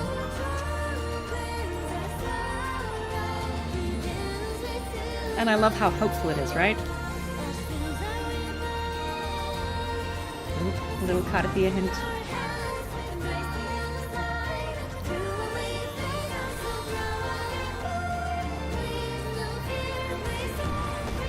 And we get to see a lot of the characters come back in this one. I think that's really lovely as well. And the seamless rover transition. I think this one is really beautiful.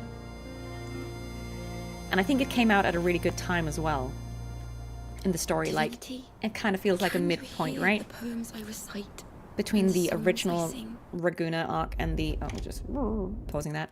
And the Septimond arc. But I think what I really like about this one is, again, it's doing... All these showcases start doing a lot of jobs, right? They're telling us about the character, what their disposition is. They're showing us how they fight.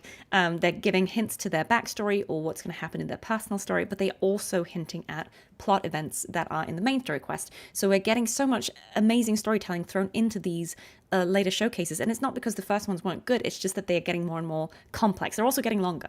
But again, I think what's really nice here is we get to see, Ciaccona in present day, I think. Watching what the Order's doing, and she laments that, nothing's changed. It's kind of the same old, as she's seen in the past, right? And we get to see her interact with the people around her, just being lovely, being her body self, performing. And I like this, the 3 acts, right? Movement and life, I think, is that what it was called? Freedom and life, yes, right? So this is like her, her natural disposition, I guess. She's sunny, she's lovely, she's bright, she's having this wonderful time performing with the echoes. But then we also get this bit where we get to see sort of the challenge in the middle, right? The threat that is underlying. Because again, obviously her story and her backstory is tied very much to this truth of who the Sentinel is and Imperator and Leviathan and all of this, and I think it's really nice that they show us this sequence that not just shows us some combat gameplay, but we're also seeing this like Leviathan, this sea creature lurking. So we're getting to see a lot of foreshadowing to the plot, and then this segue where she's almost drowning, right? The trials and tragedy. We get to see the backstory of what happened with her family, with all these people who got banished for trying to speak out, for telling the truth about Leviathan. Getting her backstory here, right? And maybe, I don't know if this is meant to be her necessarily, because it doesn't really look like her, but I think it just mirrors probably what she experienced, right? Like, you know, what happened to her own family, trying to speak up about the truth and then getting banished. So we get to see this. So this foreshadowing again of like seeing that merged form of Imperator and Leviathan showing up menacingly here, because like this is obviously Leviathan, right? Because we've got the tail, but it's also with the Sentinel form, so it's the merged form, right? The one that she will ultimately be part of revealing. So I think, and we've gone to black and white, like I think it's just such a clever visual, you know, the lack of hope, the Leviathan saying there is no hope, and then her being, as the showcase is called, the Song of Hope. She's the antidote, right, to that despair. She comes back and gives hope to the people, which is what a bard does, right? And she literally brings the color back to the screen, so we are visually seeing that come back through her disposition, her music, and her choice to be brave and tell the truth and give hope. So from tragedy, a rebirth. I just think this is really good storytelling. I love this. I love this trailer. Yeah, her story reminds us of the importance of the right to speak freely. I think it's a beautiful one, and I think it's a shame to dismiss it as, it's just a cute little song. Like, there's a lot of storytelling here that's really important. I love this, that line. Ash fuels our rebirth. And again, we get to see Cartethyia kind of also emerging from the rubble. So yeah, it's beautiful. And we get to see all the characters that we've met up until this point. Phoebe, maybe no Zani, but we saw a lot of the characters. This is beautiful. Really, really beautiful. Oh, hi David, hi. Yeah, I love this one. I really like this one. And again, like the symbolism of this music that she's writing, and her, I guess, speaking to the Sentinel, who is, you know, not part of it now. Yeah, love it. Did I pull for Ciaccona? Yes, Ciaccona is the first character I pulled who was a limited Resonator, because I started playing when this bit of the story was out, and obviously I wanted to get her because I knew that she was great for Cartethyia, but also she was just really lovely. So yes, I did pull for her. Okay. We are going to do, I think actually we should do Dawn Arrives before Cartethyia showcase. I know that's controversial, but I think we're going to do that. Here we go, guys. Here we go, guys.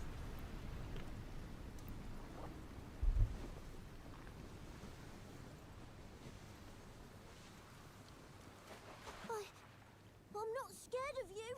Oh, it's a bit low. Sorry. Let's get more sound on that one. Just a bit more. Once upon a time. I mean, the first time I saw this, even though I'd worked on this, I was like, what on earth is this? I don't know who voiced the boy. But I love when they do this, when they do different art styles in them. Really, really cool. And I love the twist here of he just being like, what? And these kids just being absolute little menaces, being like, eh, lame story. It's a wonderful story. And of course, Cartethyia likes a night story. But it's fallen out of favor these days. No one cares about a knight's tale. Best be heading home, young lady. I love this, right? The symbolism here. He's trying to tell a night story. People don't care about knights these days. It's out of fashion. But look at the sky. Look at the sky. Warning us that something's going to happen. Right? We've got an attack, people panicking. But Cartethyia does what she does, which is try and defend everyone.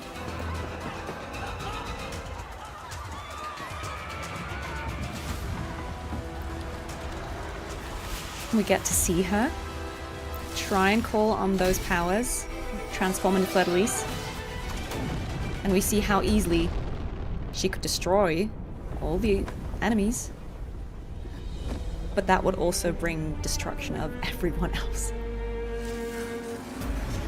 So that does not happen. She doesn't do that. She's scared of using that power. She chooses to stay in small Cartethyia form and just fight them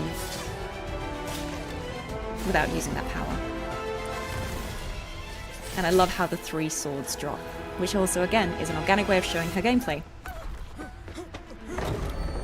Then this bit is difficult. Yes, I've seen it before. This bit is sad because we get to see the old man sacrifice himself for the kid who just disparaged his story about the knight, right? So the symbolism here is great. And Cartethyia is rushing to save them. Are you certain of this path? And she doubts herself. You know well what that power heralds. Nothing but overwhelming fear. And again, we've got the tide threatening to drown them all. The closer and the knight gets abandoned. Only restraint will light the way forward. The name Cartethyia is long forgotten, lost to time. Do you wish to lose your future as well? And again, fear I think is to be expected. The storytelling here is great, right? Because that fear is all it is. Obviously, Cartethyia fights her fears. They merge again. And like Ciaccona before her, she believes in hope, right? Yeah, she's not a knight, but she's something else. And again, I love how this child now stays and he becomes the knight, right?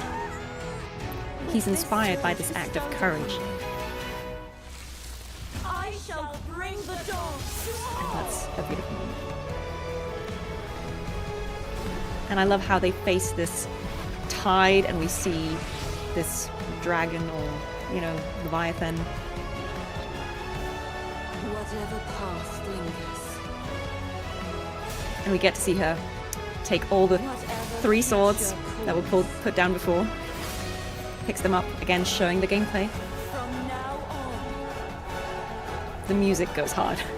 every moment ahead shall forever be free of the abyss.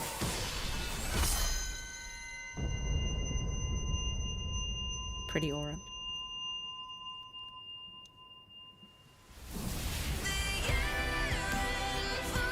And this song is absolutely amazing. And I love how, again, we get to see backstory. We get to see baby Cartethyia become young Cartethyia.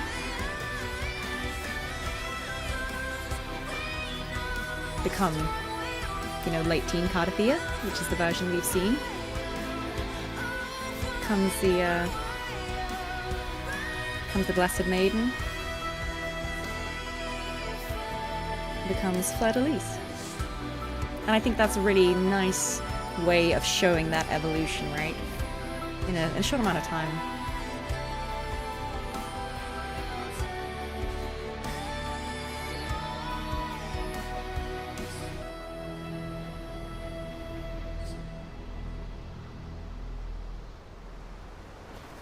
And then this little ending that also foreshadows some later plot points of the Thermodian energy being drawn to her.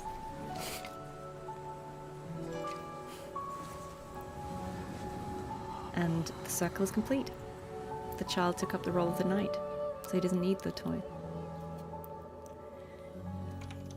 Obviously, I'm not going to pretend like I didn't work on this and, you know, like be like, would I pull for Cartethyia? You know that I pulled for Cartethyia.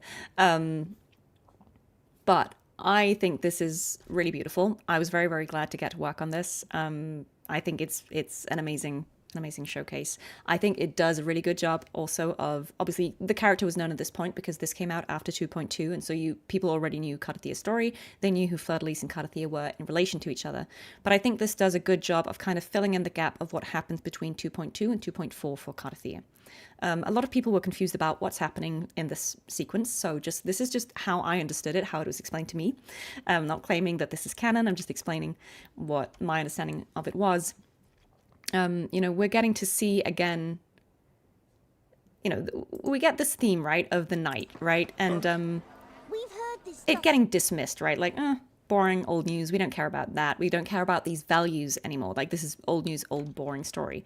Cartethyia obviously embodies these elements, right? She is a knight, and this is what she wants to do. She wants to protect people. And when the threat comes, that's what she does. She throws herself into the combat. She's fighting to save everyone. But what is holding her back is her fear of tapping into the Threnodian power, Fleur-de-Lis's power. Because as we see here in this hypothetical scenario where she does do it, when she draws upon that dark Threnodian energy, she's incredibly powerful, yes, but she can't control the power. It destroys everything and everyone. And it would defeat the purpose of trying to save these people if she ultimately kills them herself, right? And that's the fear that we're seeing play out in this scenario, right? That's what the thorns are. That's her fear holding her back. So that's kind of a scenario happening in her head as she's doing this. She's weighing up, should I go and use this power or not, right? Is it worth the risk? And again, we get to see here the theme again of the night. Like, this is such a great shot because we see the child who disparaged the old man telling the story about the night, getting saved by the old man who's throwing himself into danger to save the child. The night gets forgotten. But again, this shot, I think, is just so great at conveying the theme that is happening here. And how, again, one person doing the right thing and embodying these knightly values inspires others to do the same. Because in sacrificing himself, the old man inspires the child to then become a knight and defend him in turn. And I think, yeah, this sequence obviously also is a little confusing, right? Because I think a lot of people are like, ooh, is Fleur-de-Lis like evil? Is she trying to talk Cartethyia out of it? But I think, again, this is more like, because Cartethyia and Fleur-de-Lis are the same person at this point, right? So I think this is, again, like the shadow self. I think kind of like how we see it in Cantarella's trailer and in others. Fleur-de-Lis here is kind of ghostly, right? She's not there. She's like a specter. She is the fear in Cartethia's head, right? Or in their head. She's the fear that is holding her back with these literal thorns. Because everything she's saying here is like, you know what's going to happen. You use that power. Everything's going to go bad. It's don't do it. It's her fear trying to talk her out of it. And that's why Fleur-de-Lis looks kind of evil here. It's not actually Fleur-de-Lis.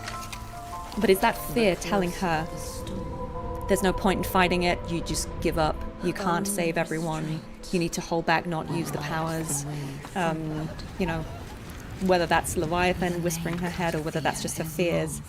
It's like, give it up, right? Don't defend these people. You can't win. You can't stop it. You're too dangerous. But then she counters her own thoughts, right? She breaks free from that restraint, right? It's just fear. She names it, and then it dissipates. If I embrace it, so she kind of explains the whole thing here, right? I can break free of my fear if I face it, and that's what she does. She's saying, I'm not a knight. I don't need the armor. I don't need the horse. I don't need any of those things. I make the rules myself. And so I think in embracing that fear and recognizing what it is that she's trying to do, she controls it and she's able to use Fleur-de-Lis's power safely. I shall bring the dawn to all. And that's kind of what we see here, right? They merge, but they merge united without the fear.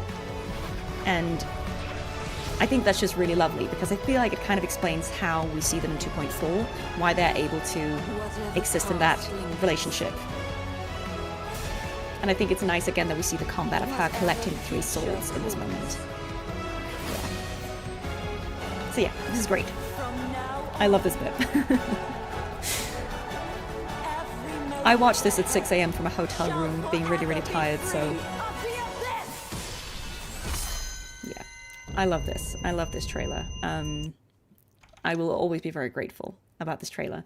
I think I think someone had a question about this, but I feel like I kind of already explained how we recorded it. Like the things weren't, like animation wasn't done. I didn't see this when I recorded it. It's not like a cartoon when you're dubbing it and everything's already done. I just saw some story art, so I wasn't quite sure how this sequence was going to go. But when I did in fact see it, I was absolutely floored by how beautiful it was, how epic the music was. I definitely would not have expected it. So yeah, it was really meaningful for me, and it is still meaningful for me to watch it now. I am very, very grateful to have been part of this work. Now, because we've been going for ages, I'm not going to like linger on that anymore. I think we're going to go straight to the showcase here, because otherwise we will never get done.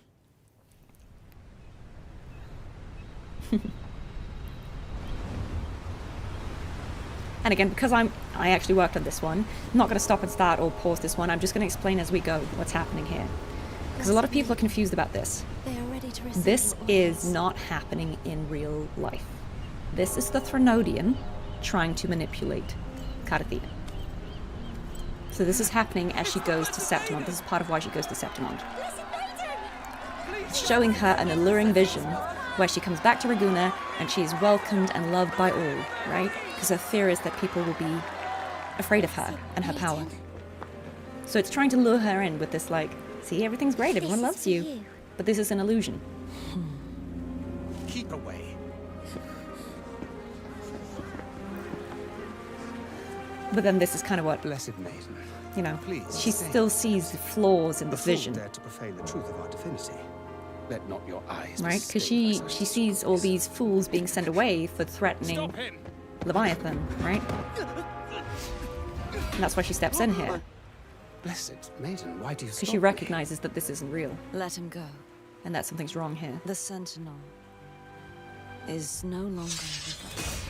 Must not transgress. Stop! Do not advance any further.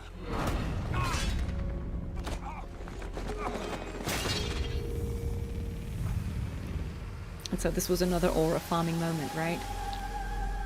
But she kind of knows, she senses like those like red lines, right? Like the corruption, the illusion. So she goes to confront Leviathan. And I love the music here.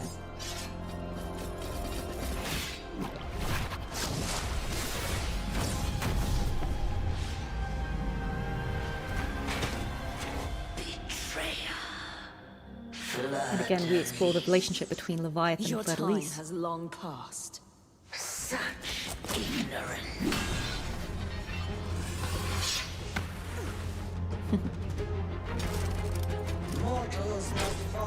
And again, this is Leviathan repeating their doctrine, right? Thomas Hobbes. The only way that the mortals can survive is if they give up their sovereignty, right? It's the philosophical doctrine behind here. So Leviathan's going to save people from themselves by turning them into this mindless zombie choir. So it's an absolute horror that they're describing, but they're selling it as paradise. Wonderful. All I can see are plight and suffering. And you're the one to blame. I will stop you once again!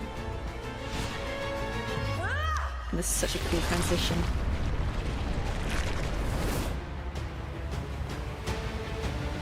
So we're going further into this illusion, right? And I love how we get the 2D here as well. Seeing how Leviathan kind of takes over Imperator and merges with them forcefully.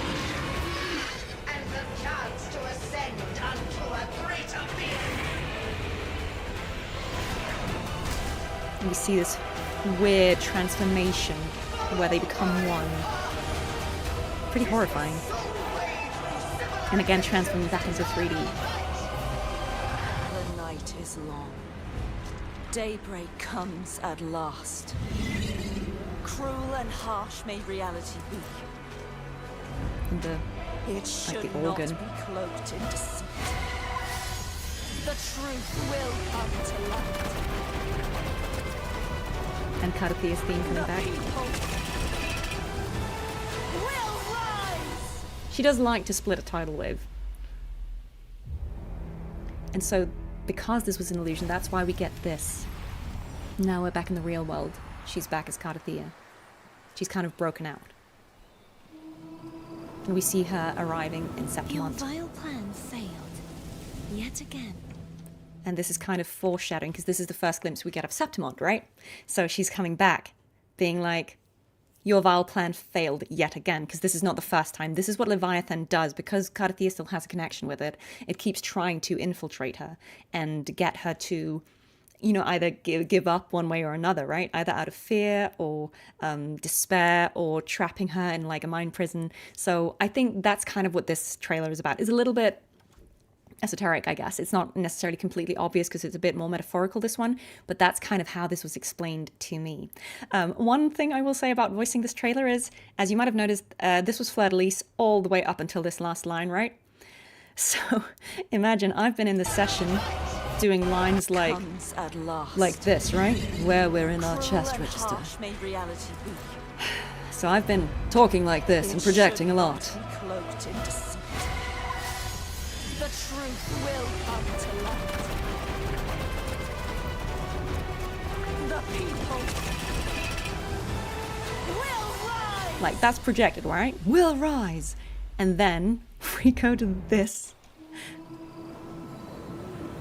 Your vile plan failed. Yet again. The one Cartethyia line, and I recorded that last because we were recording it in order. So I've been doing a lot of this, and then we've got your vile plan failed yet again. Like, that was brutal. It's easy to go the other way, but that one was hard, I have to say. But that's all I'm going to say about that one. Would I pull for Cartethyia? Yes, I did, obviously. I think she's great. Would I pull for Cartethyia if I hadn't played her? Yes, I think so. Again, I think personally, if this was a character I had no relationship to, fleur-de-lis would appeal to me more than Cartethyia, again, just for the reasons I've already stated, but I would be intrigued by the duality of the character. I think I'd find it interesting that there are like two sides to the character. I think I would find that interesting, but I would probably be in fleur-de-lis mode more if I could. That's just my guess. Okay, guys, we've been going for a while. I have to take one more short break, and then I'll try and wrap up the last few, but I'm going to speed it up a little bit because, as you know, we've been going for a hot while, and I know that some of you also need to go to bed and other things. So bear with. We're going to go BRB for a few minutes, and then I'll be right back, and we'll wrap this up.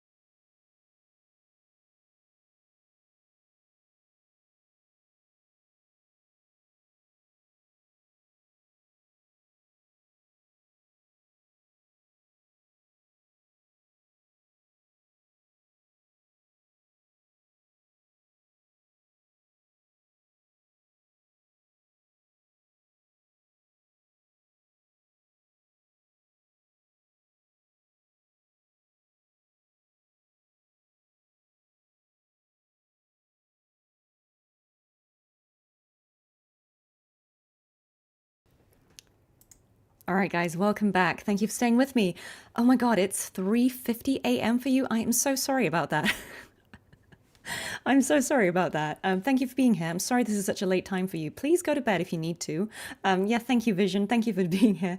Do go to bed. I know this is a long one. The VOD will stay up, so anything you don't see today, you can see whenever you need to. You know, please take care of yourself. But yeah, I'm going to finish what I started because we promise we deliver. And unlike Rover, I keep my promises. No, I'm just joking. All right, that was Cartethyia. That brings us to Lupa, who is also an absolute legend.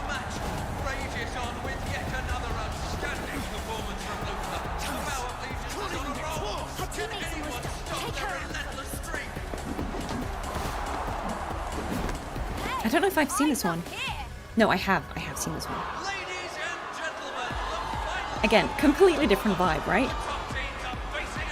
The music is very different. We're getting that gladiator. We're in Septimon now, right? From the last match affect you in the next round. And we get to see her as this kind of Lupa! celebrity. Here, have this. Thanks. I'm sorry, your hand. If it wasn't for me. No big deal. Once I'm in And the that she's arena, injured. Okay, so we get the clue that she's been injured. Her partner's not at her level. The house is considering replacing me if I don't meet expectations. I believe. She'll give it everything she's got. And I'll be right there. And we see that she's a loyal teammate, you know? Her partner's underperforming, but she's backing her up. There's only one. Yeah, this is tonally very different. But I think they did a really good job of selling this. She's a gladiator, she's an athlete, but she's also a celebrity, right?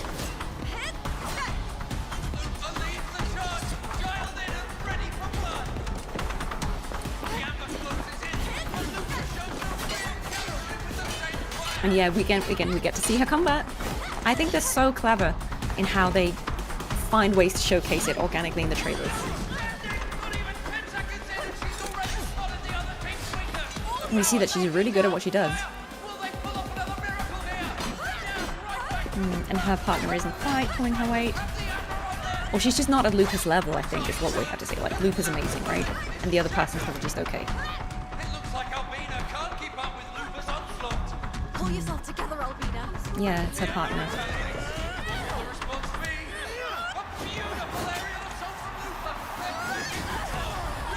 Yeah, and this is one of Lupa's moves, isn't it?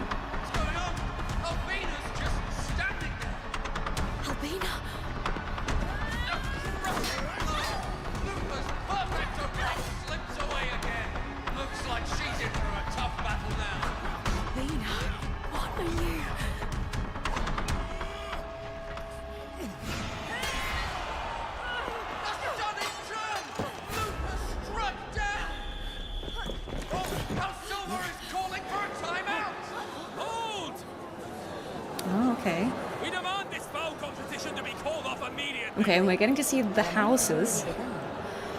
Let us see what choices she makes. Okay. If this isn't for you, then get out. You're a disgrace. Enough. Insults aren't part of her contract. Thank you so much for joining us. Please go to bed. Enjoy your rest. Lupa! Here, have this.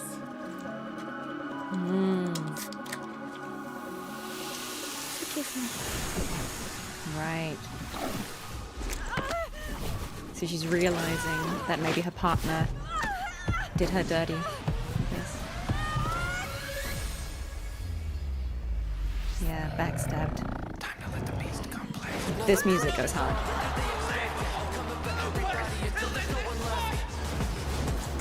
This was very cool. You didn't honestly think I was going down like that, did you? How did it wear up so fast? They had to spike her drink to take her down, and she's still too powerful for them.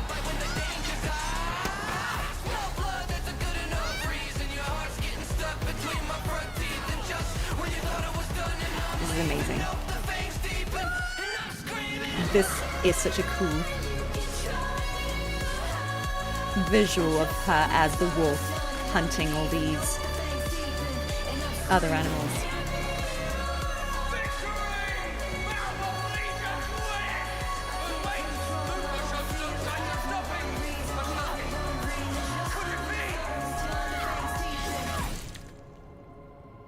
And again, I like this implied, like, did she kill What are your expectations for this match? I want to be like this light and make the arena shine even brighter. Gladiating should shine with the same glory as this city. But you tarnish its glory. And again, we get to see her values, right? Match is only unforgettable when it shines. And how she wants to play fair, right? Like, she she is a really good, I think, introduction to the. I think she was the first of the Septimon characters, right? Yeah, she is. And I think it does a good job of, again, explaining the society. We've got the houses, we've got the gladiatorial combat, and how these gladiators are kind of like celebrities. But we've also got some scheming going on. You know, there's obviously a lot of people betting on these matches and having interests in how they play out. So, you know, there's not always the honorable aspect to it, but it's really important to her as a character. And I also think it's interesting that we see her obviously get really betrayed by this partner, but she doesn't kill the partner. You know, she just says, you know, you are a disgrace. You aren't worthy of this. And I think that's just, again, it's interesting. It shows us that she is a gladiator, yes, but she's an honorable, which, you know, gladiators were, right? Like, they had, I think, honor codes. So I think it's really cool to see how this shows us a lot about the world, sort of the setting, Septimon, but also about the character, Lupa. Yeah. Because again, in the beginning, we just think that she's paired with someone who isn't at her level, and she's being understanding and generous about that, right? She could have been mean and said, you're cramping my style, we're losing because of you. Yes, I'm going to try and get Iuno and Hariro. Will your injury from the last match affect you in the next So yeah, and maybe this implies that in the last match, her partner apologizes for her getting hurt, but that was probably also an attempt, maybe, I don't know, but it could have been an attempt to take Lupa out in that match as well. So maybe this has been going on for a while, right? Like maybe this other character is being either paid or pressured to basically weaken Lupa so she can be beaten for vested interests, right? I just thought that was I think that's what we're seeing here, right? But I think it also tells us a lot about Lupa, that she's not blaming this other partner, right? She's understanding. No big deal. She says, no big deal, it's fine, you know. So we see that she's a generous character, she's an honorable character, she's a loyal character, right? The house is considering replacing me. And she feels sorry for this person who's, you know, worried, telling her she's worried. She'll give it everything she's got. And I'll be right She's there. really loyal, she's really supportive. Fight to remember. And we see how seriously she takes this, right? She wants to put on a good show. She wants to prove herself worthy. But then we see, yeah, because she's killing it, but then we see this other character not really doing anything, right? Because they're waiting for the spiked drink to kick in, right? So Lupa keeps pulling out these insane moves, but the other girl's not helping her. And that's when she realizes the poison in the drink.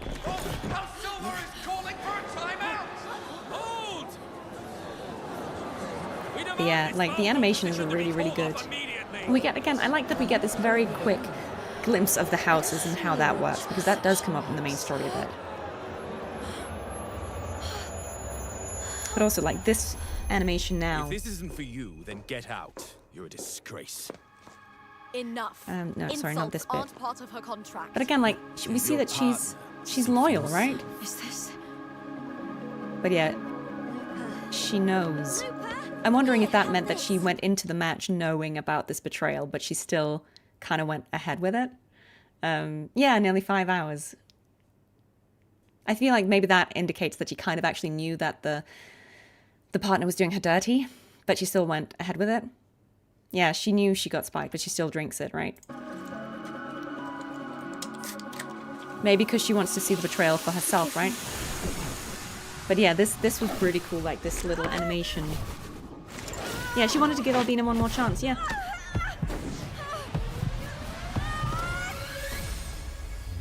Yeah, she wanted her to prove her wrong, I guess. Time to let the beast come play. But yeah, this bit was really cool. You didn't honestly think I was going down like that, did you? And I love like this animation sequence where she, you know, becomes this wolf, right? And they're all just prey. Because she's the predator and they're the prey. Yeah. Very, very cool.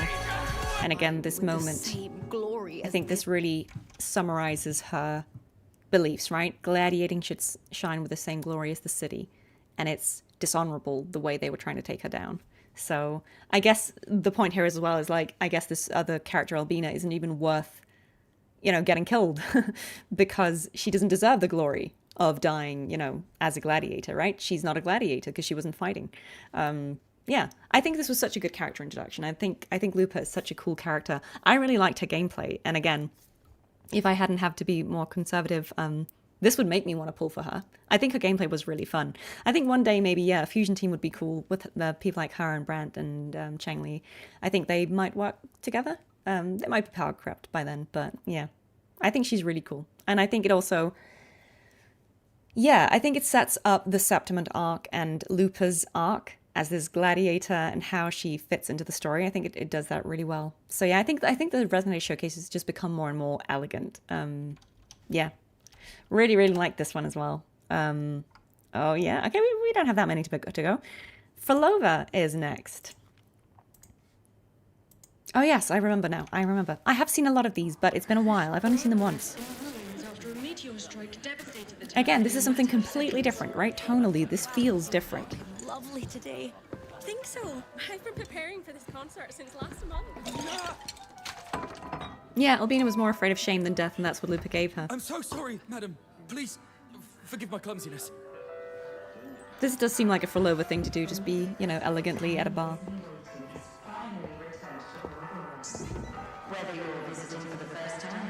And we get some of her backstory here, right? This is her old city, right, where she's from. And again, we see the foreshadowing here of the meteor strikes. On an extraordinary journey to experience the climax where melody and spirit converge. And again, the music, obviously, which is central to Phrolova's character. So beautiful.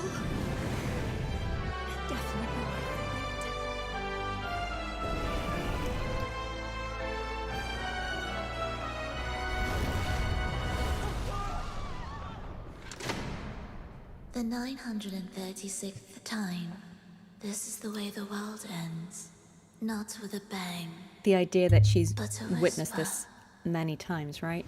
Before calamity arrived, none foresaw that their lives would end this way. Yet humans are but fragile flesh and bone, bound by the fleeting nature of time. I merely show them the truth. We get to see the destruction, her backstory. The cycle of life and death. From illusion to awakening. And again, we get to see her as a composer, right? Terror of impermanence. Oh, not a composer, sorry. Like she's conducting, right? No more their end. Released from the shackles of life, they can step into true eternity. And again, this parting of the curtain. I love how they show her as a conductor, a composer, someone orchestrating these events, writing this symphony, which is obviously very central to her themes and character.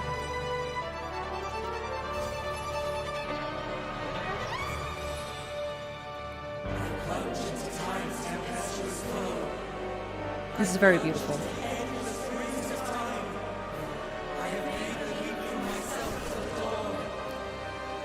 And also foreshadowing aspects of her personal story, right? And I love how her eye is like the chorus. I'm so sorry, madam. Please, forgive my clumsiness. Ouroboros in ruins after a meteor strike devastated the town in a Phrolova's VA is Ray Lim. She's amazing. She's actually nominated for a Service Award for this character. I'm coming. Early estimates put the death toll at over. Death is near. Death is far. Only in an eternity freed from both life and death can that boundary dissolve. And then sunsets will be no more. Only when we awaken will true daybreak come. I think this one is really cool because I think it does a really good job. Obviously, we know Phrolova at this point. Like, if you watched this when it came out and you'd been playing the game, you already know Phrolova, right? Because she's been in the game as an antagonist, as a member of the Fractsidus, and we don't really know what her goals are, but, you know, she's an intriguing character, and then this comes, and it's probably quite unexpected. I remember seeing this and thinking that it reminded me of Your Name a little bit, you know, this idea of a meteor strike wiping out a village on the day of like a joyous occasion. That's kind of what it just made me think of. I don't know if that was intentional. I feel like there are a bunch of, you know, references to other anime in Wuthering Waves, so it might be intentional, but that's what I thought of. But I think what's really interesting, like that we get to see like this beginning, right, where she catches the glass. That just seems like she's, you know, really on it, right? She just catches that. But then again, she does it again, right, at the end here. Like that is mirrored, right? We get to see her do it again. Oh, she did it again here, right? She does it again. And it's, you know, I don't know that this is necessarily something that happens, but maybe it's kind of hinting at this obsession she has with going over these events again and again and again. Seeing how it plays out, and her, obviously it ties into her motivation, right? Her personal motivation of trying to save her loved ones, who obviously perished in this event, and she's like the sole survivor. And I just think it's a really cool way of hinting, without spoiling the story, which is obviously worth exploring in its full. You know, all of these sequences, like her going to the concert, and then, you know, this meteor strike happening, like this whole moment feels very much like part of her personal story that you will see as part of the main story. And I just think it's really great foreshadowing, because this would make me absolutely want to play the game to find out what is happening here, right? Is she making this happen, or is she just witnessing it?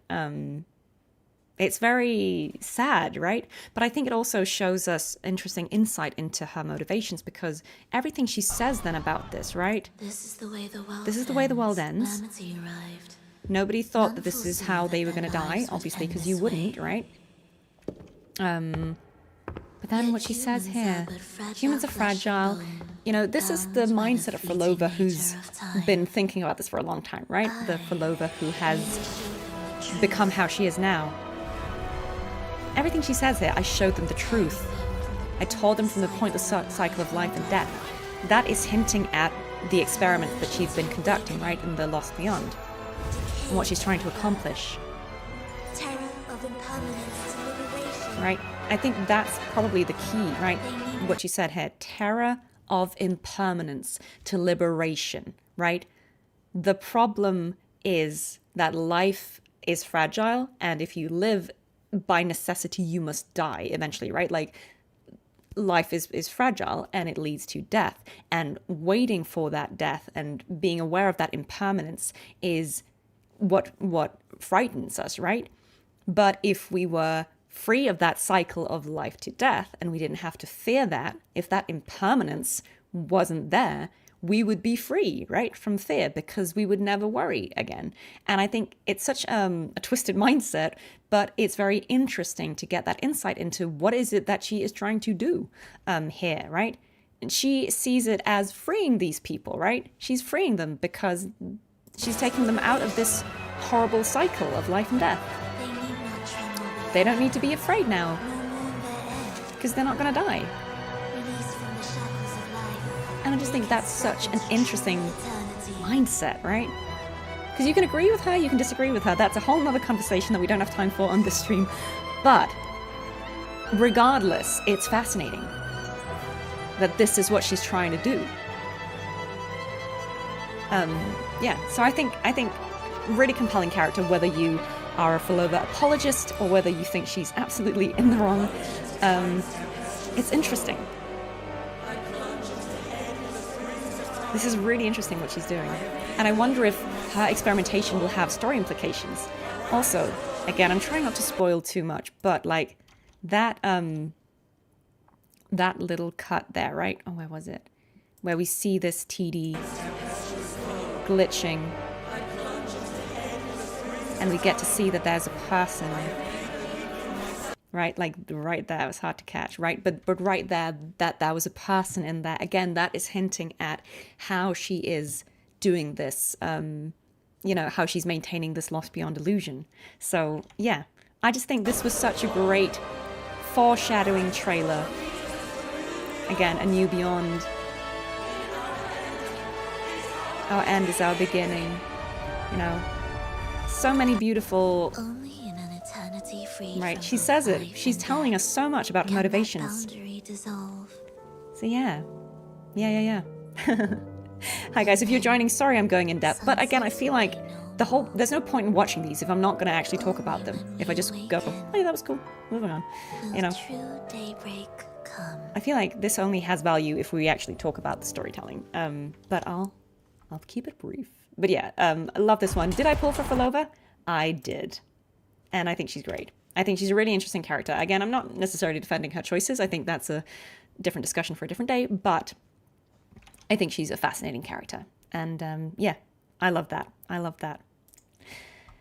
Okay, Iuno. Flames of fate lit long ago. Wait, no, Augusta must be first, surely, right? Augusta came out first. Is there no? Where's Augusta? Ah, Augusta's there. Surely Augusta was first. A rough lump of iron, dull, forsaken, buried in scorched soil. Okay. Okay, and immediately we go to Child Augusta. Origin story. And grime. A sharp blade slumbered within, awaiting the trial of fire. Hammered and pounded. Okay, teenage Augusta. Purged of impurity, thus its steely frame was forged. Now awakened, a blade cutting through all. Yes, it was honed to achieve more. So again, we're in sort of the Septimontian vibe of her training to be a gladiator, fighting. War, but to carve a path none had walked before. Behind high walls, glory has long decayed. Even the victorious couldn't escape the sting of corruption.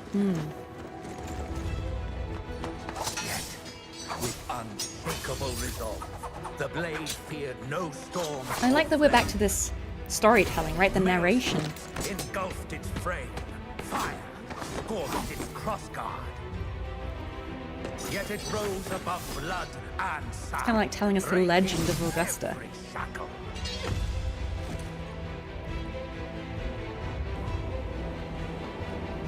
Through countless battlefields, baptized in the dust of strife, it set ablaze a trail of blood to very epic. Like, it's clear that she's a powerful character, right? For this moment.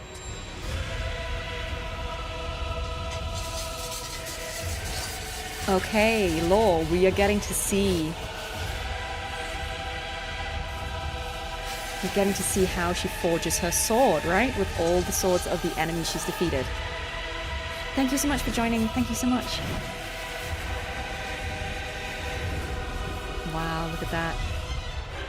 I like that that's how we get the lore of her sword.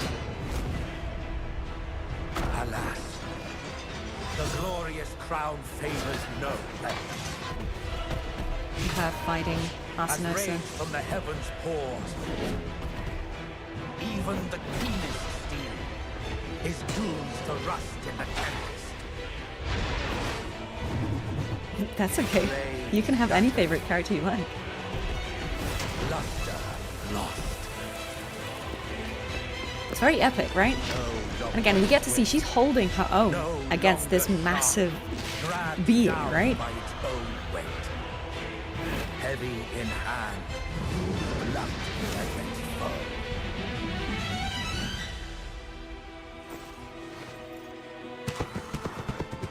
Okay. There was once a rough lump of iron, abandoned in mud. This is a story Nesta told Grover. Yes, when the burning valor of its past kindled its silent furnace, So we see how she's always been an absolute legend. Once a scrap ignored by all, now it strikes at the throne. Again, it shows how she's being underestimated constantly, right? Is now the true ruler's sword. Yeah.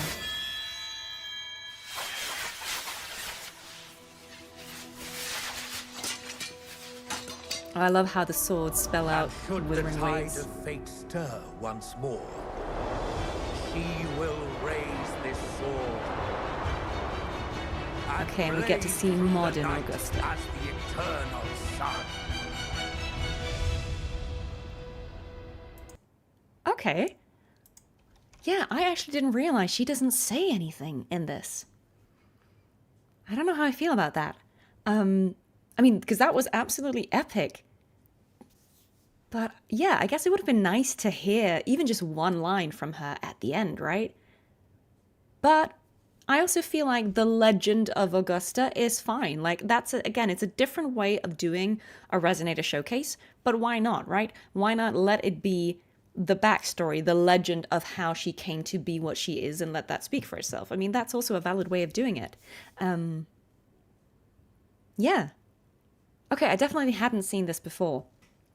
That was cool. I mean, obviously, yeah, sad for the voice actor, but who's the great Alex Wilson Regan in the English version. But yeah, no, I mean, it's very cool. Again, I feel like it's more straightforward than some of the others. Some of the others are a little harder to understand, whereas I feel like this one is pretty straightforward. It tells of how she is just someone who has consistently been fighting to prove herself, and she's been underestimated a lot of times, but she is incredibly powerful. You know, she has a really strong will. She does not give up. She has defeated all her enemies. And, you know, her sword is kind of the proof in the pudding. Yeah, she beats Arsinosa by pure strength and sheer will, despite the fact that her forte isn't necessarily the most impressive in terms of Resonators. Someone asked me if I have played Uma Musume. No, I haven't. I know of it, but I haven't played it. No, sorry. So I don't have a favorite. I'm very out of the loop with the horses. Yeah, so again, no words, but all aura. I think that's... Does it tell us anything about her we know to be true, who she is? No, we don't know, obviously. It's not her story. It's not, you know... But we can see what's happening, and I think we can make our own conclusions. I think regardless of what's being said about her, if what we're seeing is true, then... You know, it does show grit and determination, I think, which I think is kind of consistent with how Augusta's character is presented. I like it. I think it doesn't... They choose not to foreshadow any of her story. They're giving us, like, the legend, the backstory. But I think actually, in a way, that's fine as well, because I think how Augusta's story plays out is really interesting. And I think it's good that it's not spoiled or foreshadowed too much. I think it's quite nice the way it's handled. So yeah, I'm actually not mad about this. Yeah, it's doing something specific for sure. Let's just go back and check some. So we kind of start off with this, you know, the rough lump of iron that we're talking about here is probably her, right? Dull, forsaken, Buried in scorched soil. How she kind of starts. And I guess this kind of also foreshadows what we know about what happens to her village, right? It's probably her, you know, if we assume that what we're seeing in this trailer is true, this is probably how she first emerged. And we get to see, you know, this is the training that she's doing, testing herself against all these other opponents. Yeah. And we get to see... Yeah, it's not yearning for bloodshed or war. She's trying to carve her own path. And we get to see how she's kind of ignored by the, like, they don't want her in power, right? The ruling families. And so even though she's proved herself, again, they're still trying to get rid of her because she doesn't suit their narrative or their goals. They don't want her to be the F4. Yeah, and I like that they're using the metaphor about the blade to describe her. And like how all these challenges just makes her stronger. Yet it rose above blood and sand. Like any challenge you throw at her, she will just overpower with determination. Baptized in the dust of strife. I think it's really cool. It set ablaze a trail of blood to reignite glory. All for this moment. And I like that we get to see the swords coming together to form her sword. Yeah, I think she's really cool. She's really cool. Like, look at this, right? Aura. And I think, yeah, her power must be electromagnetism, isn't it? Because people were saying, why is she Electro? But we see the Electro here, right? Yeah. And again, the fight with Arsenault is pretty cool. Alas. Pretty cool. And again, I like these flashbacks to her being a child and seeing how even against really overwhelming odds, you know, she doesn't give up, right? She's resolute. She really embodies those values, I think, that Septimon is all about. The sharp blade within was ready. And so, once the scrap ignored by all, now it strikes at the throne, right? Speaking of her ambitions. The once rough iron. It's very epic. Like, the narration here is incredibly epic. Like, look at that. Look at that. She's so cool. She's so cool.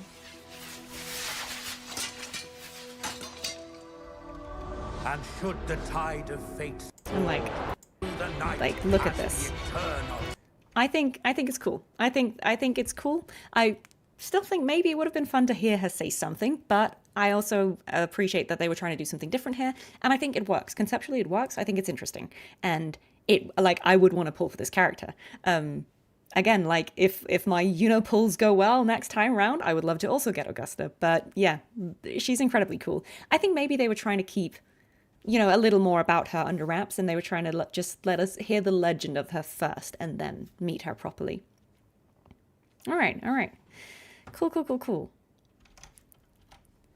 So, now we go back to Iuno, who is actually the next one. They were just slightly out of order there. I think you're right. I think it was because they had to re-upload the trailer for some reason, and so, yeah, that's why she was out of order. Let's go back and see Iuno's. The flames of fate lit long ago. Vision, take care. Thank you so much for joining. A priestess born in a lunar eclipse sees what others never will. To anchor the future of Septimon. Okay. From that moment on, the life of Iuno was thus ordained.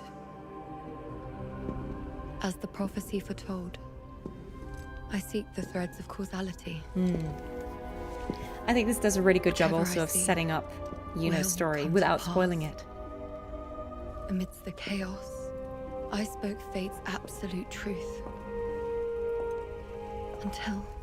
And her dilemma, right? Her story dilemma. Calamity's descent. She's had these visions, she's been telling them the way they are. Then she sees the destruction of Septimon. Septimon's doom. And our final... And she can't accept it, right? If this is the future in its entirety, how am I to relay it? The further I see... Guys, I am not mad if I'm not your favorite VA. I don't expect to be. Quiet. The more I observe, the clearer the unthinkable end becomes. I really like this because I think it's such an interesting character conceit. Having a character who can see the future, who doesn't like the future they see, to speak of, and wants to change it. I think that's such an interesting dilemma. What are you drawing? The great priestess saving Septimon, of course. But I've never seen such an ending. And again, she's seeing like a younger her. Who says you can only draw what you've seen? Showing her a different path, right? Or inspiring her. It's up to you how it should be. Again, saying don't accept this if you don't. Give it a try.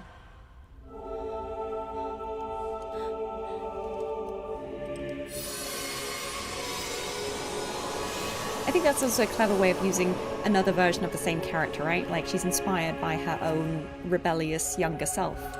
Saying, well, just because you haven't seen it doesn't mean it can't be. And it makes her want to find a different way. So again, I think it does a really good job of setting up Yuno's story.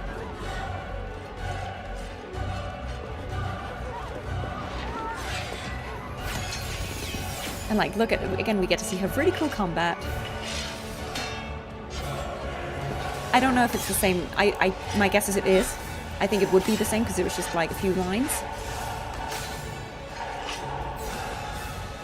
And I love this visual of her drawing or writing a new fate or new prophecy. But then the tool breaking.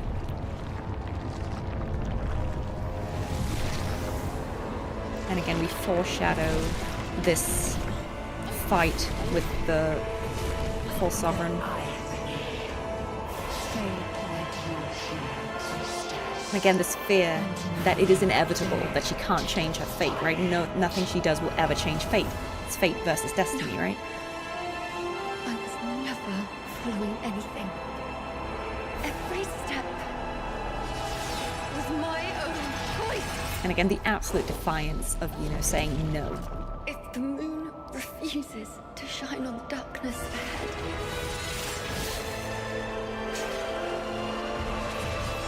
then it's up to me to draw fate's bow and release it where I choose.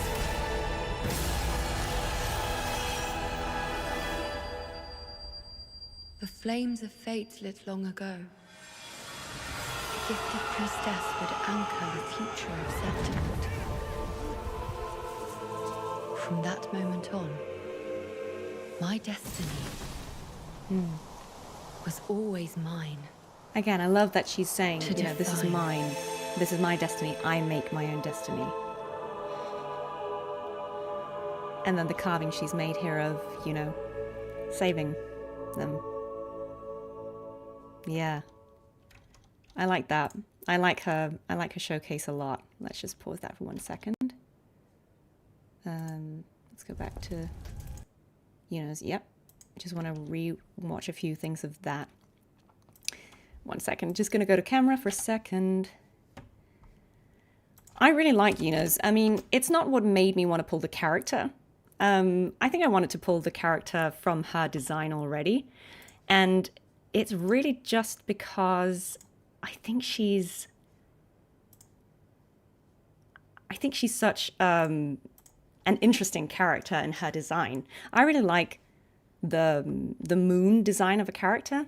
I think her and Augusta being sun and moon is quite an interesting, you know, like it makes sense, like visually it's an interesting pairing. But I think there's also something about how the moon has a certain significance in Wuthering Waves, right? Like I don't want to go too much into that because that's not why we're here. But like the moon is an important thing in Wuthering Waves, and so I think it's really interesting to have a character that embodies the moon.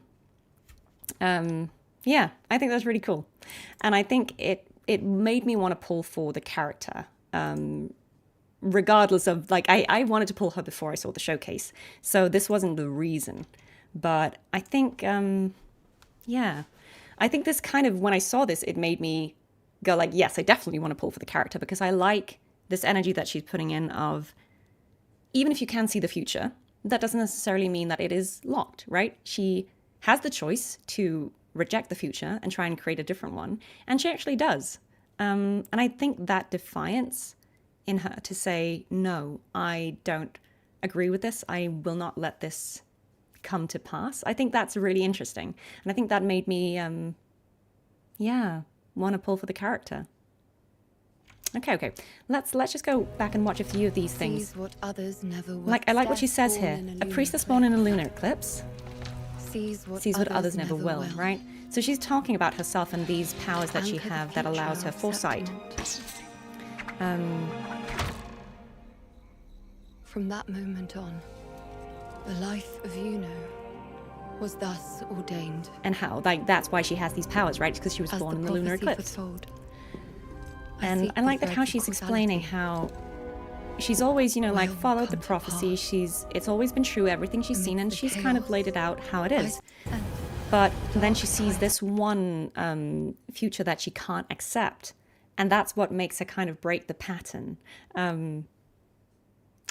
Yeah, thank you so much, guys. Have a good night if you need to go to bed. But I think what's I like this about her character, right? This whole question of can you challenge this vision? Like, where is the vision coming from? Who says it's true, right? It's a crazy thing, I think, to be someone who sees the future and then say, oh no, I don't believe in that.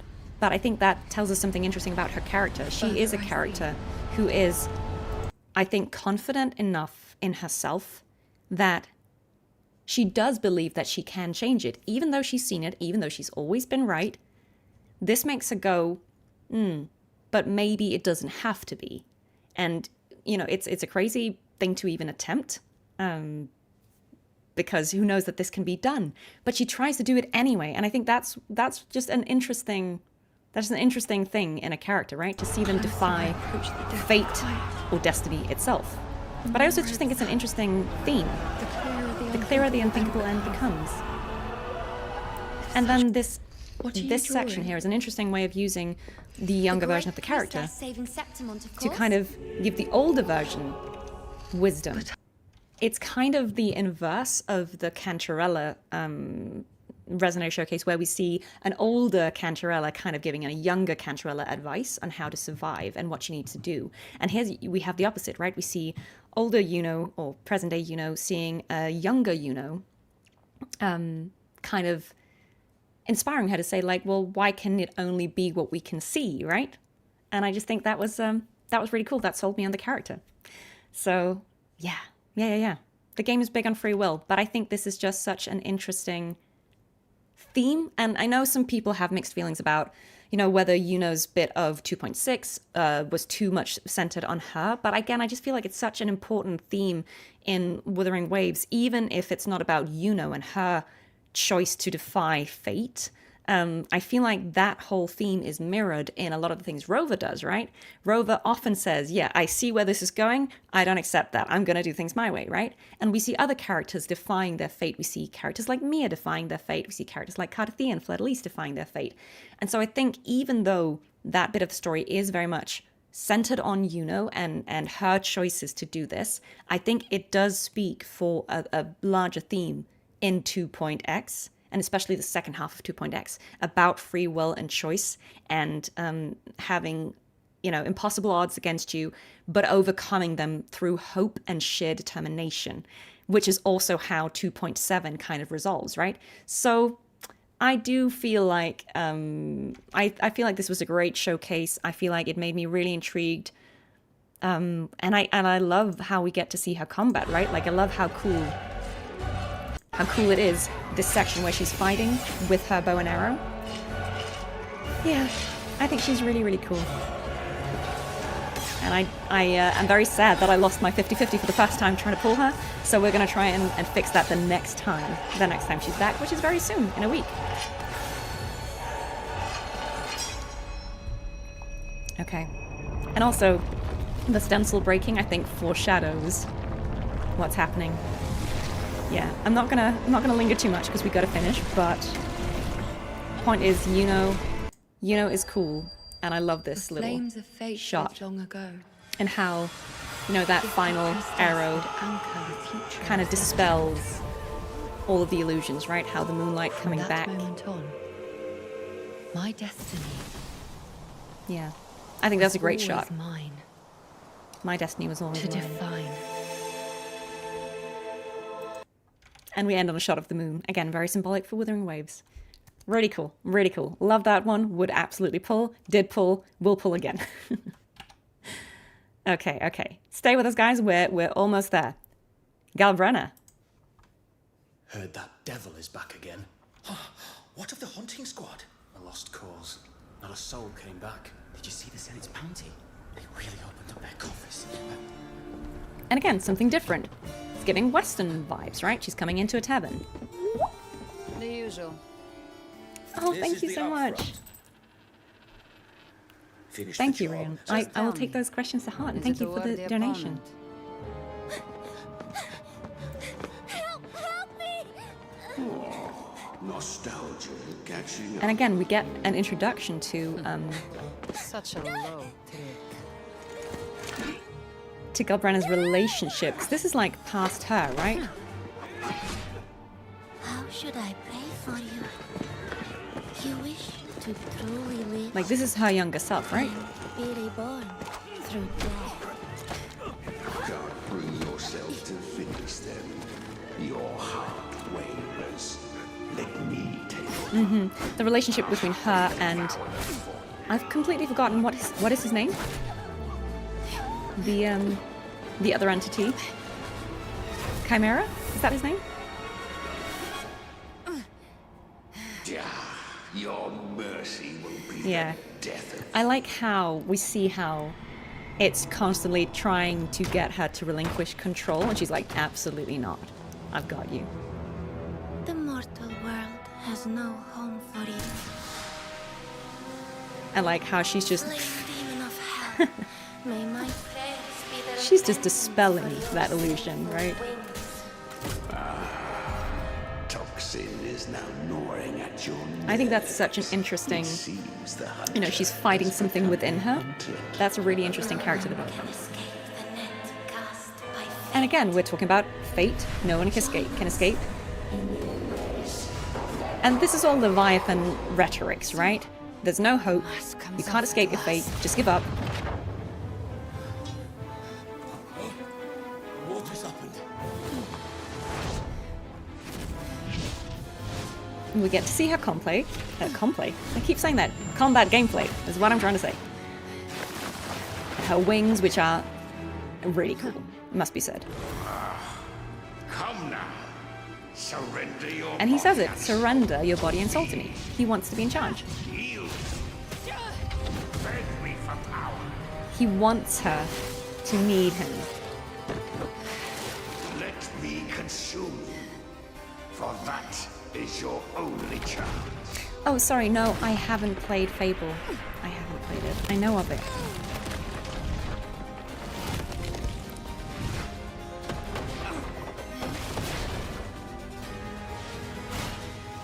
Complay should be a word. Now it is. You know what I'm saying.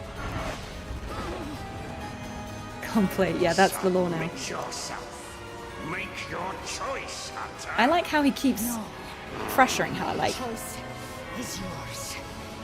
Die with me. and she, like, they're playing a game of chicken, right? Fight for me.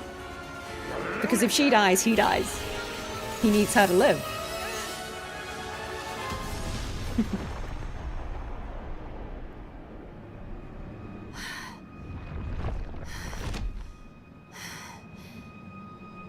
Do you have to push it this far? I think this is a All really thanks interesting to you. insight into the How many times have we done symbiotic this? nature of this. Hard to say. You've never won. And you never will. Was that a dream?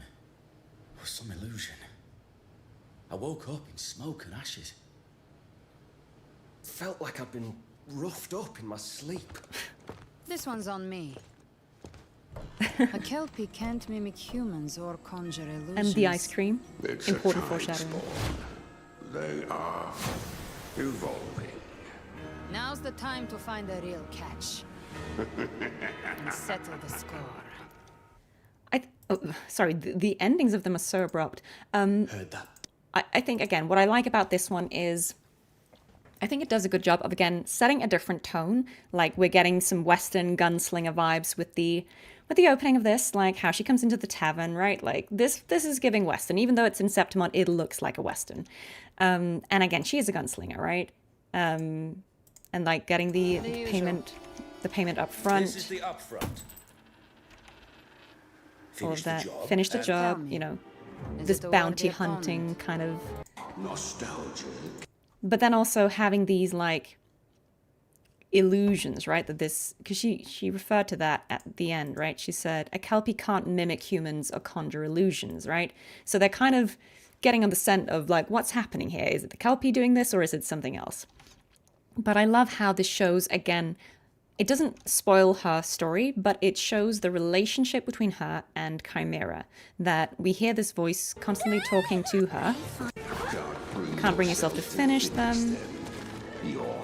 Heart wavers. Like, we see how he's this kind of malicious presence, right? He's saying like, please, come on, let me out, use my powers, you know. And she doesn't want to do it, right? And here again, we have that later on when she's falling to her death. No, he keeps saying surrender to me, blah blah blah. She says no. And then when they're having this final fight with the Kelpie, I think they really explain the dynamic between them, right? He keeps telling her she can't win without him. She's smiling.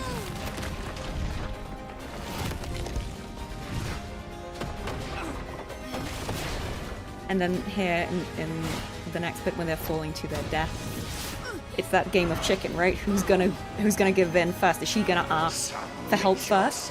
Or is he gonna help her before she dies out of fear of losing her body as well, right? I just think that's so cool. It's a different way of showing her will as a character, right? You know, she knows he will break first, and he does. She has the control, right? Yeah, she controls Chimera and the other inner demons. She's aura farming, but even like in this end when she says, "You can't mimic humans or says blah blah blah blah blah." Now's the time to find a real catch. And settle the Oh wait, no, that's not what she said. She said it before. She said something like, "We've been doing this a long time." Oh no, sorry, that went to Iuno's. Sometimes when I go back, it. Heard that devil is back again. Sleep. When is it? When she said it? Oh, yeah. How many times have we done this? Hard to say. You've never won. You've never won. And you never will. I think that alone would just sell me on the character as an intriguing character, right? What is the nature of her and this? You know, because she kind of seems like a demon hunter, but she's got a demon in her or with her, and they've got this interesting dynamic going on where it's trying to get her to use its powers or free it somehow, but that would probably be detrimental, right? And she knows that, so she won't do it. But she's still forcing it to save her, and I think that was really, really cool. That was something different, and that made me intrigued by the character. I did pull for her character. I haven't really used her as much as I thought I would, but in fairness, I also don't play the game enough that I need many teams because I'm not always doing the end game combat stuff. So. But yeah, I did pull for her because I thought she was really, really cool. And yeah, there's some Devil May Cry influence for sure in the character, right? But yeah, it's using the bad thing against the bad thing. Absolutely right. But yeah, Galbrena, absolutely aura farming. Coincidentally, so is a good friend, Jiyan. Oh, am I getting an ad? Thanks, YouTube. Thanks for the ads. Let's skip that. That was the first ad I've gotten streaming for 5 hours.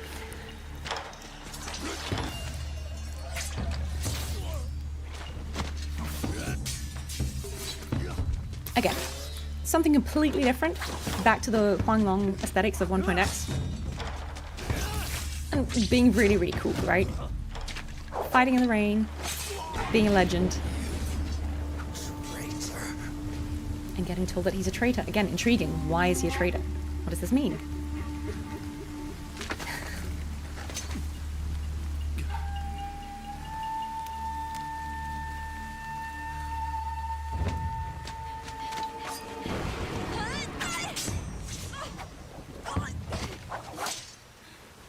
You are. Mother and father are dead. Okay, yes, and this girl is challenging him. You wear the same crest. I do not know you. And he's just like, no. Go away. Yeah, Jeremy is great in this. And then it completely changes up the vibe, right? Getting noodles. But she's following him. Close one.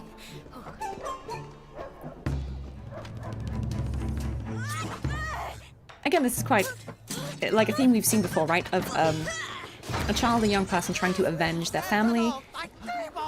She's convinced that Jiyan is part of this because he has the same logo or insignia. Get your hands off me! Arrest him! He's the bad one! And he's just like... Don't think this changes my mind about you.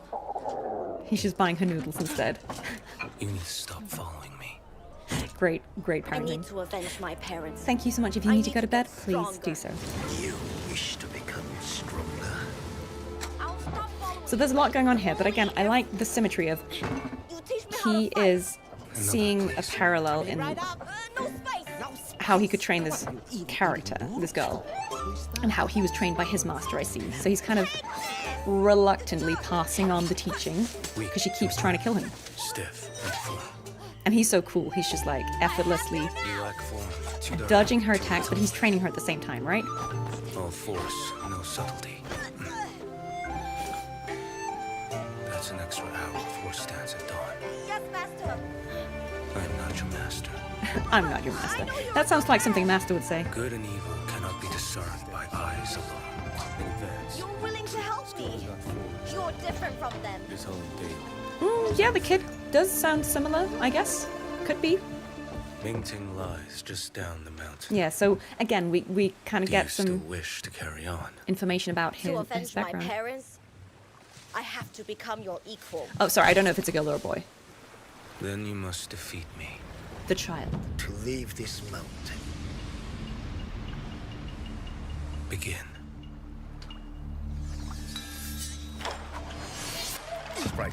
And I love that we go into a different style of animation. And it's mirroring how he fought and learned from his own master. Unite the falling star. Focus your strength. Follow their momentum. Make it your own.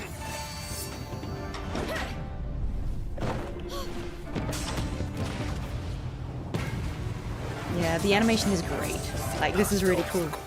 Stylistically, again, different to what we've just had in 2.x, but I think it's nice that it kind of harkens back to the 1.x. You've learned well. I am in your debt for life. With this blade, I will honor your teachings. And this makes me interesting, you know, like, I'm interested in finding out more about Jiyan and his background, and who taught him. I mean, his combat style looks absolutely amazing, and again, we've got an organic way that they work in the combat, because he's got a training sequence, right? What game is this? This is Wuthering Waves. We're watching all the Resonator showcases. The Wuthering Waves were almost ready. Do what your heart commands. I won't stop until I find the one who did it. Right, this child almost, like, got close enough. Beneath endless mountains, all who have met must part. Walk a path boldly. Descend the mountain. This is really beautiful. The style of this is great. Heard that devil. Oh, sorry. Because it's a playlist, it keeps jumping to the next one.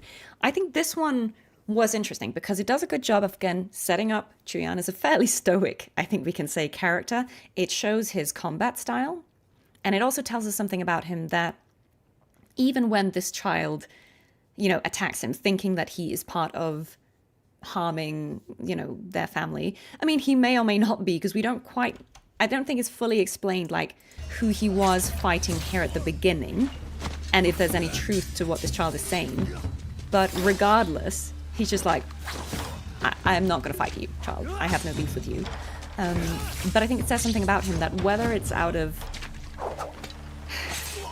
some feeling of, I don't necessarily know that there's any feeling of guilt here. I think what he's doing might have been unrelated to what they're referring to, but he's still taking on some kind of responsibility. He sees something in this child that he maybe recognizes in how he was given a chance or how he was trained, and he kind of pays it forward. And I think that's just, it's nice, it's subtle, it tells us something about him as a character, you know, he's not going to fight this child. Okay, it just says because of people like you wear the same crest. I don't know what the crest is. I don't think it's completely, I don't know if this probably refers back to his backstory in Mingting, but we'll probably know more. But I like that he, yeah, they're Mingting assassins, and again, this is probably when he leaves Mingting, right? As we find out later in his quest. But I think there's something really wholesome about how this character keeps, this child keeps trying to, you know, fight him. Obviously, is no match for Jiyan, because he's really powerful, but how he just, you know, kind of takes on the responsibility of training this child while still saying, I'm not your master, right? He's doing it sort of with a little bit of reluctance, but he's clearly training it. It's better. You know, he keeps giving advice. All force, no subtlety. And ultimately, you know, I guess he has this final confrontation. Sorry, here. He has that final confrontation that mirrors the one he had with his own master. So I think he's like passing on the teachings and creating this, you know, protege character. I'm really interested in finding out more about both his own backstory with this character, but also whether we will see this young child again. Because I feel like it would be very strange to introduce this character and show us this. Why choose this to show us, right, in his showcase, if this is not going to come back at some point? So I'm curious if this is like a long game foreshadowing about what we're going to go back to. I feel like maybe he kind of came at the time of the story where he came to remind us all that we are going to go back and explore the rest of Huanglong, because obviously, yeah, we've seen Jinzhou, but that's one of, what, 7 regions? So there will be more stuff there to unpack as well. And I kind of feel like this was maybe just a way of saying, don't worry, we are going to go back to that. There's so much more to explore. We know Mengteng is important for the plot. We know that Changli was there as well. So I feel like it's just maybe foreshadowing that we will return to this, and maybe he will be one of the characters who will guide us back into that and become more prominent. And maybe we will see these characters again. Maybe we will see what happens to this protege. Maybe we'll see what happens with his master, or maybe we'll just get more context than that. But it did intrigue me. I think if nothing else, he seems really cool. He has a lot of aura, and I think we would want to see more of him, right? I certainly want to see more of him. So yeah, I think what can you say? He's really, really cool.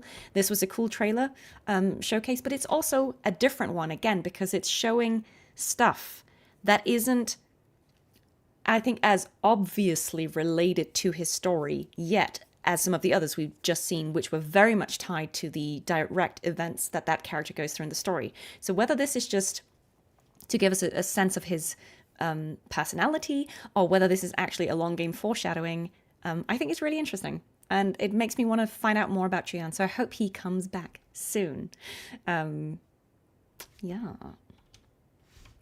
Am I going to take a break? No, we're gonna power through, guys, because otherwise we will never stop. Okay. We've got 2 left, and then we might take a look at some of the full 3.0 characters really quickly. Cheesa. A new game has just started. Dear players, welcome to the fray. This one I think is really interesting, because we see Hanami. Your first trial is about to kick off. But we also get this idea that there's some kind of battle royale thing going on, right? Who's this announcer?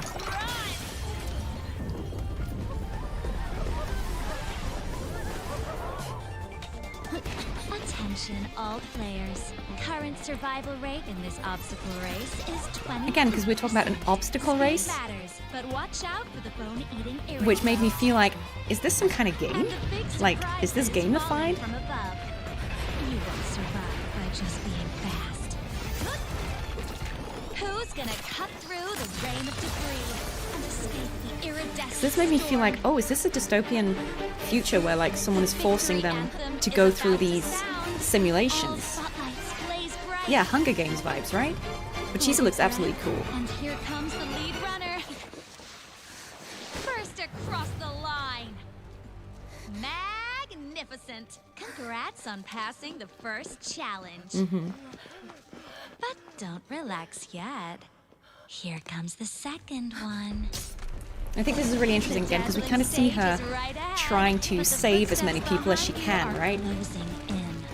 The Tower of Victory is, and how they all have to get to this tower to win, to survive. You'll be claimed by the dark abyss.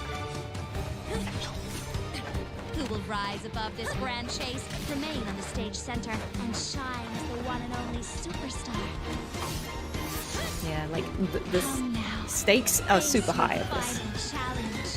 Yeah, it's giving Alice in Borderland. I can see that. When only one heart is left beating. And this idea, like, is she gonna help this person? She's close to victory, but is she gonna turn back? And she does, right? It tells us something about her as a character.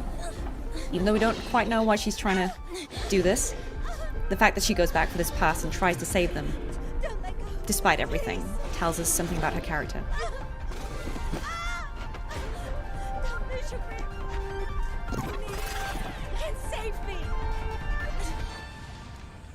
and it cost her everything, right? Because she falls down as well.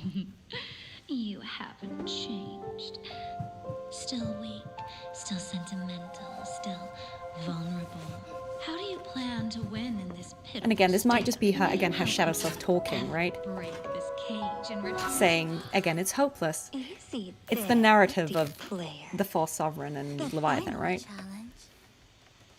Is calling for you. Again, we've got evil Chisa. So, Chisa, Thank you so much, Patrick. herald of justice, Thank you. Really appreciate you. resolve to the task. So again, she's fighting her own self here, right? Call to gaze towards the tower's heart. Or her doubt. So desperate to end this tragic loop. But tell me, how far are you willing to go? What if the ones you saved drag you back? This fear again that if she tries to save others, will it doom herself, right? What if the world treats you like a monster? And also this interesting foreshadowing with the collar. What if all you've done gives you nothing but heavier shackles? Are you willing to pay the price? Do you truly And we get to see her combat against herself, which is really cool. Shut up! I'll be the monster or I'll descend to hell, if that's what it takes. But I will not live in this false peace, pretending nothing happened. I will cut this loop at its source and shred it to pieces for good. Whatever mires and chasms lie ahead, I will tread upon you and wait. And this helix that they're creating.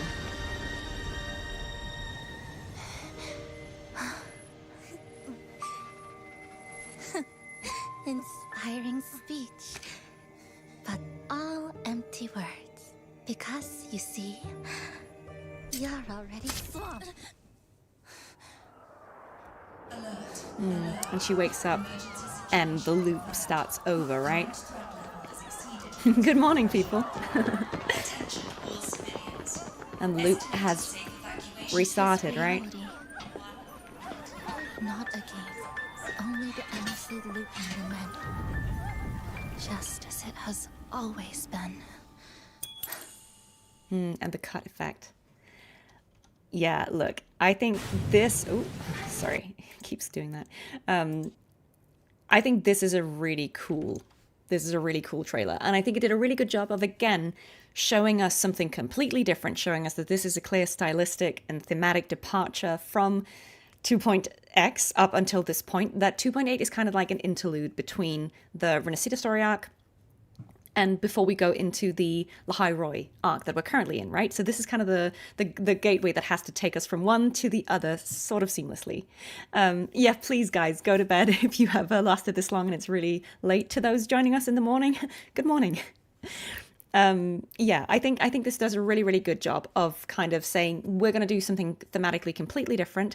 I thought it did a really good job of showing us what, you know, Hanami looks like, that this is kind of urban, pleasant cityscape, right? Your target. And I think at first, the first time I saw it, I did think that there was some kind of Hunger Games-y kind of thing going on where someone was doing these experiments on these people who were trapped in the loop, and that was what the story was going to be. But I think it makes perfect sense now, having played the content, that this is like the voice that she's hearing is her self-doubt, right? It's this thing that is probably nagging at her after a while because, you know, for her, it's been... what, two months that she's been trapped in here, but on the outside it's been 20 years. But she's been in there for a while, right?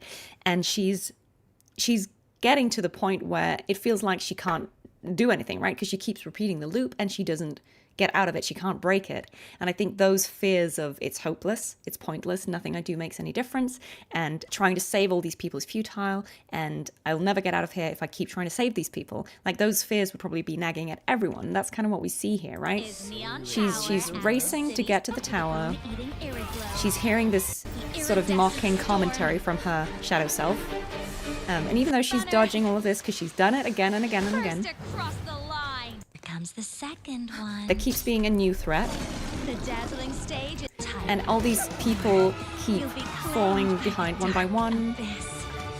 And then she gets to this point where she's the final challenge When only is she going to stop to save is someone left else? beating. And she does. She does, The whole because city shall she's, you know, good.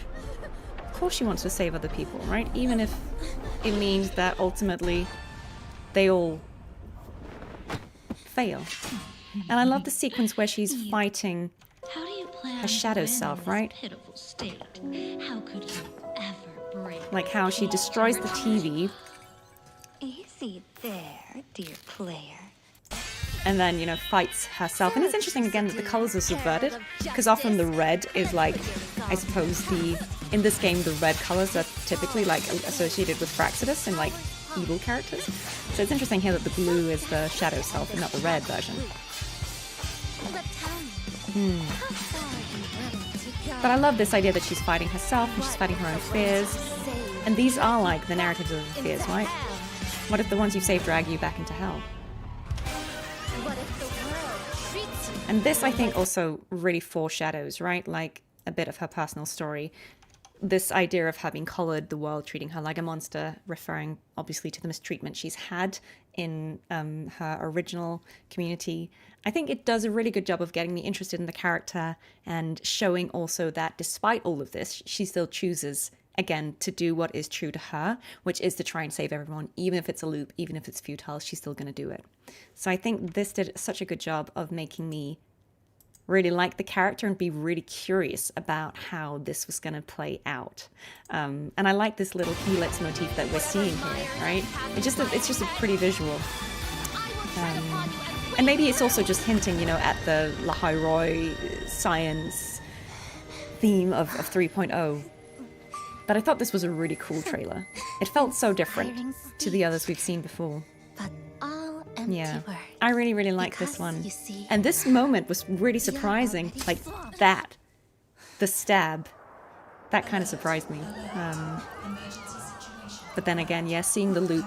I think also what it does is seeing the loop and seeing the struggle that she's going through makes us as the player want to go in there and help resolve it, so that when we get to this part of the story as Rover, we are very motivated, right? Because if we've seen this trailer, we know what's going on and we know the struggle she's going through, and we know that she's been trying to break this loop, and that would make us incredibly motivated to do it.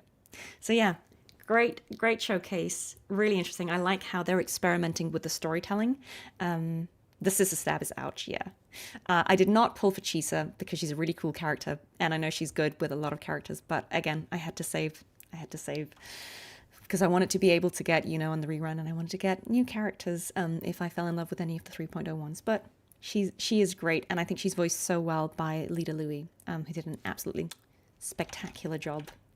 Okay. Linne, the final of the released showcases, and an absolute banger.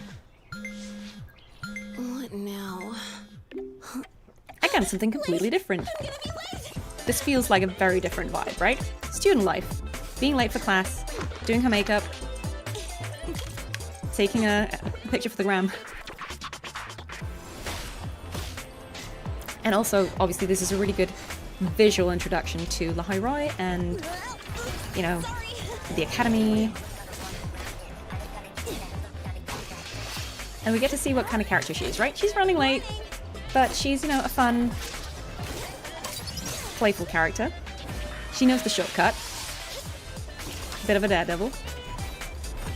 Elsie Lovelock is amazing. Am I going to have her as a guest? I mean, if she'd be down, yeah, I'd love to. But then I think this also is really interesting, right? Because she sees the threat, she uses the spray cans to divert. Well, she stops the threat, right, without combat. You're late anyway. You might as well show us how you mod bikes. Not today, sorry. And they tell us how she's late a lot, attendance is a problem. What's wrong? Nothing. But the robots are still coming. Time's ticking.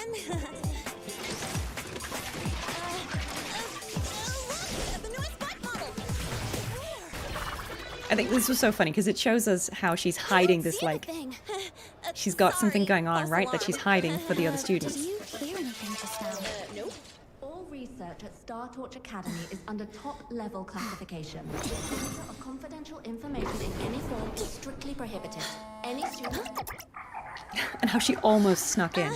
And we get to see that she can turn invisible, which is a pretty cool thing. Gotta show me how to sneak in like that. That's... Linne, my office after class. She's in trouble already. As I spam emails. Someone keeps sending him messages. And note that this would be the lightest penalty, so please do not violate the confidentiality code. Again?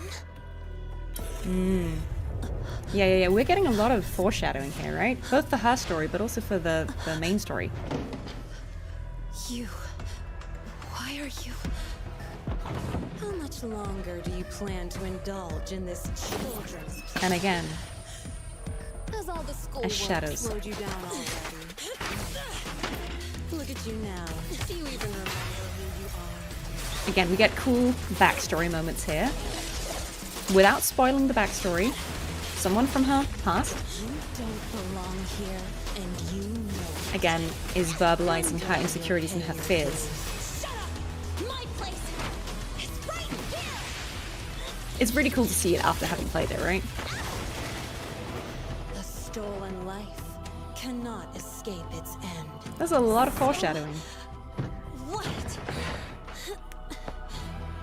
I love this place. Staying here is my own choice. Still lost in your dream? Choice?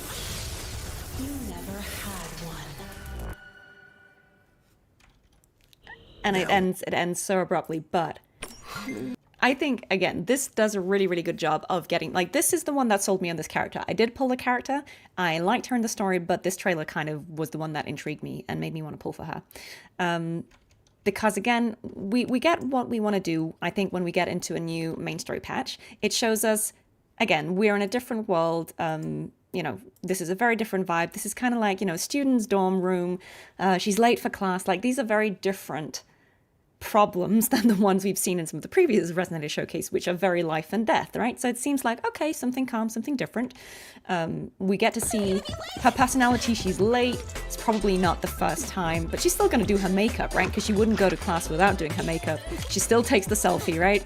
So we kind of get a bit of an idea of how seriously is she actually taking her attendance. She's a girl who roller skates. That's kind of cool. And again, we get to see what the student campus space is all about. But we also get these interesting little moments of something's wrong with these, you know, synthetic friends that she has to stop. Because this doesn't surprise her, right? She's fully prepared for that. She was just like, oh, not today. So she knows what's going on, or like she's aware that this is going on. So, again, and she's hiding it for these characters, right? Who might be her classmates. I think that's really interesting, again, because it tells us immediately that she is a student, but she's hiding something. There's more to her. And she's kind of on her own, trying to fix this issue that she's noticed, but she can't let anyone else know. So I just think this does such a good job of telling us that there's more to the character. And also we see this really interesting thing that she can actually turn invisible. Again, really cool hint at how the character works. Drop something under the desk. Gotta show me how to. And I even like how they show that she plays up her persona when she's in trouble, right? To get people to underestimate her. So yeah, I feel like we get a lot of interesting information about the character, and that's what intrigued me and made me want to get her. Yeah. And then again, this section, which I think, you know, is probably not meant to be taken literally. I think this is, again, one of those shadow past, you know, it's more like a thing that I think is going on inside of her than necessarily happening in real life. But this idea of confronting a figure from her past, who's come back to haunt her, challenging her, voicing some of her fears. Obviously, if you've played this, I know this is recent content, so I'm trying not to spoil it, but bye, Yennefer, take care. But I like showing this to, again, kind of prove that this character definitely has a past that she is hiding. And it has to do with why she's here. And she's going to have to make some choices, probably, about how she's going to deal with this. And I also love that she says quite assertively, my place is right here. But she actually immediately gets beaten by this other character, right? Cannot escape its end. And there's this a stolen life. What? You know, there's a lot of interesting things going on. I love this place. Staying here is my own choice. Still And again, she's talking about choice, which is very like Iuno's story. But then it's subverted here, saying you never had a choice. I think that is really interesting because we've already had some trailers that were about choice. And here they say, oh, you never had a choice. And I think that's just interesting because, again, it sets us up. It subverts the expectations that these characters, because we've seen so many other Resonator showcases where the character just goes, I'm true to myself. And then they defeat their shadow self or their past or whatever it is that we're seeing here. And I think it's interesting that here she is beaten. She doesn't win, right? I think that was just an interesting subversion because in other showcases, we've seen them actually beat that doubt away, right? And here she kind of fails. And it just ends on that, like, oh, okay. So I thought this was really, really cool. And again, I like that they're trying new things. I like that they're foreshadowing. I'm sure that there's a lot of this that maybe will make even more sense down the line when we've played more of the 3.0 story. Bye-bye, Iris Flower. Thank you so much for staying with us. What my favorite showcases after watching everything? It's hard to say. I think they're all really good in very different ways because I think they all do really good jobs of setting up the characters, but also telling us something about the story. I do think over time, the showcases probably have become more elaborate, but I think there's still, like, I don't think the first ones are not good. I just think it's hard to compare them because there's so much maybe more, time and budget put into the later ones that it's hard to compare them. And I think they kind of do different things. But yeah, I think they're really, really good. I'm really glad that I've seen all of them. Since we've been here for this long, I'm going to do one quick thing, which is we are actually going to look at this. I'm sorry, this is potato quality. I have to watch it off X because that's the only way I could find it. But this is not a leak. This is the official stuff that was with Kuro's consent shared. So that's why we can watch it. We're going to just take a little look at this because you all asked. Yes, guys, I'm way ahead of you, right? We're doing it. We're doing it. We're going to watch this, talk about this really quickly, just to wrap this up. But yeah, you asked. So here she is.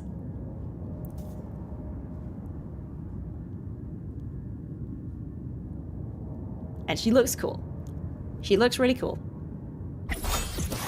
Ready to launch. And look at that cool transformation. The world is mine to guard. Objective logged. Like the way she shifts in and out Reach the cosmos. of the two forms Blade cleaves the is night. really cool. Peril. Burst in light. Propulsion mode.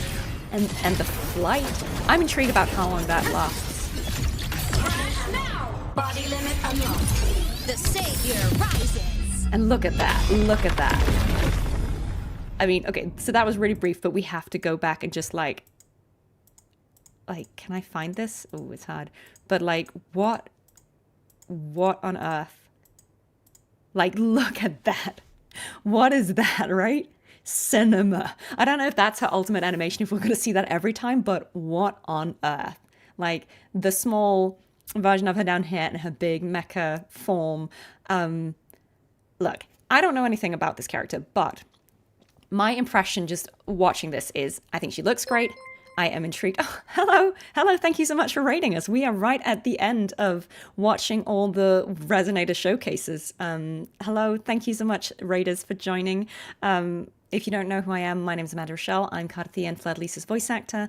And today I have been watching all the Resonator showcases. We have been going for 6 hours or something, and I need to stop. But thank you so much for joining. We are just reacting very quickly to the new 3.0 stuff that kind of came out today.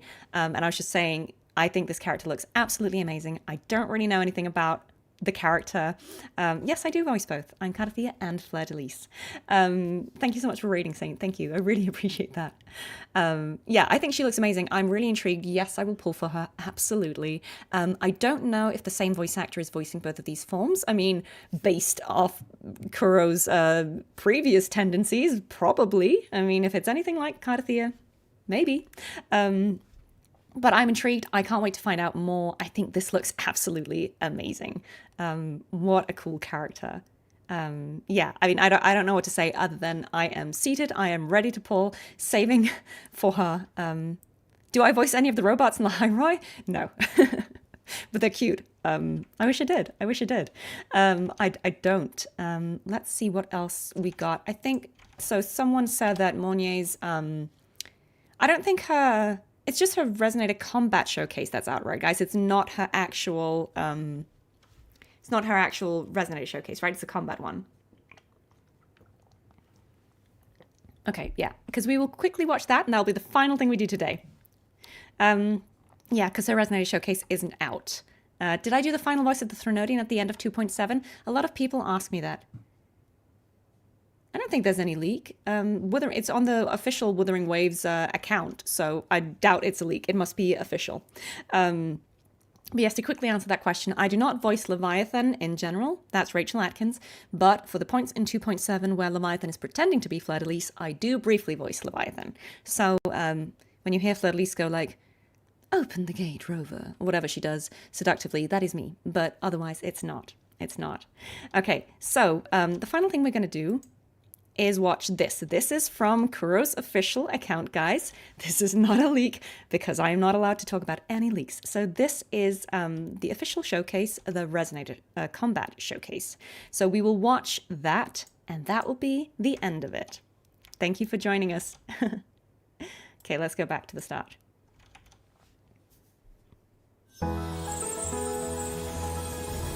Okay.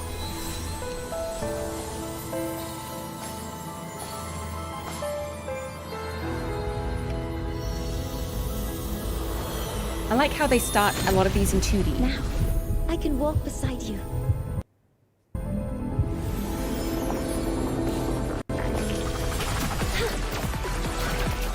Attack formation. Okay. Target locked. Okay.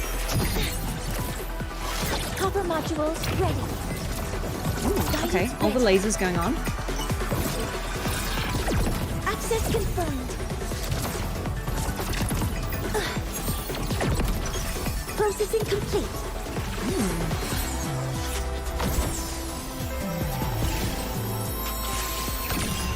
I mean, stars, hear my queries. This looks crazy.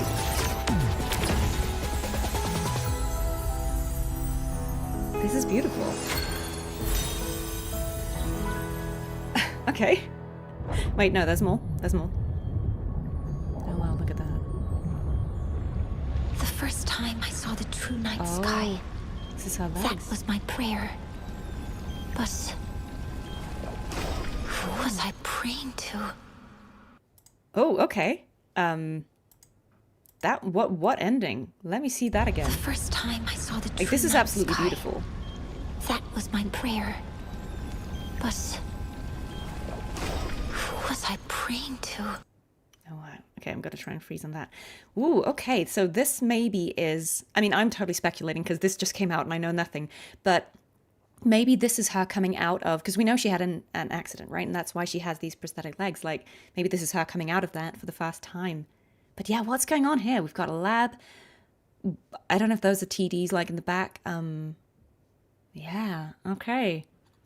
This looks interesting. This looks really interesting. I haven't played all of the new content, so I'm not fully caught up to I haven't read every single piece of information everywhere, but this looks really, really cool. I don't know what this is referring to, but I like the implication of what she says there.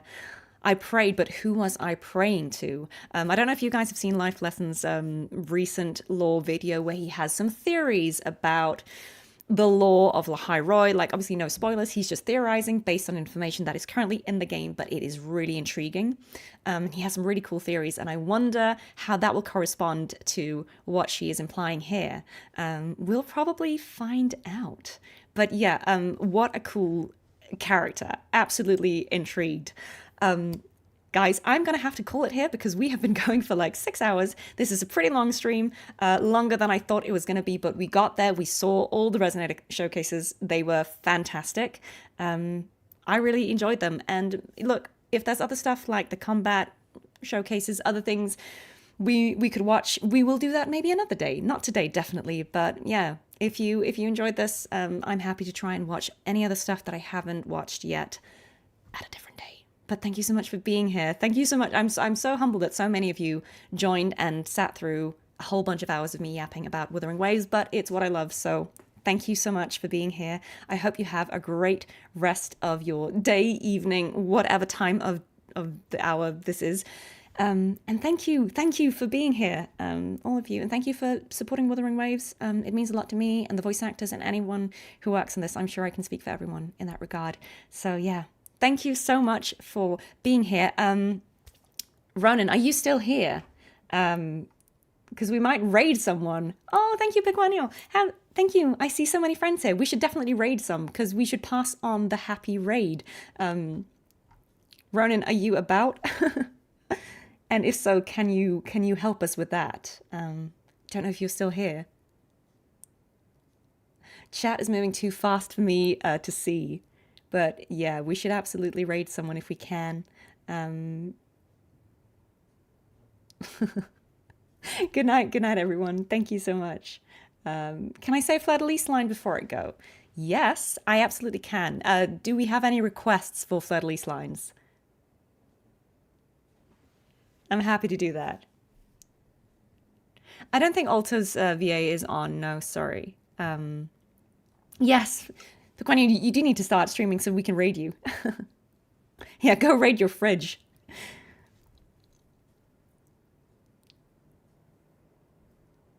Okay, Ufi's on. Yeah. Great. Okay, yes, come to me. Okay. Ronan, yes, thank you. We will do this line, and then if you could help us raid. I think some people are suggesting Ufi's online. So,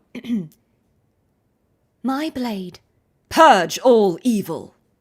There you go. Here's a Fleur-de-Lis line. I will never say I like Pizza Tropical because that would be completely out of character. Yeah, Ronan, I don't know if you know, can someone put Ufi's full like streamer name in here so Ronan can find them? False divinity, yeah, that's a good one as well. False divinity, suffer my disobedience. Yeah. There are so many good lines. Raid Ufi TV, that's her name. Okay, great. We should absolutely do that. Thank you so much for joining, guys. And if you have just joined and you want to stay on for more content, we should absolutely send some love to Ufi. Happy to raid. But yeah, go and show some love for a fellow Wuthering Waves streamer. Yeah, all the Cartethyia and Fleur-de-Lis lines are epic. Yes, take us away, Ronan, if you have found her. Let's absolutely show the love.